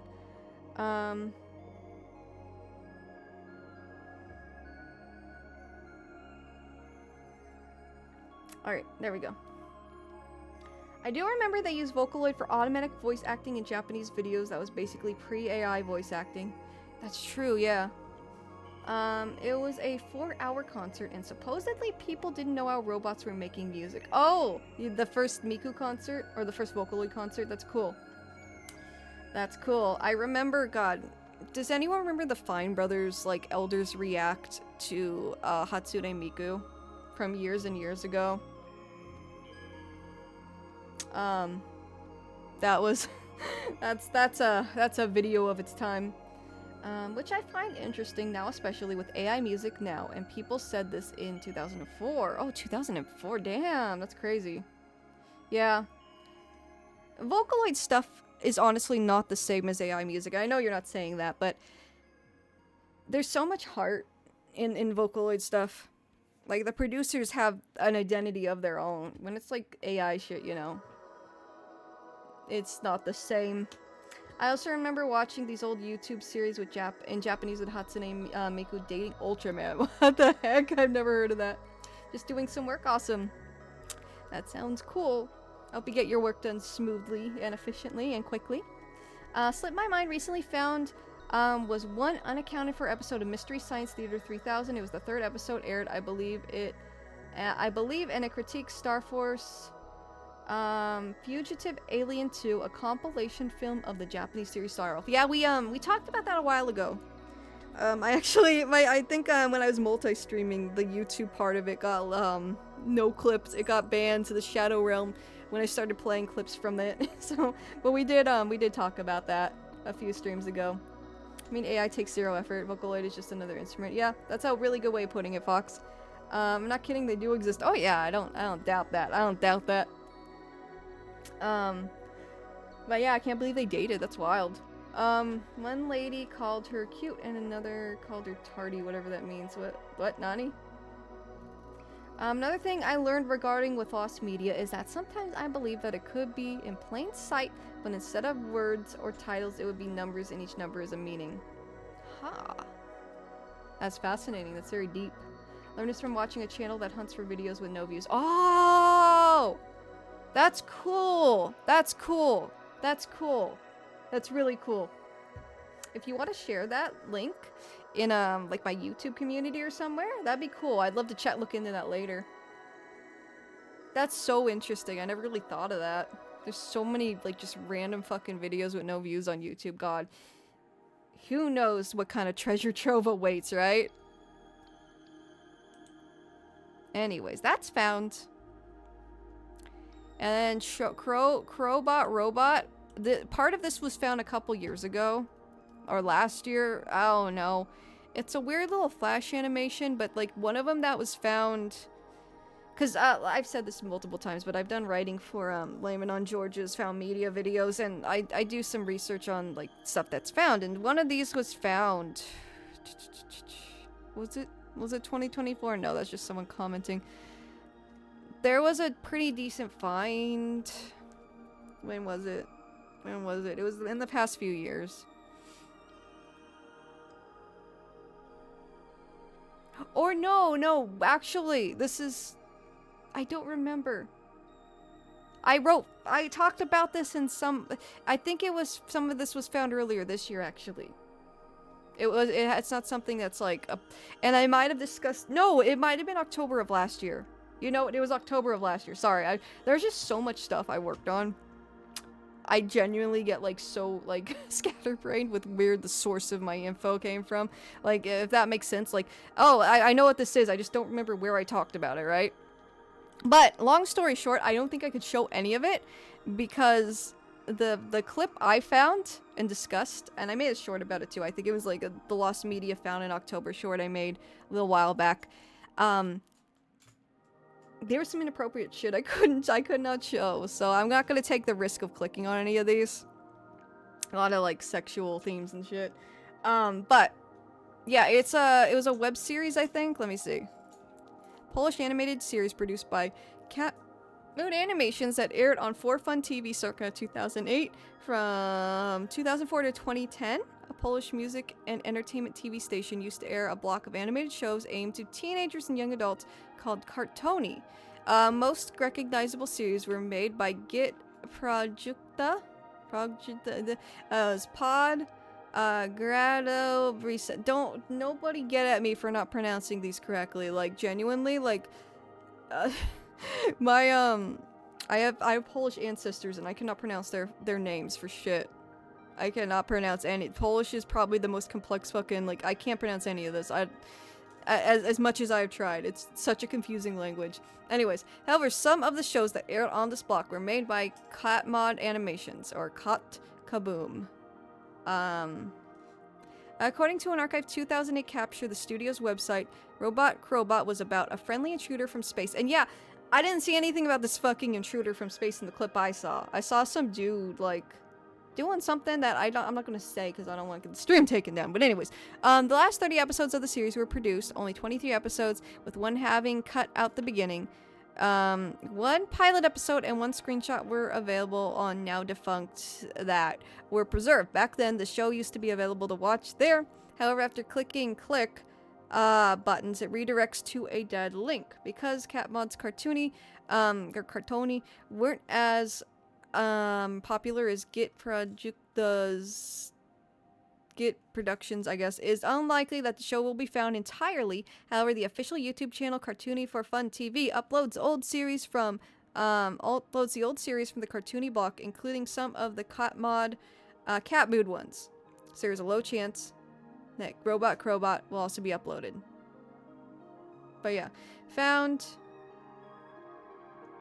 A lot of these were found. So one of them, let's credit who found it at the very least. This is a weird-ass series, though. It's kind of all over the place. Nefty Plus, no. Was found by Fundaksha, Archiwazji Random Filmico. Cool. Thank you to this for finding that. And it was specifically the episode Uyghurs. So yeah, I'm not clicking on it. Not risking that. But yeah. And this one probably is the best known so far in the past month. Another thing I learned regarding with lost media is that sometimes I believe that it could be... Oh, I just read that. Where did I head up? Where did I stop off? His channel is KVN-AUST. He even got a guide for decoding what each number means from the year it was filmed to even what device was used to record the video. That's insane. That's insane. That's some next level shit, dude. I could never. I'll have to take a look at that. I'll at least favorite it if I can, if I can't check it out. In this stream, I mean. Hang on. Text message.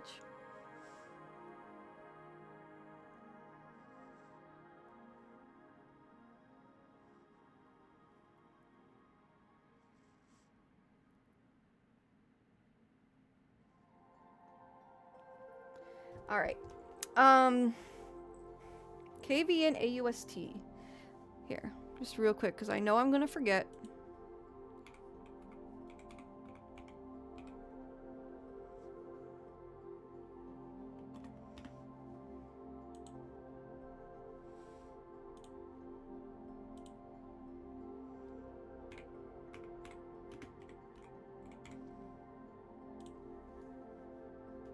I think I found the dude.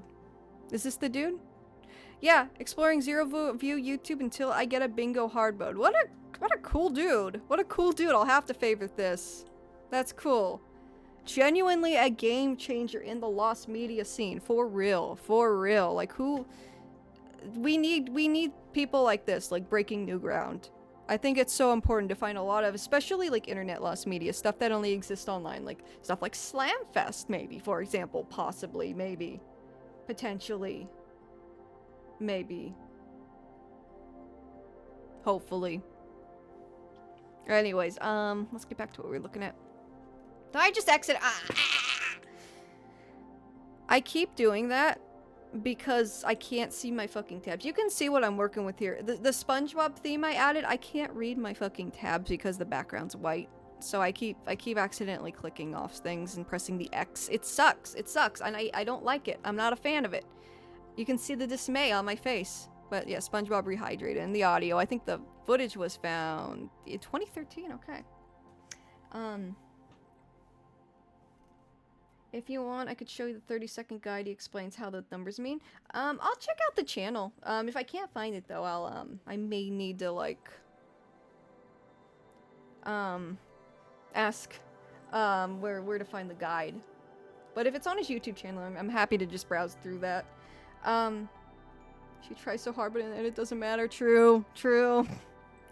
I used to once make fun of every Polish name that ends in ski. Really? That's crazy. That's crazy. The last name of my ancestors was so fucking long and hard to pronounce, and it didn't end in ski, luckily, so I'm safe from that. I'm safe from Melon's wrath here, but yeah, I can't pronounce any of it.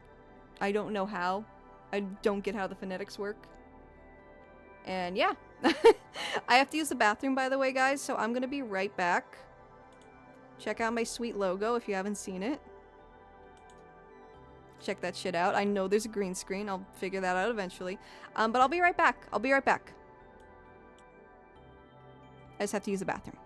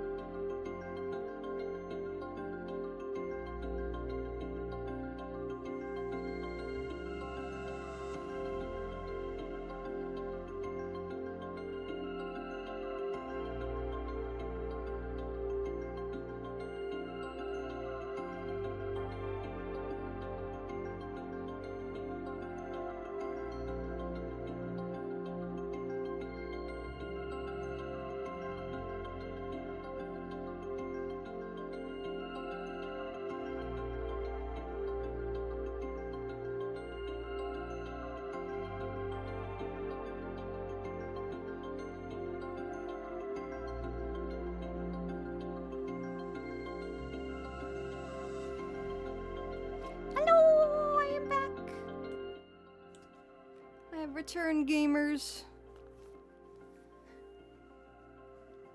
Sorry for the delay. We have about 30 minutes before I gotta get going and end the stream. However, we'll make the most of those 30 minutes. Let me go ahead and appear back to you.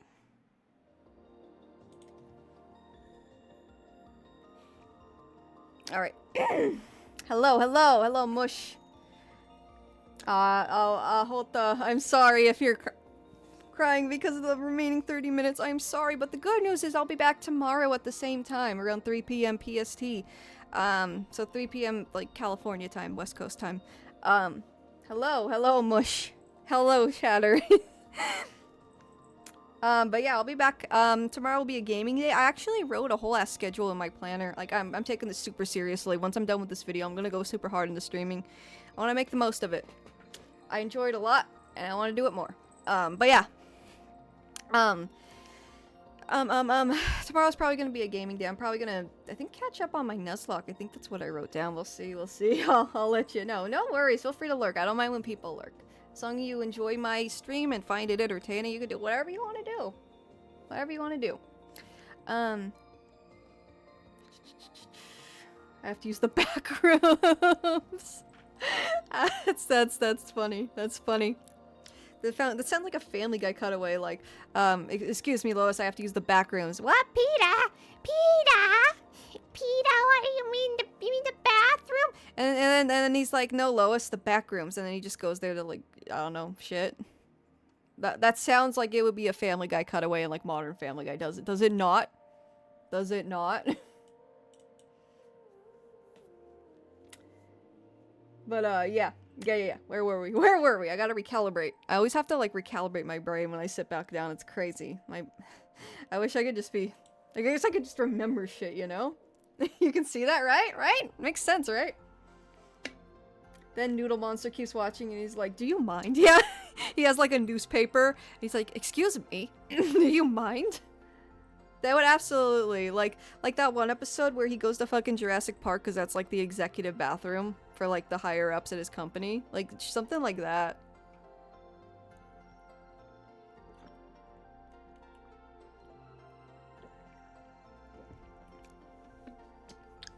Also, this is so... Even though I never watched Matrix, I'm really curious about SpongeBob Rehydrated. Yeah!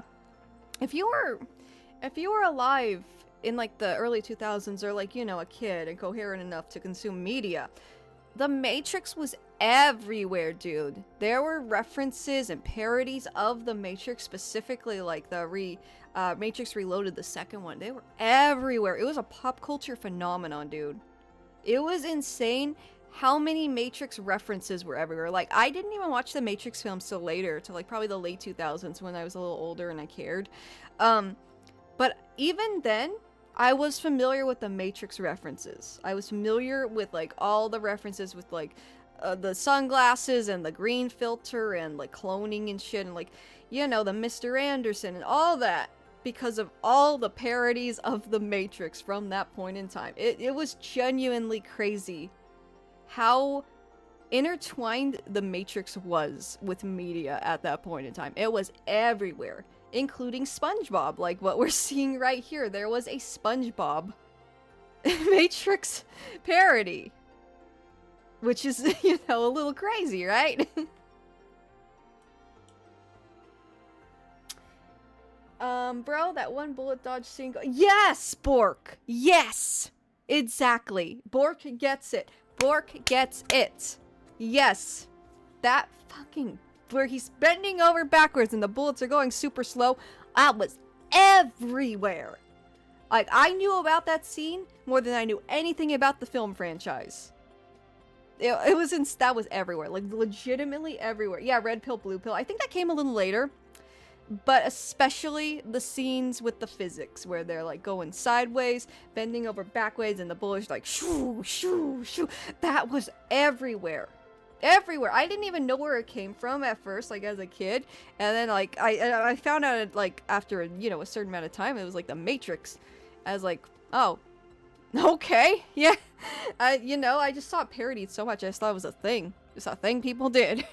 That's how intertwined with the media it was. Even like this code right here, this like katakana going downwards. I didn't know that was Japanese as a kid, obviously. And I just thought it was like computer language. But I thought it looked sick. I had a shirt too. In the 6th grade, I had a shirt that was just a black like t-shirt with this text going down it. That was the shirt. I got it for like the WB store, like directly online. And I love that shirt. I wore it like every day in the 6th grade. I was a pretty cringe 6th grader, but still. I love that shirt. And I'd wear my hair like Edward Elric, if you don't know what I'm talking about. Because I was really in the Full Metal Alchemist too at that age. And this was before Brotherhood, mind you. This was before Brotherhood. But I wore my hair like this. Here, this is the OG anime Ed when he was younger, like 12-ish. I wore my hair like this. I was not girly yet. The girliness didn't hit yet. But yeah, I wore my hair like this, and I wore that stupid fucking Matrix shirt with this print on it every day. I didn't like. It was washed. It was washed. I would just like wear it immediately after it being washed, mind you. But yeah, that was my vibe. I was pretty cringe. I was pretty cringe. Anyways. Yeah, so SpongeBob Rehydrated. Let's learn a bit about this. SpongeBob Rehydrated found SpongeBob SquarePants animated short 2003. But yeah, so yeah, peak Matrix parody hours right here, folks. These were the Matrix parody hours. Anyway, SpongeBob Rehydrated, not to be confused with the similarly titled remake of the video game SpongeBob SquarePants Battle for Bikini Bottom, because they named that Rehydrated too, the remake of that game, which is funny, is a CGI animated SpongeBob SquarePants short that aired in 2003. It was made in the style of a teaser trailer and features SpongeBob dressed as Neo from the Matrix film franchise, fighting an army of Patrick Star clones dressed as Agent Smith. I don't know why Patrick and SpongeBob are fighting, by the way. Like, you could have made a Squidward or Plankton. Plankton would have been funny because he's small, right? He can only hold one popcorn. Now I want to see Sakura with Edward's hair. I probably have photos somewhere, like my school photo from that year. You can't really see the braid because it's behind me, but you can see the goofy ass bangs. They were more blunt though, because you know real hair doesn't have that spiky texture like this, right? You can't make real hair. And I didn't know how to use gel or shit like that back then, so it was just my fucking oily ass bangs, like parted in the middle and like bluntly cut on the sides. It was not a look. It was not a vibe. But yeah. The exact, I love this. I love how serious this sounds. I want to make a compilation of really serious statements and goofy LMW articles.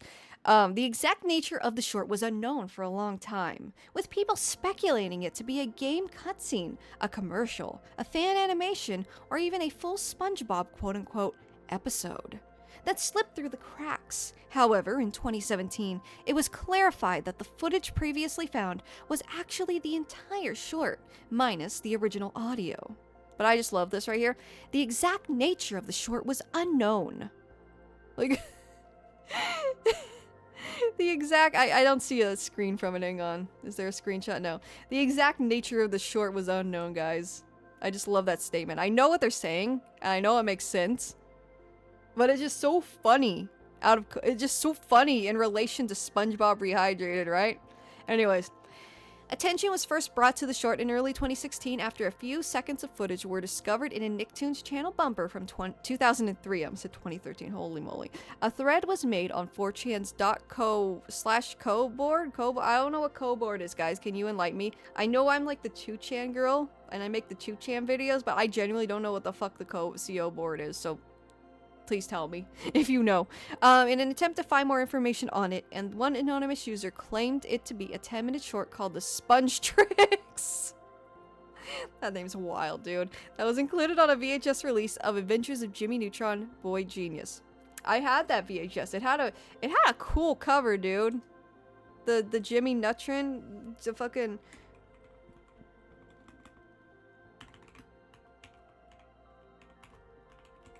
It was cool, dude. It was yellow. Hang on. Yeah, like, it was a yellow case. It was really cool. This takes me back, man. I love this. I watched this so much as a kid, too. I didn't really watch the cartoon as much, but I watched the movie a lot. I don't know what the fuck... why my brain just preferred the movie, but yeah. Anyways.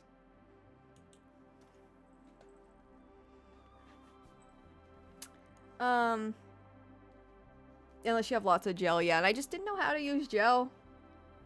I don't know. I don't know what. I just decided to just... I don't know what. Gel would have been the smart thing to do, but I just didn't think of it. I remember now, with the spiky hair, a lead engineer for Honda styled his hair to look like Sasuke. Really? Interesting. So if you want spiky hair, he has the look. That's crazy. I love that movie. Oh, Jimmy Neutron. Yeah, me too. Jimmy Neutron was my only exposure to Nickelodeon. Interesting, interesting. That's kind of like me. Well, I can't actually say this. I was gonna say that's like impossible with me and the Disney Channel, but I did watch a Lilo and Stitch cartoon and some other stuff, so I can't actually say that. I watched the show, but never the movie, really. Yeah, like, I watched the movie, and I remember watching, the movie premiered on Nickelodeon, too, and I remember watching that premiere and liking it so much, like, I asked my mom to buy me the VHS tape, but... yeah, I did watch a bit of the show. I even remember going to a friend's sleepover once, and, I played with The Legend of Zelda, the Minish Cap. I brought, like, my Game Boy Advance, and I had the Minish Cap, and I was playing the Minish Cap while we were watching Jimmy Neutron. God, that was a time to be alive, man. But yeah, I remember, like, I was watching it there, and, like, I did watch the show. I just didn't actively, like, follow it. Like, I don't know. I don't know what it was with the movie specifically, but yeah. Anyways, this was quickly debunked as a hoax, but regardless, the rumor and fake title persisted for quite some time. I fucking love how 4chan just says the most stupid bullshit and people just follow it blind. Like, Saki Sanabashi is a good example. Like, people can say whatever. You can't trace it back to the poster. You can't, like, contact them. It's, you know, it's just an anonymous dude. The Legend of Gel. You know what? That's yeah. That was a bit of a Freudian slip, wasn't it? Because, like, the hair gel was on my mind. But what is the CO board on 4chan? Please, somebody. You know, I'm just gonna look it up. I hope nothing bad comes up.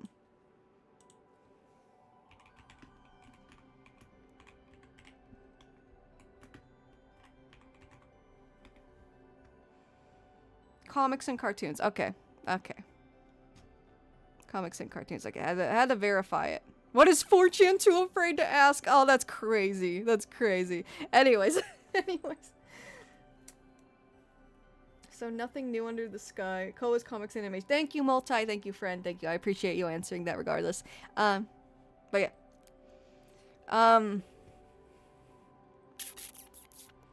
Afterwards, the search spread to sites such as the Lost Media Wiki and Sponge Buddy Mania. I've never heard of that site. My fucking... my words are flubbing. I can't talk. I can't talk. Towards the end of my streams, my ability to talk just fucking goes away. Sponge Buddy Mania. I wonder if that's like a SpongeBob fan site, kind of like Poke Beach, Cerebi, you know, those types of sites. There's another one, Maryland. Anyone remember Maryland? Like Meryl the Pokemon, Maryland. In April of that year, 30 seconds of footage was found in the 2013 portfolio of Nick digital animator Goopy Rossi. That's a name. We got, what was the other dude? Mr. Boing or whatever. What was his name? Do you remember that? Shaboing Boing? The dude in the cartoon thing. He had a funny name. I don't remember it anymore. It had Boing Boing in it. What is 4chan? Oh, it's that sweet summer child. For real, for real. I wish I can't go back now, man. I can't go back now. They can go back if they didn't go too far already, though. If they didn't go too far already. That poor soul. But yeah. I was more of a Cartoon Network Adult Swim girly than Nick. Really? You know, that was kind of me too, Pixel. Once Adult Swim started having anime and stuff, well, once I was more aware of it, I want to say back in the day when they had, like, Wolf's Rain Gundam Seed, I can pinpoint. And in Full Metal Alchemist, it was around, the original anime was on around that time. That's when I started, like, really getting into Adult Swim. So I agree with that. And same with, like, Cartoon Network. I remember watching, like, Camp Laszlo. Camp Laszlo. I don't think it's Laszlo, it's Laszlo, right? Camp Laszlo, fucking My Gym Partner's a Monkey. Like, that was the era where I just watched a lot of Cartoon Network. So I can definitely relate to that. I knew about it because a friend told me back in middle school. 4chan. Oh my god. I didn't know about 4chan in middle school. My condolences. That's I only like started learning about this shit like in the past like decade, I want to say. I wasn't that young. Once you spend enough time, you acknowledge 4chan. It's a 4chan. It's a rite of passage of the terminally online. That it is. That it is. But Goopy Rossi, guys. His name's Goopy. Brother's name is Goopy. Guys, it's funny, right? It's fun. Please agree with me. So I don't... Goop. His name's Goopy. It's funny, right? Goopy. You miss Goopy, Jeremiah. Look, his name's Goopy. His name's Goopy. Nick Digital Animator Goopy Rossi. He helped find SpongeBob Rehydrated because it was in his portfolio. I need a tier list. Goopoo Woopoo! Top 10 Goopy Woobies, let's go! I got that reference. I use that, I talk about that shit all the time. I reference all the time with my dogs. Like, Top 10 Gumpolds is another one. Goopy, a Goopy movie, hell yeah. But yeah, his name's Goopy, it's funny. It's funny. I know he's, I don't know, maybe he's Italian based on the last name. I don't know, but his name's Goopy. Goopy Rossi, also known for Sims 2. Are you serious? That's crazy. That's crazy. Anyways. It revealed the actual title of the short as SpongeBob Rehydrated. Detective and also Melon confirmed the connection with the Matrix 2514 However, says the find Kona, also left who, many unanswered why, questions. Hang on, I need who, my serious voice for that. That sounds way too... who, What? oh, who, exclamation mark, oh, who, oh, who, oh. Melon, what the fuck? Melon, no, don't do that. Like, genuinely, like, don't do that again, or I'm gonna have to, like, limit your ability to do that. I might have to time you out. Like, that... I'm glad it wasn't super loud for chat, but that's a little too much, bud. I'm sorry.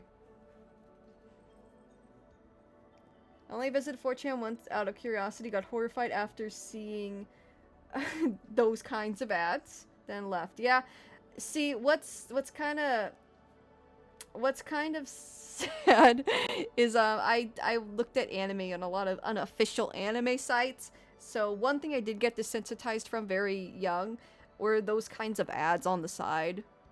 They were just a thing that were there, and I just, you know, scrolled past, moved on. Yeah, I don't know, Jeremiah. A lot of Korean. Twitch is showing Kokona who?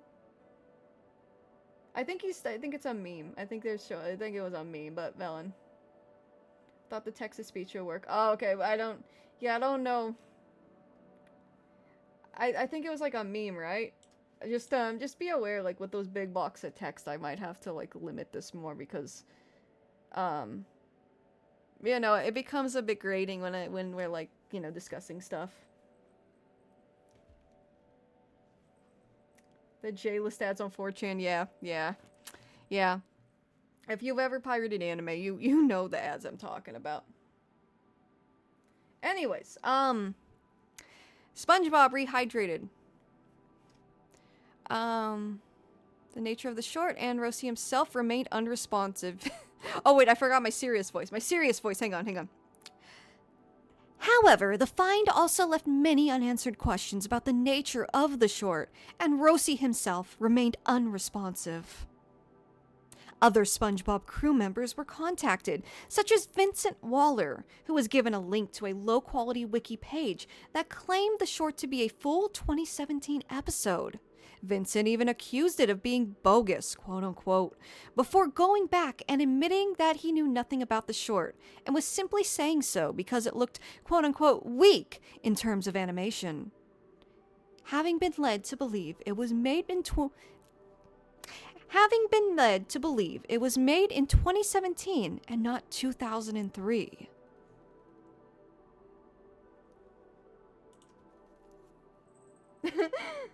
Thank you, excellent, thank you. Yeah, like, short stuff like that's fine. I'm not saying, like, the text-to-speech is not okay. Just, you know, big blocks of text like that can sometimes, like, annoy the rest of the viewers, you know? I want it to be a fun space for everyone. That's all I'm saying. But, yeah. Let's continue. It would be crazy to find a piece of lost media on some piracy site. You know, genuinely, people thought, that's where Sake Sanabashi would be found. A lot of people were scanning those types of sites for that.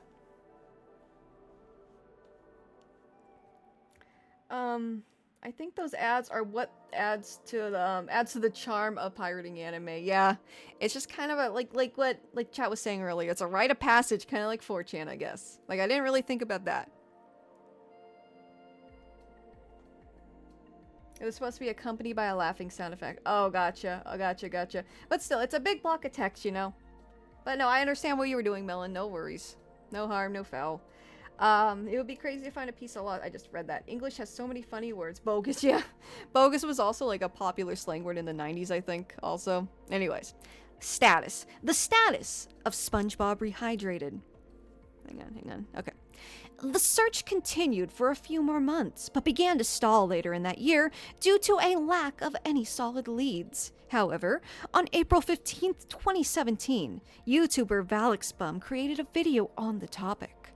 Despite containing a good deal of outdated information and inaccuracies, the video revived interest in the short. Later that day, animator Randy Gossman posted a public message to the encyclopedia SpongeBobby Wiki to clarify these rumors. Hang on, that one needs some more. That one needs that one needs a little more zest. Hang up. Later that day, I already fucked up. Later that day, hang on. I gotta get into the space. Later that day, animator Randy Gossman posted a public message to the encyclopedia SpongeBobby Wiki to clarify these rumors. Gossman stated the short was nothing more than an extra made by the animation team of the game Employee of the Month, and that it may have aired on Nicktoons in the network's early days. The short was made without involvement from the writers of the mains. The short was made without involvement of the writers. Fucking Christ. Okay. The short was made without involvement from the writers of the main series and reused 3D models from the game Operation Krabby Patty. Most importantly, though, he stated that no more footage exists than the 30 seconds that were already available. Though the entirety of the video footage is now confirmed to be found, Gossman also claimed that the short originally had a different audio track with sound effects. On May 20th, 2026, the official SpongeBob Instagram account posted a copy of the short with its original audio intact. Yippee! So, yeah. 3.5 hours. I said 8 at the latest, and it's 7:42, so we good. But yeah, y'all like that? Yeah, I gave it the YouTuber special there.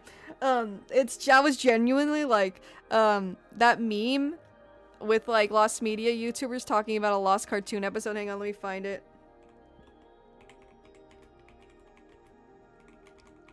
You guys probably have seen this. It's like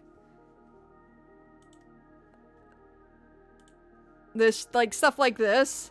Lost Media YouTubers talking about a recalled Shrek Burger King toy. And then true crime YouTubers talking about a real life cold case. Like shit like this. There's one. This is the most famous one.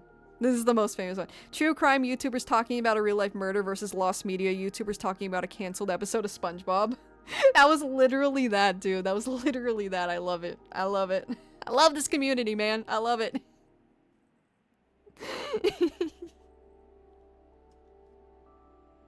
That should be a sound effect.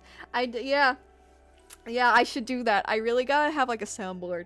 I gotta get my head in the game, man. I gotta get my head in the fucking game. But I will. I'll do it. I love this shit though. I love this. Lost Media YouTubers talking about a lost spooky Minecraft version that no one ever played or heard of before. I fucking love it. This community's great. The fucking streets that raised me, man. Not really. I was already adult when I like learned about Lost Media, but still. Anyways, yeah, this is found. You want to see what it looks like so you guys know the references I'm referencing? Oh, I didn't know the gamer from Mars made a video on it. That's cool. Anyways. So yeah, they just posted this on the Instagram account one day, and now it's found.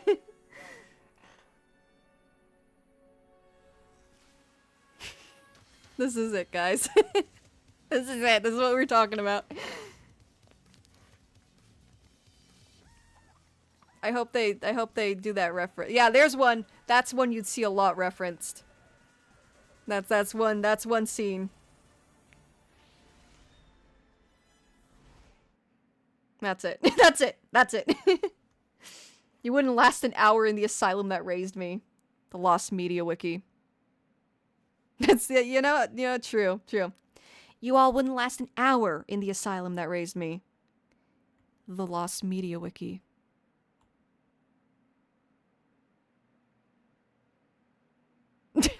It refreshed because I haven't mapped to the same button. I'm gonna have to refresh it again. There we go.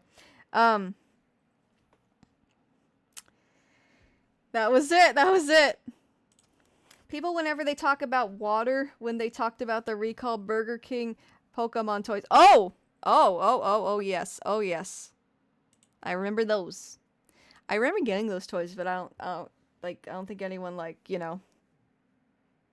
I don't remember any kind of urgency on part of my parents, like, thinking they were, like, you know, serious recall products. But I also wasn't, like, a baby, so. It's a very wait, what? It's a reference to a very meme lyric from a Taylor Swift. Is it from a Taylor Swift song? That's wild. She said that? She said that? Because I know the meme. I didn't know that was the origin. Hang on.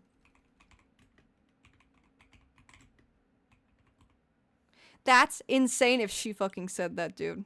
Oh my god!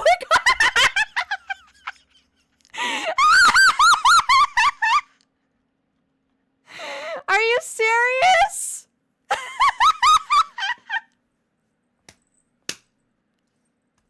What? This came from a Taylor Swift song? Are you shitting me? Are you shitting me? Where is it? Where is it? I need it. Where is it? Where is it? Where is it? Where is it? I want to snarl and show you how to serve this has made me. You wouldn't last an hour in the asylum where they raised me. Bars? Honestly, bars? But oh my god, that's fucking ridiculous. That's insane. I had no idea the origin of that was That's so fucking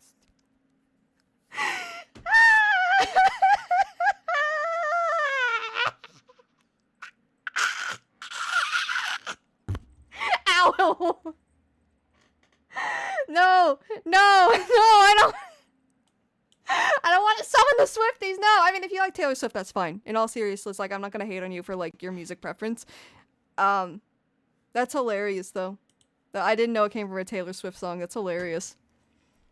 I kid you not, it was memed to hell and back because she was raised in a privileged household as a high middle class child. No, for real. And she got famous really young, like as a teenager. So she didn't, like, you know, like, there is a certain level of, you know, having a rough childhood if you were famous as a child. Like, of course, like, child stars and stuff.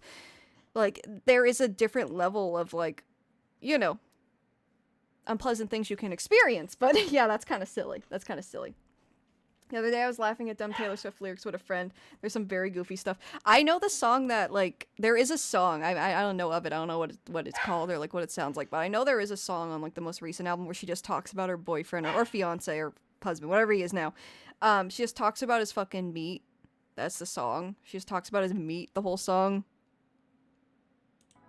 And I'm gonna be so real with you, like, I did, like, there was a couple Taylor Swift songs I liked in high school, like the You Belong With Me, and the one about Drew.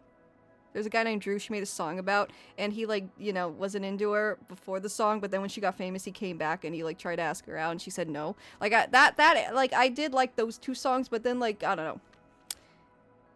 I just stopped caring after that. So, you know, there's nothing wrong with liking Taylor Swift, you know. I'm not gonna hate on, like, people for liking Taylor Swift. I just think those lyrics are funny. They're funny. And some of the things, like, you know, and some of the Swiftie behavior is just fucking, you know. Also, Jeremiah, your thing got modded because, of a specific word, but you're good, I can see it. I'll allow it. I'll allow it. It's in quotes, too, so, like, you know. No songs about toxic exes. Yeah, she was known for that for a while. But yeah, like, I don't know, like, I thought the fucking Teardrops on My Guitar was so deep and I could relate to it so much because, like, I was a teenage girl too, and I was like, oh, it's just like when the boy that I like not like me. Oh my god.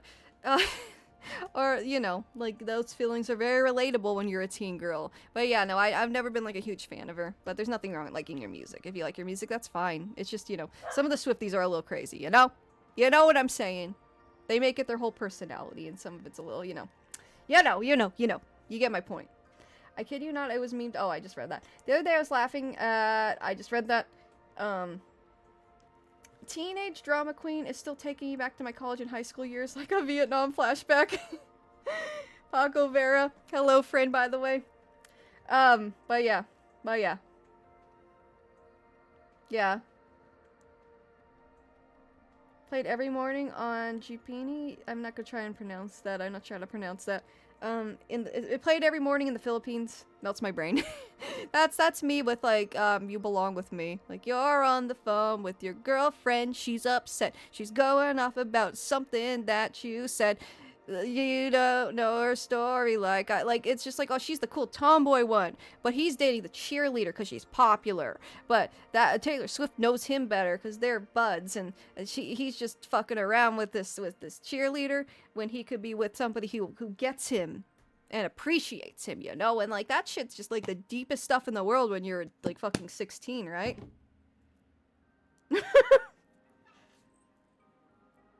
Yeah, Swifties, like, I'm just, yeah, there's nothing wrong with liking Taylor Swift. Please, spare us. Anyways, yeah. All that aside, I didn't know that meme came from that, and that's hilarious. That's genuinely hilarious. It's almost 8 p.m. though, so let's see what else was found before I got a skedaddle, you know? No, Fox! No! I didn't even say anything that bad. I was laughing at a meme. Anyways, Hitman 1983 pilot. That's a wild name for a game show, guys. They named the game show Hitman? Why?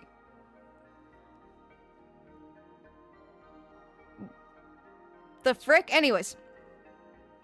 Oh, it lasted for a while. Okay, anyways. Hitman. Partially found. Jay Wolpert game show and other media. 1982 to 1989. Hitman was an American game show that was created by former Jeopardy champion Jay Wolpert. It aired... Jay Wolpert... I didn't know you could win a game show and then just go make one. Okay. It aired for 3 months in early 1983 on NBC and premiered alongside 2 other shows. Just Men and a revival of Sale of the Century. Just Men. What does Just Men entail? What does Just Men entail? I bet this wouldn't fly nowadays. I'm just saying.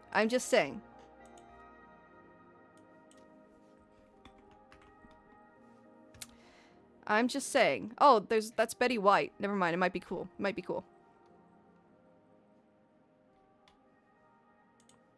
Wikipedia got me. I know Wikipedia got me. Just Men is an American game show that aired on NBC Daytime from January 3rd to April 1st, 1983. It starred Betty White, who won an Emmy Award for her work on the show.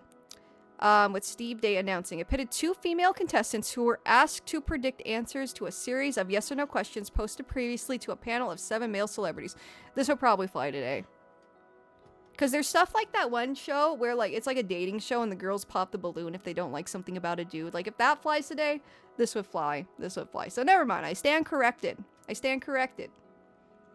Anyways.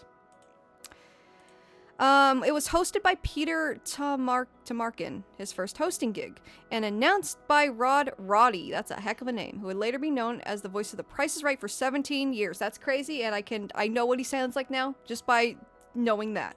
The two would later collaborate on Bill Carruthers' Jan McCormick game show, Press Your Luck, just 6 months after. Press Your Luck's the one with the whammies, I think. Like, no whammies, and then the whammies like a little dude. Little annoyed looking dude. Just 6 months after Hitman ended. The show wasn't a rating success like the other shows on the network's daytime lineup, and it was canceled after 65 episodes. The show has developed a cult following in the years since its short-lived run, much like Wolpert's previous show, Woo! Like, woo! I think like they're exclaiming relief. Anyways, yeah, a game show, and what did they find? Because it's partially found, so not all of it was found. Yeah, the whammies is Press Your Luck. The old man that I work with likes watching that game show. Oh, really? That's cool. I found that one dating show, The Woman with Balloons is Toxic. Yeah, I feel it's a bit toxic too, like on both ends. On both ends. There's a lot of toxicity. I think it just tries to clip farm. A lot of like, you know, hot takes or just get views. Every time I'm on Twitter, like if I accidentally scroll past a video, I'll just see a clip from that show. And it'll always like trigger me in some way. I think it's just designed to piss people off. Anyways, and the host kind of pisses me off because like some guys will say the most blasphemous like gross shit and she'll be like, okay, ah, ha, ha, like laughing it off like it's nothing. I don't know, that's just my opinion. But yeah, Hitman, the pilot, submitted by Comedy Fan. Okay. So the pilot of Hitman, a 1983 game show, was found. That's cool. Well, we're short on time, and I do want to show you guys one more thing, so we'll skip the clip of this. I think you guys get the gist of what this is. But, and yeah, we'll check this out. I'm gonna favorite this. I already did. Never mind. So we can check this out later. Finding, videos with 0 views, and he has that like number system. That's so freaking cool, dude. I'll look into that for sure. You know what I'm talking about if you were here a little while earlier. But yeah, the cache method. It's only 9 minutes, we can do it. So this is huge for finding internet lost media, and it'll explain why in a minute. It also talks about Big Star Secret, which Blame It on George has a great video on that if you want like the full story on that specific one. But yeah. The balloon popping game is pure rage bait. Oh yeah, it's just rage bait, dude. It's just rage bait. I want to know who actually found love on that and they're like still together and happy. It's like The Bachelor and The Bachelorette. Like a very, very small fraction of those people are still together. But yeah.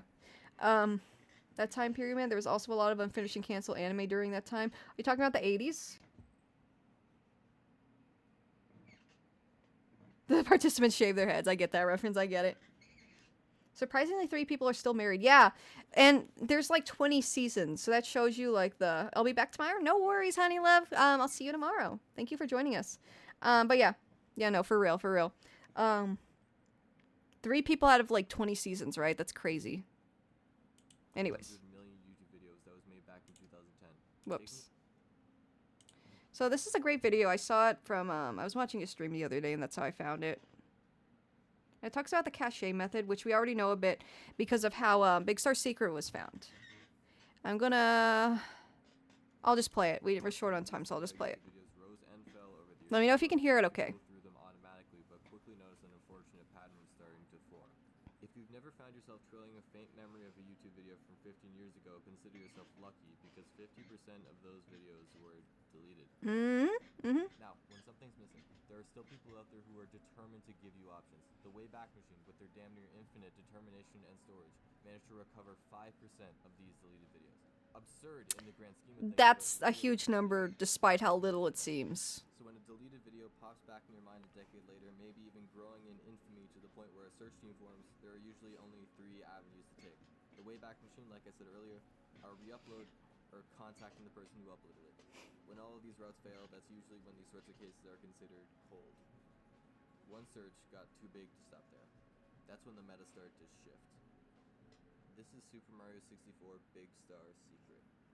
The search is so crazy, dude. Early 2010s, this video posed up as a tutorial to unlock some vague, dark secret in Super Mario 64. Most people, given the culture of the time, thought this was going to unlock Luigi. Over 700,000 people tried to keep up with this ridiculous, unorthodox tutorial where Mario is blue and every text box is swearing at you, but right in time for the grand reveal, this video pops up. Yeah, truly the Wild West era, for sure. Wii browser, yeah. Not to mention the audio being swapped. You can't hear anything? Oh, how's sound, guys? Can you hear it? Let me know if it's low, because I can turn it up a little bit. Hang on. Count is pretty low. Okay, gotcha. I had a low for, like, background music, so, yeah, that makes sense. Let me know if this is better.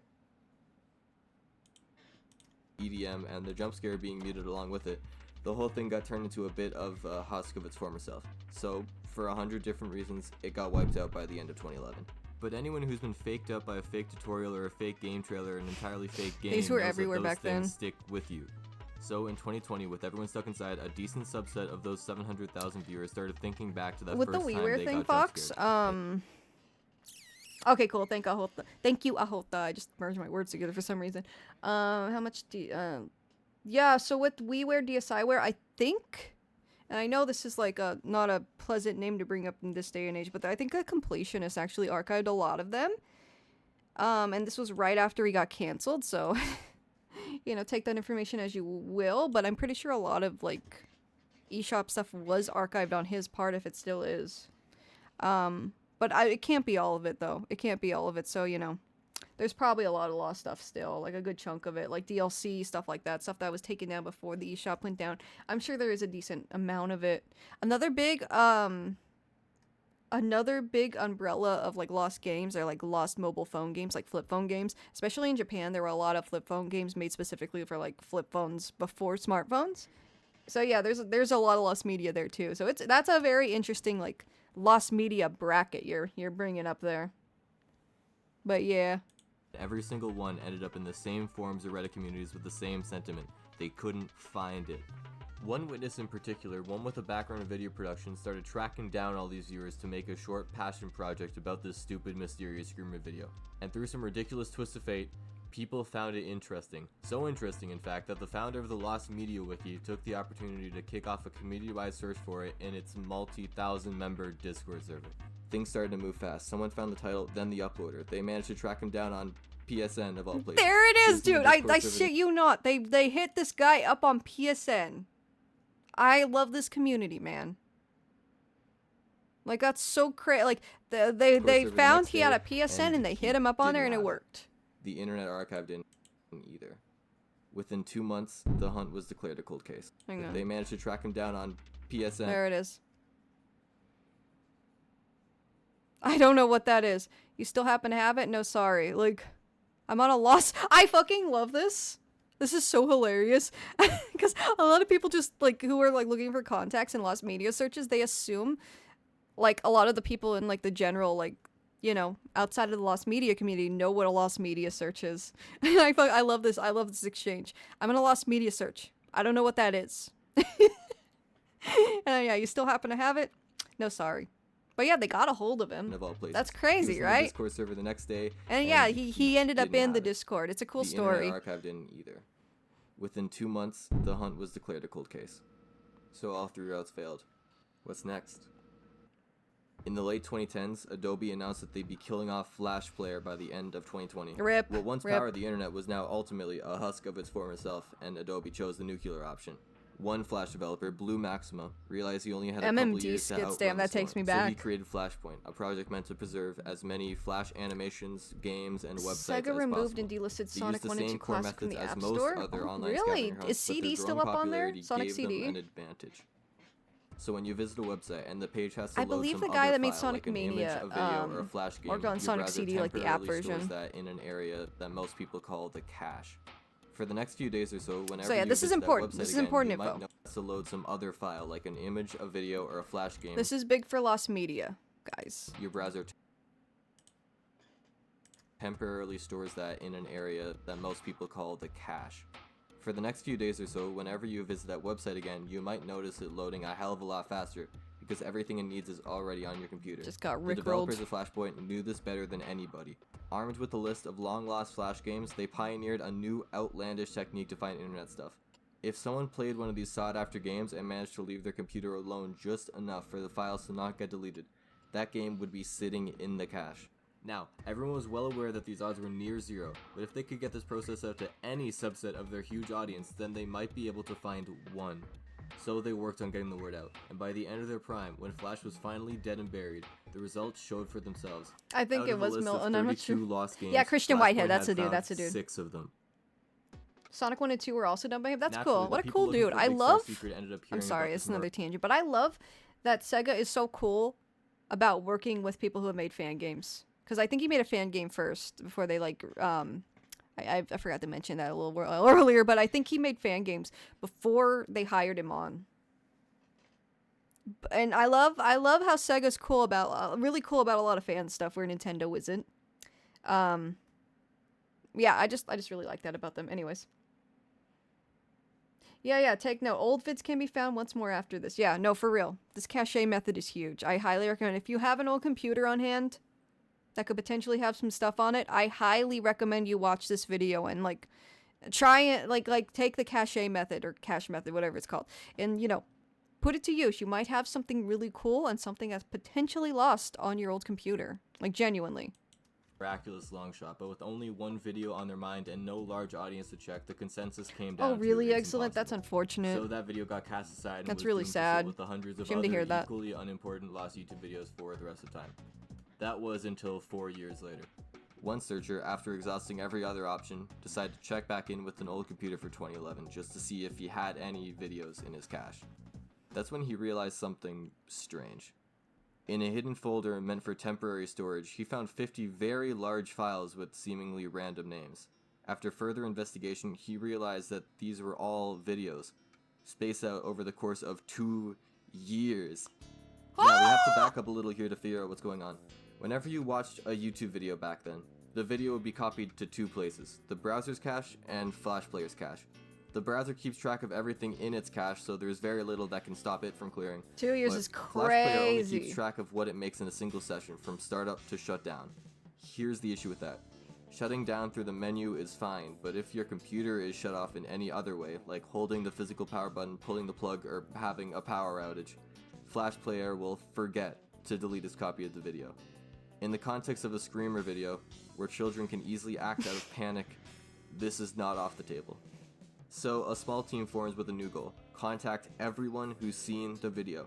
Some managed to pull out tens, if not hundreds, of videos using this newly coined cache method, but none were the Mario It's so screamer. cool, dude. It's so In May of cool. 2025, however, one witness was pulled out of a comment section with an interesting anecdote. I think I ran down the stairs and had my grandmother turn it off for me. I'll try and look into getting it turned on again. This was a 1 in a million account.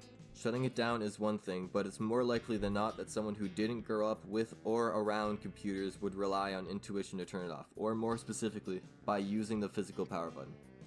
This could be it. It's just like it's The file system is raw. It's not available for raw drives. What the hell is a raw drive? The hard Average drive was Discord corrupted, conversation, 0 bytes everyone's were able talking to be over read, each and other. it caught fire within 2 hours. I The love driver's it. dead. And then 4 days later, some other guy shows up like, "Hey guys, is this it?" They had This is St. Michael the full Archangel's unfiltered icon as a footage PFA. of That's Super wild. Mario That's 64 wild, Big dude. Star Secret, the first 47 seconds at least.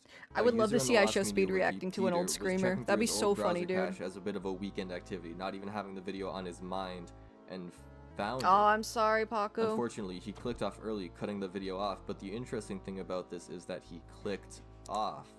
He closed the tab. There was no shutdown to stop I the don't file have any from of my clearing, old so computers either, so how did he have it? I can't do This is where the for scene myself completely either. falls apart. Peter had 5,000 videos sitting on his hard drive uncleared for 17 years. This wasn't some circumstantial bug like the shutdown glitch. His browser was broken. Everything that he'd ever seen on the internet, every image, every video, every game, every little soundbite, it was all there. Whether it hero was a glitch we or a virus, needed, the index file that dude. kept track of everything, the only thing that could mark all those videos for deletion was gone. So logically, everyone ran to Flashpoint to see if they'd encountered anything like this, and they hadn't. But that's not to say it was Bro. uncommon. The standard, Bro's the chosen universally one. accepted program that Flashpoint used to check people's cache relied on that missing index file. If someone with Peter's bug ran their exporter, it would say they have nothing in their cache, period. And you might jump to say that their chances could have been better if they somehow knew about this, but this whole conversation led to another revelation. When Flashpoint as a whole uncovered 6 games through internet cache, this was not from 10,000 computers. I'm sure you could assume that, but it didn't even touch the thousands. In fact, the amount of people who checked in with Flashpoint, the total number of people who went out of their way Right? to That's see if like they a- had anything important in their cache, did not exceed the double digits. Peter's glitch was far, far from the only thing that could stop cache from clearing. The reason that so few They should pieces call of like lost this media amount have been of found through data internet cache Peter is not byte in inherently honor. because it's unlikely, it's because people think it's unlikely. So let's really try to put these odds into perspective. Peter is one of the admittedly few people out there who would know where to find their cache, how to interpret it, and how to find YouTube videos. Not only that, but these traits would also have to overlap with him being aware of this relatively niche lost media hunt, because to be clear, Peter did not remember watching the video. The way all these odds lined up for one of the most prized deleted YouTube videos of all time is almost too good to be true, to the point where it's clear to me that this isn't as much of a miracle as we might think. If cache recovery as a concept could be justified to a mainstream Peter. audience, the amount of stuff Hey, that Peter. could get found is frankly ridiculous. So this video is ultimately a call to action. Hold up. I'm a student of data science. I think analytical AI could be used to watch these videos to check for lost media in university. That'd be cool. And honestly, that'd be a really good use of that kind of technology. I think that would be awesome. I think there'd be so many cool breakthroughs that could come about if that was used correctly.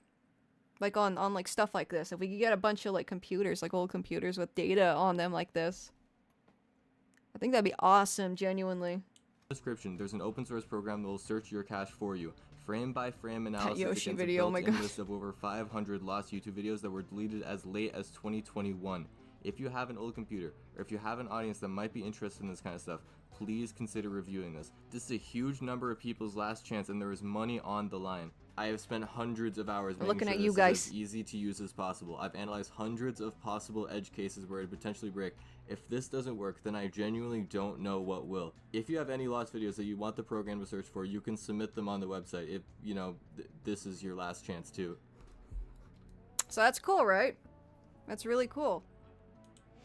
A lot of cool methods to obtain internet lost media, and if anyone happens to have Slamfest on a computer and that's recover, then hell yeah, let's, you know, that's awesome. And the videos he showed at the end, they do have genuine bounties on them.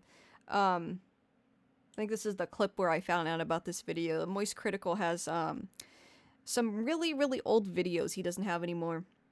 From like 2008, 2010-ish, around that ballpark, I think. And this method could be used to recover them, and he's offering like money for the videos. Like in total, like if all the videos were recovered, it'd be 25 grand. That's a genuine bounty, if anyone's wondering.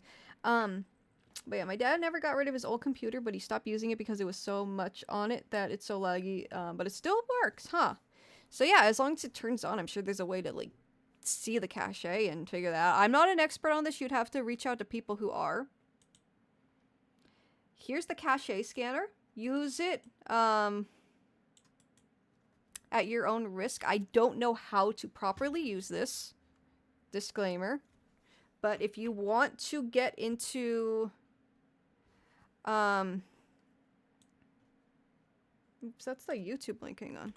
If you want to like try this out for yourself, if you're, you know, want to look into this more, I'm gonna pop it into the chat.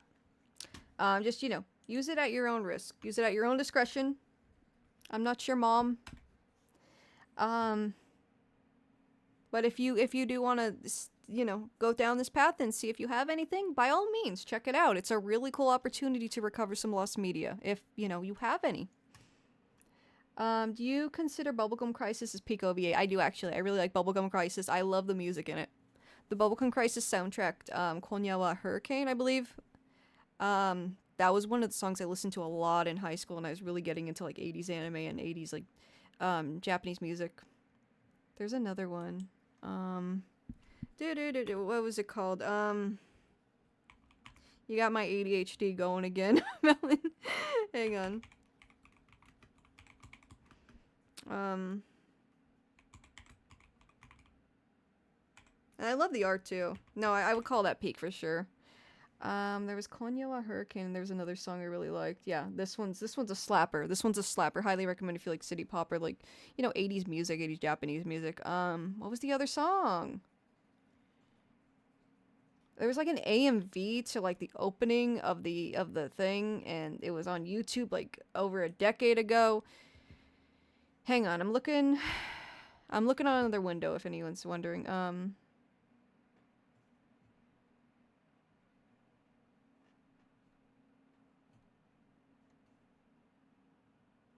Where is it? There was a banger of a song. I can't find it though.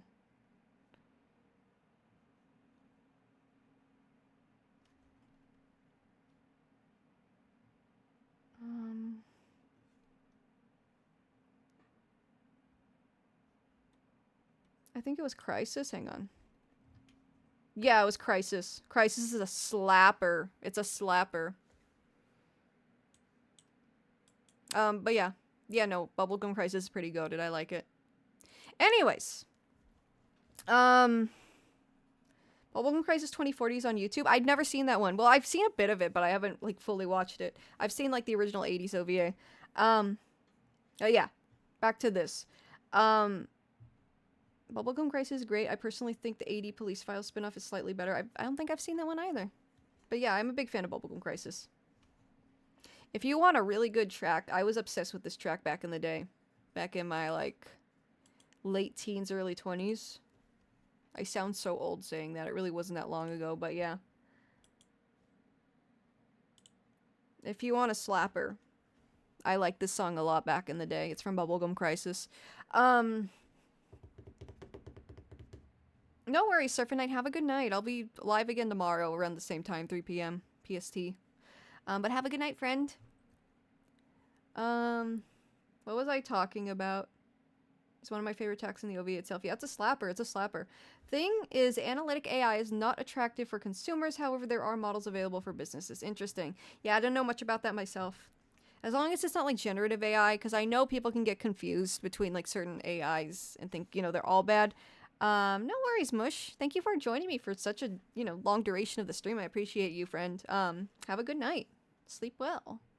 Sleep well. I ate the alarm clock.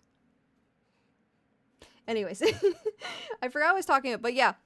If you do want to use the cache method, and if you do have any old computers.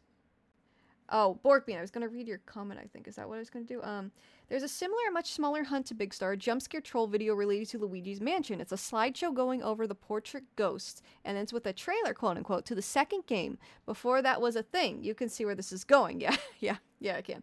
As of now, we have, all we have is 16-year-old low-quality camcorder recording of the slideshow portion. The thing is, I'm pretty sure, I saw that video way back when, so personal stuff, I guess. That's cool. Do you have the name of it? You can drop it in chat before I head out. The Blu-ray release of Bubblegum Crisis, that's cool.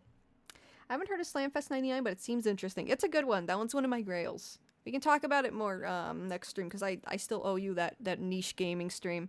But yeah, speaking of that, I gotta hit the hay myself. To quote Mushmoo here. That's literally what I gotta do. So yeah, if you do, like, this is a good video. If you want to learn more about Big Star's secret, though, before I head out. If you want, like, a documentary on that specifically, Blame It on George has a really good video on it. I highly recommend it. I'm gonna pop it in the... I'm gonna pop it in. I'm gonna pop it in here. I'm gonna pop it in. Because I can. I'm running the show. But yeah, he interviewed, I believe his name's Marvel? Sipangu. I did not go to that. I'm not even sure what that is. Otto was there. Yeah, I didn't, I'm not sure what Sipangu is. Sipangu. I haven't really left the house much lately. The last thing I did was the Renaissance Fair. A couple of weeks back, so.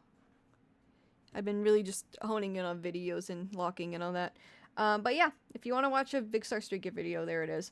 Also, love Bubblegum Crisis and the fact that it was the earliest work of the same creator as Gunsmith Cats. Yeah, Gunsmith Cats is another banger, and I love the design of the blonde girl. I think her design's so fucking cute. This blonde girl right here, I love her design. I don't know her name. I haven't watched this in a while, and I don't know. The blonde girl right here. I like her haircut too. But yeah. I'm going to go to sleep. It has been about roughly 5 hours. And yeah. I think it was May. That sounds familiar. Zipango was a concert festival that featured a lot of prominent current J-pop artists. Oh, I think I've heard of that. Yeah. I did not go to that. But one thing I do want to go to is the Sonic the Hedgehog live concert that's happening this fall. I really want to go to that. There's a Sonic concert for the 35th anniversary. But yeah, Minnie Mae Hopkins. Okay, cool. I love her design. It's so fucking cute. Another design I really like is Kay's original design from Dirty Pair. Like the OG one with the short hair, the short 80s hair. I fucking love her original design. This one right here. It's from the opening, so it's high quality. It's so 80s, dude. It's so 80s. So 80s. They both have really cute designs, but I just like her haircut and like the headband. It's so 80s, dude. I love it. I believe this anime was based heavily on like wrestling and stuff, and like without the headband. Like I love it. It's so 80s, dude. It's so cute. Anyways. But yeah, I think this anime has heavy roots in like the Japanese female wrestling scene, if I recall. 80s perm K, no, for real, for real. I loved perm hair. I always wanted to get a perm, but I don't want to destroy my hair, so. Yeah. It wouldn't last very long, and dyeing and perming your hair is a kind of an issue, so yeah. Yeah, before Moe. Like, when I say I like anime, like, Moe stuff's fine, but I'm usually talking about, like, cool shit like this, you know? But yeah. I am going to go to sleep. I am tired. Where's OBS? There it is. So, I hope you enjoyed the stream. Tomorrow, I will be back. And I do owe you guys that gaming stream soon, and we'll look into more, like, niche lost media stuff soon. But yeah, I'm gonna be pretty active this month. Once I'm done with my long-form video, I do, for, like, Sakura Stardust, I'm gonna, you know, go full throttle over here. So I hope you guys look forward to that. Gen C's broccoli hair. Fuck that. Fuck that, dude. Fuck that. She bussin'. No, fuck that. Fuck that. No broccoli hair. No broccoli hair. Morning in the time zone I live in. Oh my god.